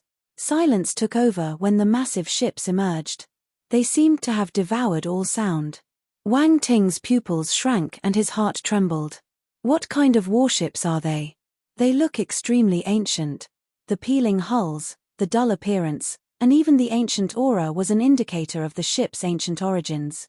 Wang Teng had seen too many technologically advanced battlecrafts throughout the universe. Still, seeing vessels as antique. It was as if they had traversed space and time to appear in their era. It was shocking. Incapable of fighting the urge, he used his real eye to examine the 7 warships. However, a grayish fog was covering them. He couldn't see them clearly. The 7 stellar academies. The 7 stellar academies are here.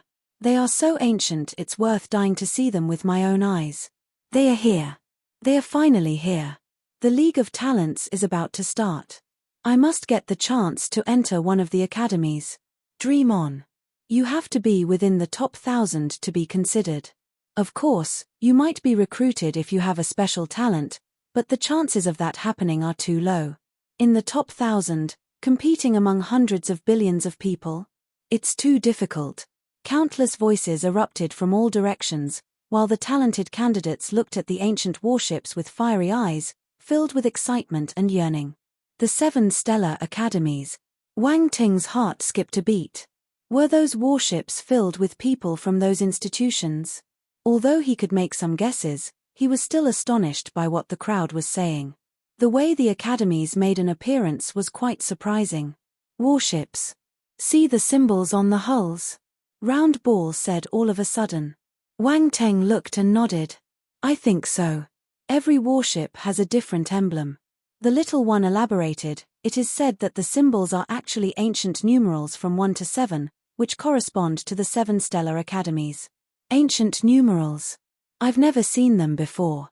Wang Teng had doubts. Wait, let me see. He immediately thought of the devouring nihility beast's inherited memories and went straight to rummage through them. He finally managed to find it. The Paleo Clan language. The peculiar ancient script was called Paleo Clan language. Based on nihility's memories, the Paleo Clan was not just one race, but an assortment of many. The most surprising was that said clan included the ancient gods. It was unbelievable. Based on Wang Teng's understanding, the ancient gods race was extremely ancient. Its history could be traced back to eons in the past, perhaps to the beginning of the universe. And now he was being told that there wasn't just one ancient race like the ancient gods. There used to be many of them. They had left behind a civilization. Language was a basic symbol in civilizations. The Paleo Clan language was an indicator that the clan had once been glorious and prosperous. But then, where were they now? The Paleo Clan had vanished from the annals of history and could no longer be found. What about the other ancient races? There were many questions, as if a thick fog were shrouding all ancient history to prevent others from seeing the truth. At least Wang Teng could obtain some relevant information from nihility's memory. Sometime later, the young hero snapped out of his pondering and glanced at the inscriptions etched on the great warships. From left to right, the ships were arranged in the correct order. It was apparent that this also represented the Academy's order of importance. Status didn't matter at the moment, be it the people from the dukedoms, the princes, or the crown prince himself. All eyes were glued to the 7 crafts. Wang Teng glanced around and noticed the glint in the crown prince's eyes. The latter wasn't as calm as he appeared to be. Looks like the 7 stellar academies are really popular. Even the crown prince is eager to be admitted. It's about time for the League of Talents to start. Wang Ting muttered to himself, then stored the tables and chairs next to him. On planet Yuming, martial arts leader Wu Xingyun, Old Han, and the others were also talking about the 7 ancient warships. The 7 stellar academies. Old Han was bewildered. I didn't know that the League of Talents was actually intended for the academies to recruit talent. Earthlings had learned about the League of Talents, but they didn't know about the renowned academies. They had just learned of their existence through the virtual universe's live chat platform. To think something that ancient actually exists in the universe. Unbelievable, Wu Xingyun exclaimed. They say you have to be in the top 1,000 to be admitted. I don't know if Wang Ting would be able to make it. Commander Hong was worried. Han Zhu, Ji Xiuming, and the younger warriors from Earth looked at the 7 warships in awe. They were extremely eager to enter such sacred institutions. The academies on their planet could never compare. Even the first university from Xia would be nothing but a small ant. Alas, they weren't qualified to participate in the League of Talents, let alone enter the 7 stellar academies. Everyone looked at the familiar figure on screen, their eyes incapable of concealing the envy they felt. Back on the ship with the Battle Hearth mercenaries. The 7 stellar academies. The oldest and most sacred cultivation grounds in the universe. Oh my God, shouted a planetary warrior in excitement. The others didn't laugh at him for losing his cool, they were just as excited. All of them looked at the warships with red eyes. The League of Talents was only held once every 3,000 years, the renowned academies would only appear during that time. 3,000 years were enough for many to forget about things. Ordinary warriors simply didn't have long enough lifespans, which was why not many people knew about their existence. But now that the great academies showed up, those who knew about them took the initiative to explain, so that more people would know what the 7 stellar academies actually were. Xue Fei, Isa, and the others were also hearing about this for the first time and were filled with envy. It wasn't something ordinary warriors like them would have the fate of experiencing. The distance was too great. On an extremely remote planet, a beautiful woman in green armor sat on top of a mountain peak. She activated her wristwatch and a screen was projected. A stunningly beautiful woman murmured and smiled, the 7 stellar academies. That brat should be able to enter that place. Her gaze then landed on the 7 warships, and a trace of confusion could be seen in her eyes.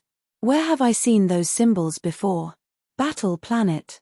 The arrival of the 7 ancient warships was the sign that the League of Talents was about to start.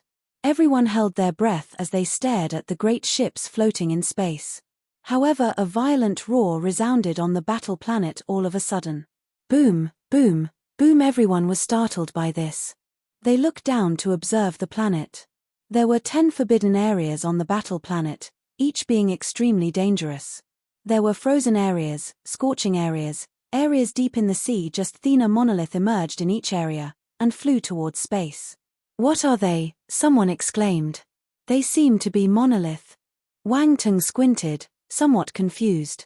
In the blink of an eye, all 10 monoliths broke through the atmosphere and appeared in space, right above the battle planet.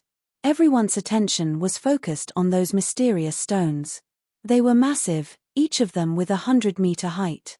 Flat and smooth, they had nothing inscribed. The 10 forbidden areas were bordering each other, the pieces coming together to make the entire battle planet. That is to say, the whole planet was dangerous. No place was safe. A loud and majestic voice suddenly resounded, reaching everyone's ears. Great Qian Empire, League of Talent. First round, elimination battle. The strange thing was, no one could pinpoint the voice's origin.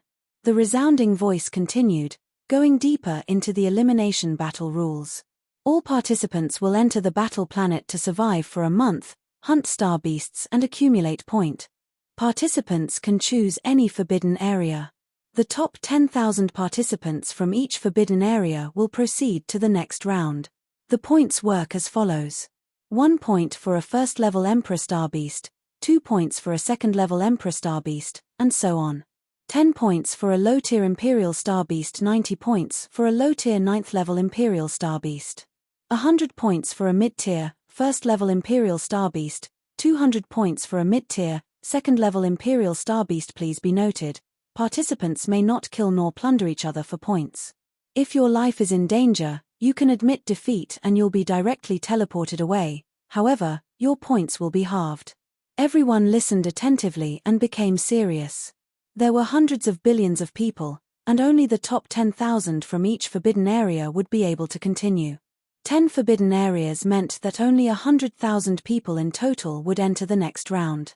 Anyone who heard about the elimination rate could feel how difficult the first round was. Wang Teng already knew that the League of Talents wasn't a walk in the park, but his heart tightened when he heard the rules. Now, the elimination battle starts. All participants, enter the battle planet.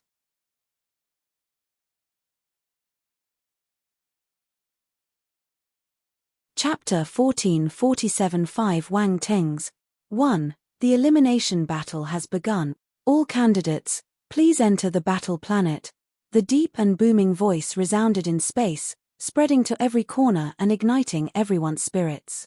It's starting. It's starting. It's finally starting. Numerous martial warriors within the 3 rings beamed with eagerness and anticipation. They bolted up and flew towards the 10 forbidden zones like rays of light.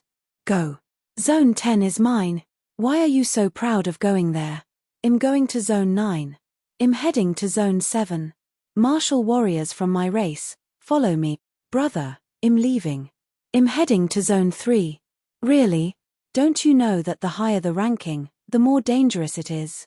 There are more powerful Starbeasts in Zone 3, so I can earn more points. I have to do well so I can be selected by one of the 7 stellar academies. Burn incense for me if I don't come back. Take care. I'm going to Zone 1. Don't you dare stop me. Zone 1. Do you have a coffin ready? Who dares to badmouth me? They only needed to be in the top 10,000 to qualify for the next stage. Still, everyone knew how the competition worked. There was a hidden ranking, which was tallied with the number of points. The higher the points, the more outstanding the performance and the higher the chances of being selected by the academies. Countless rays shot out from the 3 rings. Those looking up from outside the battle planet would see it as stars soaring through the universe, just like a meteor shower. Some of the participants were excited and restless, while others remained calm and composed. There were still people standing on the 3 rings. Wang Teng was one of them. He wasn't in a hurry to move, but he was pondering which zone to choose. The first zone was the most dangerous, as there were many powerful starbeasts. The population of mid-tier Imperial Starbeasts and above was higher, only the confident participants would choose that zone. The competition in Zone 1 was going to be intense. All the powerful talents would head there. Problem was, the other zones were also appealing. For instance, Zone 3 was covered by a poisonous mist. It was a region zone filled with poison force, and Starbeast of the poison element. Wang Teng's poison force was at the first level of the celestial stage, so he needed to improve it. Zone 5 was a frosty ground. Many ice element Starbeasts were lurking therein. It was a white, snowy and very cute place. That zone was extremely tempting for our hero, whose ice force was at the 9th level of the planetary stage. Flashes of lightning and roars of thunder resounded in Zone 2. Numerous lightning element Starbeasts were bathing in powerful bolts of energy, just like beautiful ladies taking a bath, beckoning him to enter. How could he ignore them? Lastly, there was Zone 7. Gales circled the area, and Starbeasts of the wind element were seen happily riding the currents. Shouldn't he tame the arrogant storm? Some of the talents from powerful factions had already taken action while he still considered his options. They tapped their feet on the ground and disappeared instantly, shooting towards the battle planet at the speed of light. The Celestites' floor remained intact, even after such a pounding.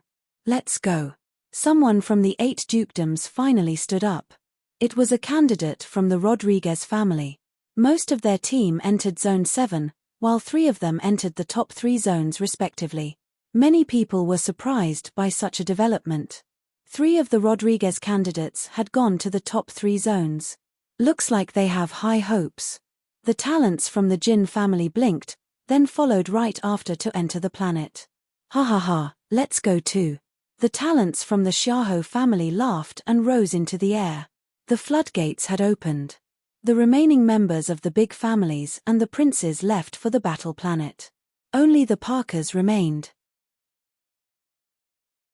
They were looking at Wang Teng, waiting for him to move first. The crown prince stood up and rubbed the golden wing crimson celestial tiger's head. The latter growled softly and disappeared. Wang Teng frowned when he saw this.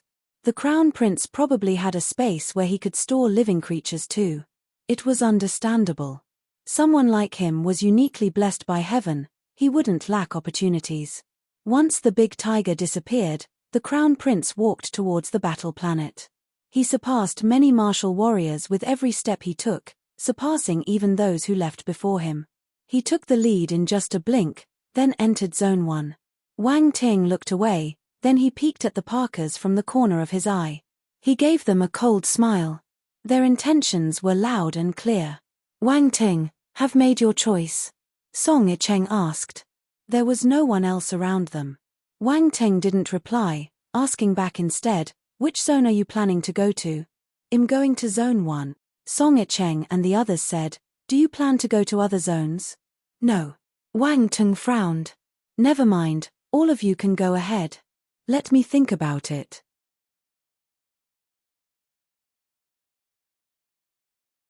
Chapter 1448. Wang Teng's 2. Song Yicheng and the others were puzzled. What is there to consider? They felt that Wang Ting would choose Zone 1 without a doubt, but he seemed to be caught in a dilemma. Why is he hesitating? Considering his ability, getting first place was probably unlikely, but his ranking would still be good if he went there. They wanted to probe further but chose to leave after seeing the young colonel's expression. What are you thinking? Round Ball asked when it saw him standing still. Round Ball, do you think we can go to more than one zone? The young man asked in his mind as he looked at Song Yicheng's back view. The little fellow though it had misheard. More than one forbidden zone? Yes. Wang Teng nodded. Are you thinking the small helper had a strange expression? This fellow is quite bold. There's no rule saying we can't do it, right? The young man asked. I think Round Ball recalled the rules of the elimination match before replying.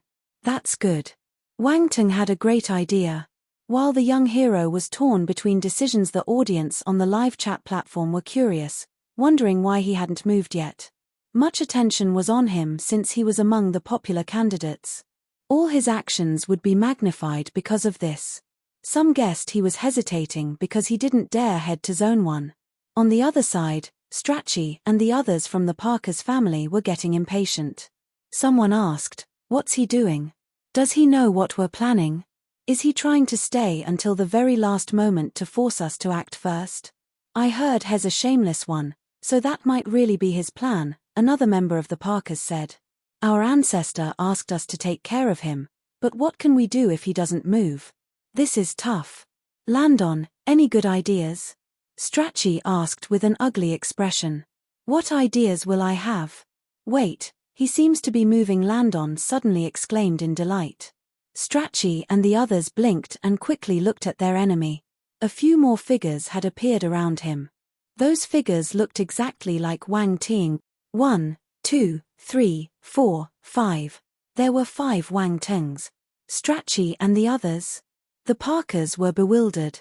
What is this? Why are there 4 more of him? They weren't the only ones at a loss. The audience on the live chat platforms were stunned as well. All they could see was several Wang Tings, their heads full of question marks. What the hell is happening? Clones. Strachey's expression turned grim. They must be clones. He has a clone skill. Landon was shocked. Then, he regained his composure and frowned. Why is he making clones of himself? Then, the group of 5 separated and rushed towards different forbidden zones. Strachey couldn't hold back anymore. F***K. He thought that Wang Ting was using the clone skill to tackle them. They wouldn't know which was the real one. This bastard is sly. What a weirdo. How did he come up with such a plan? After him. Strachey couldn't care about the others and chased after one of the Wang Tings. The others regained their senses and asked, "Which one?" Strachey gritted his teeth and said, "Land on and I will head to Zone 1. I don't think he would go to the other zones. The rest of you can move to the other zones." One of the 5 Wang Tings entered Zone 1. Strachey believed that the guy wouldn't give up going to Zone 1, his true form would surely go there. Within a few seconds, all the talents from the Parker's family entered the forbidden zones. At the same time the other candidates were entering the different zones and started hunting. Zone 1. Wang Ting's true form was indeed there. His 4 other clones entered Zones 2, 3, 5 and 7. He glanced around him and saw the sea. Everywhere was pitch black, like a bottomless abyss. Zone 1 was the Forbidden Sea. Candidates descended from the skies, hovering just above the water. They didn't dive right in, choosing to observe first. Boom. Suddenly, a black shadow shattered the calm surface of the sea and swallowed a martial warrior. The martial warrior turned into a ball of blood mist before he could even scream, dying on the spot. The expressions of the other martial warriors changed drastically. Someone died the moment they arrived. The guy didn't even have the time to give up. They were struck dumb with terror, finally understanding how scary Zone 1 was. The bloody and terrifying reputation of the League of Talents wasn't just empty talk. Wang Ting turned grim. He didn't dare to let down his guard. After the first round of fright subsided, some warriors regained their composure and dove into the sea with firm gazes. Those talented fighters weren't just powerful. They had a strong mentality and willpower, so they wouldn't be easily shaken. Wang Ting peeled his attention away from the dead warrior and immediately felt the huge pressure around him. He raised his eyebrows. The gravity is strong. The battle planet had a gravity at least 1,000 times what a normal planet had. Fortunately, he cultivated the ancient god's body. The pressure wasn't affecting him much. The other martial warriors had grave countenances. They too felt the pressure. Not every martial warrior had a strong physique. Wang Ting blinked and looked up at the sky. Strachey and Landon quickly plummeted down. They had yet to give up. He smiled and leaped into the sea. Thanks to his deep-sea breathing, he was easily able to travel underwater without using any force. For some unknown reason, the sea was pitch black. No light from above was able to pass through, while the seawater felt cold. The deeper he went, the lower the temperature. It was enough to freeze a martial warrior's body. The pressure around him also got stronger. The gravity on the battle planet was originally high, becoming even more frightening as he went deeper into the sea. The pressure build-up of the two forces greatly hampered the candidates' movements. Such a hindrance was lethal to those with celestial stage cultivation. No wonder it was marked as Zone 1. Swoosh. A black shadow darted out from Wang Ting's left side in a flash, and pounced on him. Wang Ting felt a pungent odor hitting his nose hard, even though he was underwater. It was disgusting. His expression remained indifferent as a golden glow appeared in his eyes. He saw the black shadow's appearance clearly. It was a hideous and strange, black-colored fish. Jagged and sharp teeth filled up its mouth, while its back was full of spikes. The aura it gave off proved it was a low-tier imperial star beast. Wang Ting was lucky to have that knotty creature as his first kill. He smiled and raised a hand. The water started circling violently around the black fish. It was unable to escape the attack. Soon, the black creature was chopped into pieces by the water tornado. An overly powerful scent was spread. The young hero managed to kill a low-tier imperial beast at the 6th level without using any battle techniques. All he did was control the water force around him. At the same time, his name appeared on the giant stone plate above Zone 1 candidate, Wang Ting points, 60 ranking, 176, 5891. He had just killed a low-tier imperial beast, so his rank was merely the 1765891th. He remained humble amid all the candidates. The stone plate was already densely populated by candidates' names. The audience had a hard time finding Wang Ting's name sandwiched among the others. You're tuning in to the Celestial War YouTube channel. Don't forget to subscribe and join us on this journey to catch the most captivating stories.